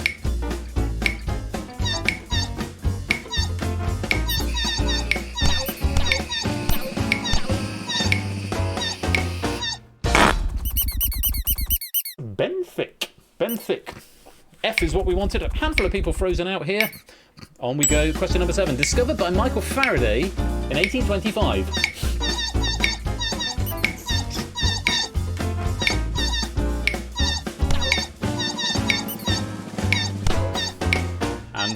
answers there. We wanted a benzene. D. Benzene was the correct answer to that one. Handful of questions left. There's one bonus question somewhere. It's right here as it happens. Flat rate of 5. Bad luck if you're frozen out of this one. Take a look. The tiger from the Indian subcontinent with unbroken stripes. Flat rate of 5 if you give me a right answer here. Oh, gee, Isaac, you're frozen out of this one. Bad luck, my friend. Yes, it's J. Bengal is what we wanted. Bengal, the Bengal tiger. On we go. Question number 9. In medicine, the opposite to malignant.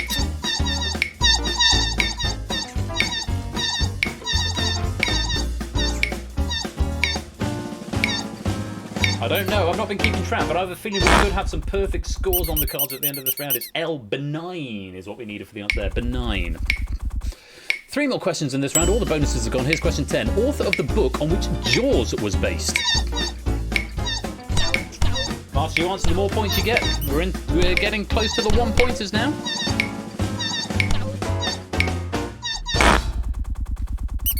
It's Benchley. I'm not sure the first name. It was probably in the factoid, which I've since neglected. On we go. Question 11. French liqueur originally made by monks. Can you find the right Ben?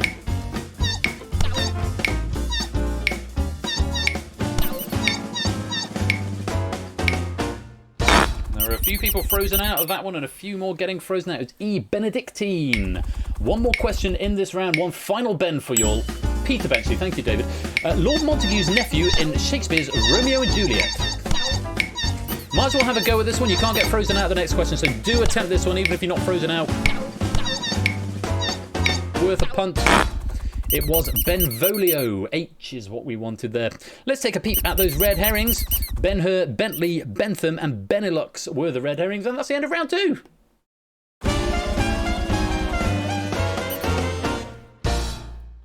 I'm probably not in time with the thing there, and I've hurt my head doing that.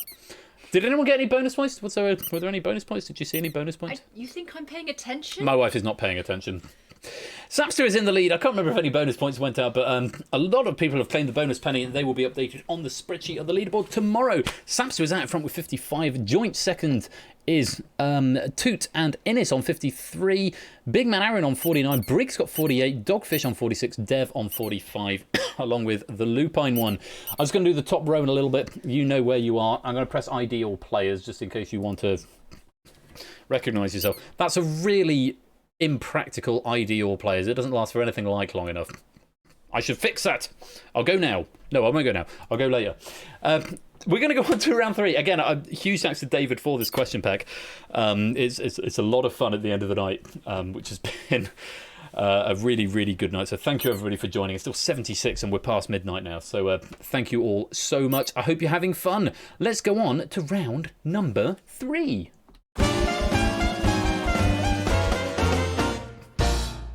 This was the one round, actually, that I felt slightly less au fait with, actually, of the round. It's a sort of themed round towards me. A programmer style. I'm not really a real programmer. Not really. I pretend to be. And I understand some basic concepts and I can throw some things together in Unity. But I'm not really a real pro. I'm a musician at heart. Bear that in mind when it comes to the next round, perhaps. Maybe.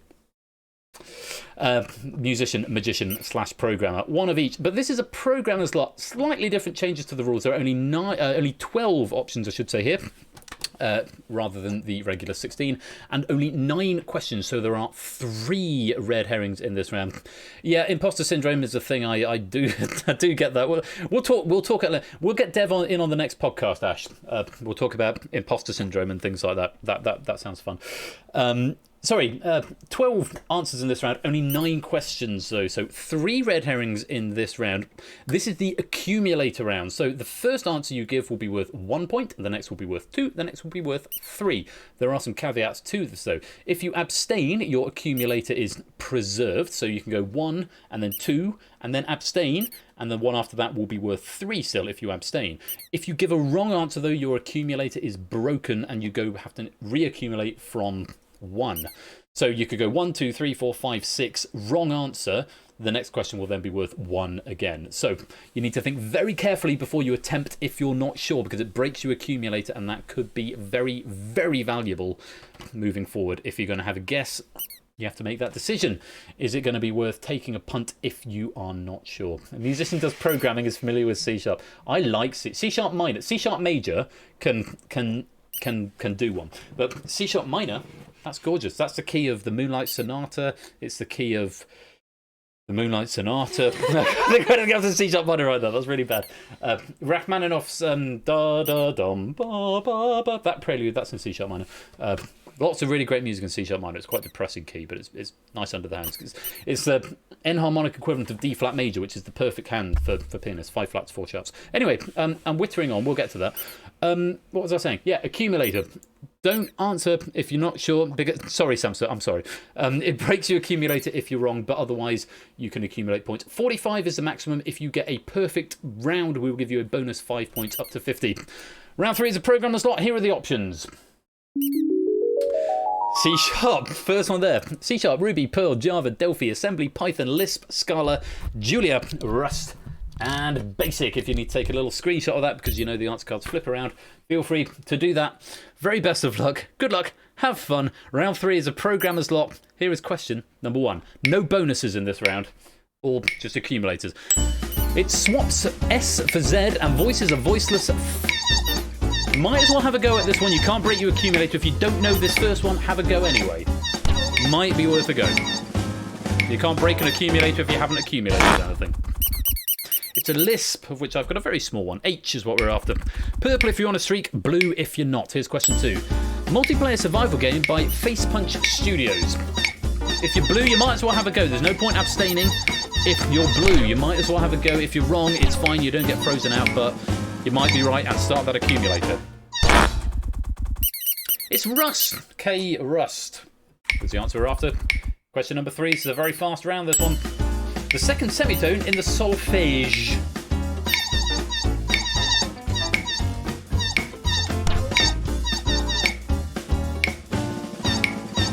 A few people who are on accumulators sitting this one out, preserving their score. It's C#. I'm assuming that's the semitone scale. C and then C# is the second note of the solfège.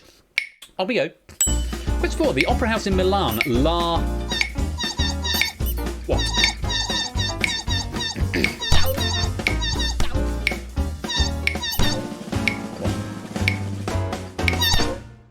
My wife thought it was F, but it's not. It's I, it's Scala. Because I'm finding the hilarity of thinking L'Assembly. Oh, L'Assembly. Oh, that would make sense. Question 5. Island in Indonesia to the south of Borneo. Whoa! Yay, dot wave! With a couple of dolls thrown in for good measure. It's squeaking at you. It's D. Java is what we wanted there. Well done if you got that. Purple if you're on an accumulator, blue if you're not. On we go. Question 6. A language in the Star Wars universe. Galactic what?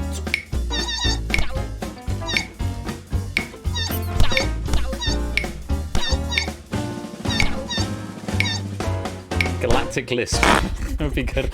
It's not. It's Galactic, but my wife is sitting on the sidelines trolling me. It's L Basic is what we wanted. Galactic Basic. Question 7. A famous fractal set similar to the Mandelbrot set. Ooh, a few people preserving on this one. A few broken accumulators. It's Julia, the fractal set. Julia. J for Julia. Very appropriate. On we go. Question 8. Penultimate question. A variety of corundum. I thought it said condom. It doesn't say condom. It says corundum. I'm seeing a few 8s popping up, so we could be on for some bonus points at the end of this question. There are only 3 red herrings in this round, remember. It's Ruby. B Ruby is what we're after there. Final question of the round. You might as well have a go at this one, even if you're on a streak. Hercules consulted the Oracle here. I've seen at least 1 9. I've seen at least 2 9s. And another 8. So we're going to get some bonus points for people getting 9s. Bonus of 5 if you're right. It was E, the Delphi. Delphi is what we wanted. Red herrings were Perl, Assembly, and Python, and that is the end of round 3. And I'm going to watch for the bonus points. Lupine and M. Clemson getting bonus points there. We've had a different leader at the start of every round so far. Whoa! Good game, good round, but there's one more round to go. Lupine in the lead with 95 at the moment. Samson second with 91. M. Clemson in third with 87. Dogfish on 82. Opodin River's got 77. Catus has got 74, as has Innis. That is your top row. There's one more round to go. 3 bonus pennies to first place, 2 to second, 1 to third, and a £15 Spreadshirt voucher, which you don't have to spend on Persephone's chair merch if you don't want to, but the option is there if you'd like. £15 Spreadshirt voucher to the winner as well. And again, just a massive thanks to David J. Bodycomb, because it's been a really, really fun, easily accessible question pack. Nice for the end of the evening on this Super Bumper Mega stream. Right, one more round to go for all the marbles.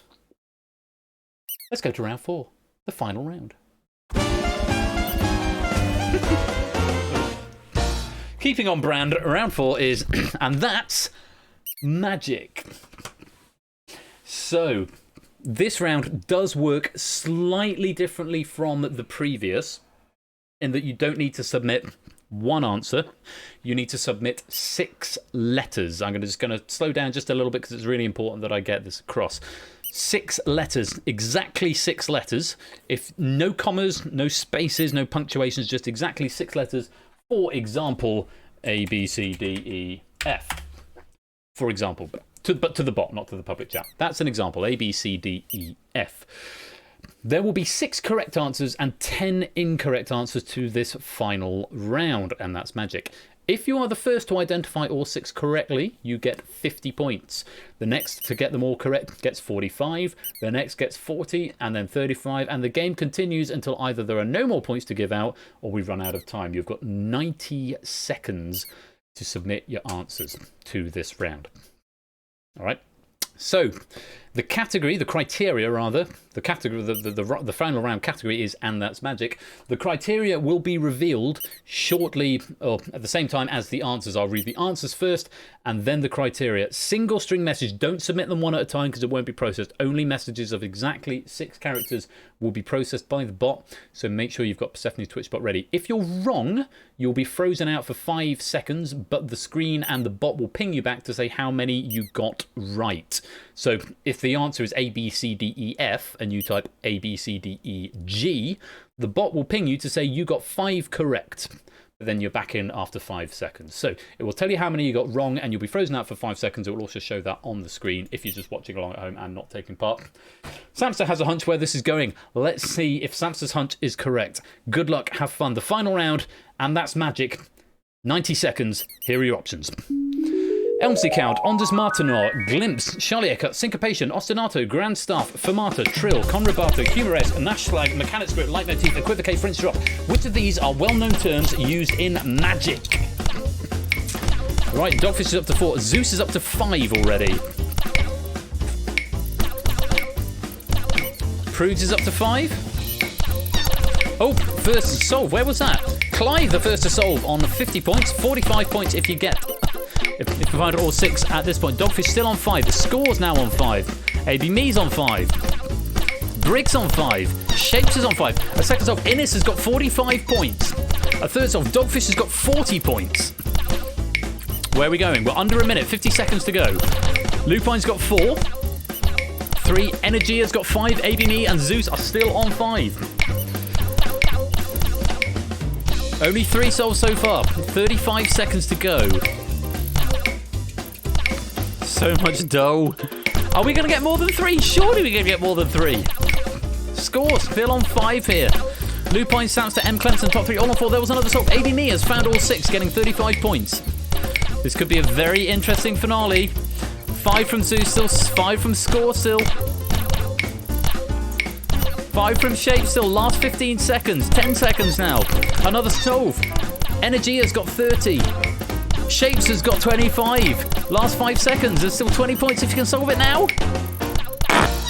Oh, and someone Zeusless solving on the time button, getting 20 points there. Very well played. Let's put you into order. The correct answers: Elmsey Count, Glimpse, Charlie Eckert, Mechanic Script, Equivocate, and French Drop. And that's the end of the round. I need to press the button again, so I'm going to go through those. Very, very well played. Zeus, you did get the correct answer, but not enough points to secure your victory. Third place goes to Clive with 103. I should go through these. The Elmsley count, by the way, is a count where it makes you look like you've got 4 cards when you've actually got 3. I'm not going to demonstrate it. A glimpse is something like Mrs. Flush. Say stop somewhere anywhere you like. Stop! Right there, take a look. That's the Queen of Clubs. That's a glimpse where I just glimpse the card. A Charlier cut, by the way, is the thing I do all the time. It's the one-handed cut. It's the Charlier cut. Mechanics grip is just that. It's just a grip in Magic where you have the cards in a certain deck. Equivoque is a particular routine where it's called Magician's Choice. The magician forces you to pick something that's in their mind by just clever words. And the French drop is something I don't really do. I haven't got a coin. It's a coin trip, but I've got a USB stick, but I'm quite pissed at this point. The French drop is where you basically take something like that and it disappears, but it's still over there. It's that effect. That's the French drop. I don't really do coin magic though. The other ones were apparently all piano terms, but yeah. So con rubato, light motive, all terms a pianist. Sorry, Brig. All terms that a pianist would be familiar with. I'm not going to lie, I didn't recognise at least 2 of them, David. So at some point, we'll have a conversation about what was going on with those alternate answers. But in 3rd place with 103 is Clive a Legend. You'll get a bonus penny. In 2nd place, for the 2nd time tonight, is Innes with 119, but earning 3 extra pennies and a £15 Spreadshirt voucher. The winner by 3 points is the author of the last game with 122 points. Your winner is Dogfish44. You were struggling is the answer. Fair enough, David. That's sort of how I felt coming up with all the number questions for relativity. Dogfish, very, very well done. We'll get in touch on Discord and I'll send you a £15 Spreadshirt voucher for you to spend on whatever you like. I encourage Persephone's chair merch, but Spreadshirt's a vast network and empire. So is there anything get whatever else that you you fancy. would want to spend your money on? Well, Mrs. Flesh says, is there anything else you want to spend your money on? You can get this baseball top. You can get this hoodie. You can get the "You Have No Authority Here" Jackie Weaver T-shirt. As portrayed by Wheel of Fortune, and so on and all the rest of it. But whatever you like, Dogfish will get in touch with that, and I'll send you a voucher code shortly. Get Edinburgh. Edinburgh is available. I've made some tweets to it because Ash got an Edinburgh one. Apparently it was a bit low, so I've moved the designer up a little bit. For anyone else interested, you can get Persephone's Chair merch from the merch store right there. And of course, if you want to come and hang out with us, if you're new here tonight, do come and join the Discord. Can I just say, at the end of this super bumper mega deluxe stream, it's 12:15. It's actually slightly earlier than I thought we'd finish, but we've kept pretty much the time. Thank you all so much on this helpful push for partner drive. I'll find out probably a few hours after the stream finishes if it's happened, because Sunday is going to be the big day, the Sunday as in today that is now. That's one of the reasons we pushed past midnight. Thank you very much for the follow, Major Munger. Okay. And DC Simmons is gifting out a community sub to... We're going to find out. Jimmy... well, I don't even know what's happening. I'm looking at the wrong chat. DC Simmons gifting out 3 Tier 1 subs to Jimmy T and Apollon Wave and Blue J Fox. Thank you so much for your generosity, DC Simmons. Thank you for your support here. Yeah, just to say a massive thank you to everyone for this push for partner thing. It's all to do with the metrics, and the charity stream sort of 28 days ago was a big spike in the metrics. The Saturday and the Sunday are both really, really positive. Grafalo, thank you for the 4-month subscription with Prime there. Enormously grateful to you. Thank you for your support. And so the reason for sort of tipping this one into Sunday, I wanted to do something big because I had a new game and, I wanted to do something, big. But at the same time, tipping over into the Sunday, it's a metric thing and it ticks that 12-day box that we sort of needed to get. I'm not going to talk for too long because I'm aware of the average view count and it's all to do with that. And so in this push for partner, I'll find out in a few hours if it's happened. If it has, amazing. If it hasn't, it's not the end of the world, and we'll keep trying and pushing. And just thank you all so much for your support. And, we were north of 100 tonight at one point. So that is just amazing. And, oh, good Lord, you're going to do a hype train at the end of the night. You are amazing. Thank you for setting off that hype train. But the point is, I'm trying to push the partner because it means more options for you. You get transcoding options. I get more emotes, and we get to do more stuff like this. I'm thinking about doing a 3rd stream in a sort of late afternoon at some point. Kegler Coach, thank you for the 50 bits there as well, and I love the Shamrock as well. So I will find out in a bit, but if not, I hope you've all had a great time. If you've won a prize tonight, I will get in touch with you Podonovo, thank you for the 2 gifted subs there to 8 Minky and Dogfish. Welcome to the fam. Thank you for the generosity. That's hugely kind of you. Thank you very much indeed. Level 2 complete. Onwards it goes. All the things are still going off. I don't even know where we are at this point, but we're still going. Look, I will let you know as soon as I know if it's happened. If it hasn't happened now, it may still happen. If we keep this push going and I keep getting the numbers, that we're getting now, then it may still happen in the next month or 2. But for now, more herring. I have got another Red Herrings question pack, but I'm not going to do another game now. We're playing Red Herrings again on Tuesday. Just quickly to go through stuff that's going on tomorrow. You've got the Pinnacle Larder with Tipster. 7 PM Pinnacle Larder over on Tipster's channel. Monday, Matt is back with Take It or Leave It on his channel. Do go give him a look in. Tuesday, next week, we're doing the switcheroo. So Tuesday is more Red Herrings and Risky Business on Tuesday. It's not classics, it's originals this coming Tuesday. That's here, 8 PM GMT. Wednesday, Ash is back with, let me look at my what's on. A feeling it's Million Duke Drop. No, it's 1 versus 100. 1 versus 100 with Ash on Wednesday. Thursday, Quizzy Dan I think is doing Cryptex stuff, but also Quizzy Dan is doing his Witness Wednesday on his channel on Wednesday along with 8 PM. Both 8 PM and Ash. If you just have them both on 2 monitors, that's what I do. I like to watch them both. And Thursday, Quizzy Dan is doing Cryptic Crosswords. Friday, Ash is back with more Outright. Outright with Ash next Friday. Everyone loves Outright. Always really good fun. And then next Saturday, the 6th of March, according to my schedule, I am back with more Face Off as usual. And of course, more Face Off. And the Escape Artist is what I've got down for next Saturday. So do come along for the Escape Artist and Face Off next weekend. It'll be lovely to see you here. So much going on. Thank you all so much for the support. I will let you know if this push has been enough. If it's not, we'll keep pushing and we'll get there eventually. But Winning Lines Wednesday. Duke Drop on Friday. Sorry, Ash, I've got that wrong on my What's On. Duke Drop on Friday, Winning Lines Wednesday. I don't know what I'm looking at then. That must have updated since I last updated the What's On. A great big noise just happened. Dev, thank you for the 3-month subscription there. Thank you so much for your support and ongoing support of the channel. I hope you've had fun tonight. It's been lovely to have you here. Thank you, everyone, for all the love, all the support, all the feedback that invariably you've either given or are going to give on Cryptex, and anything else that you want to give feedback on. Do tune in to some of the other guys around the community. I'll let you know if this drive has been successful. If not, then we'll keep pushing and we'll get there eventually. But I'm keeping my fingers crossed that maybe I'm going to wake up to a very positive email. If you've won a prize tonight, congratulations. I will get in touch with you on the Discord in due course and sort that out with you. If you have got pennies from tonight for either taking part or bonus pennies for winning, I will add those to the spreadsheet in the morning, probably not tonight. Well done to Dogfish on winning Red Herrings. Thank you as well to my amazing question writers tonight, Mogra for Danger Zone, Dogfish for Cryptex, and David Bodycombe for Red Herrings. Amazing packs, so much fun. It's been an awesome night. Thank you everybody so much for joining. Enjoy the rest of your weekend. Be splendid, be safe, be wonderful, be marvellous. Until next time up in Royal Flush, take care, peace out, and good night.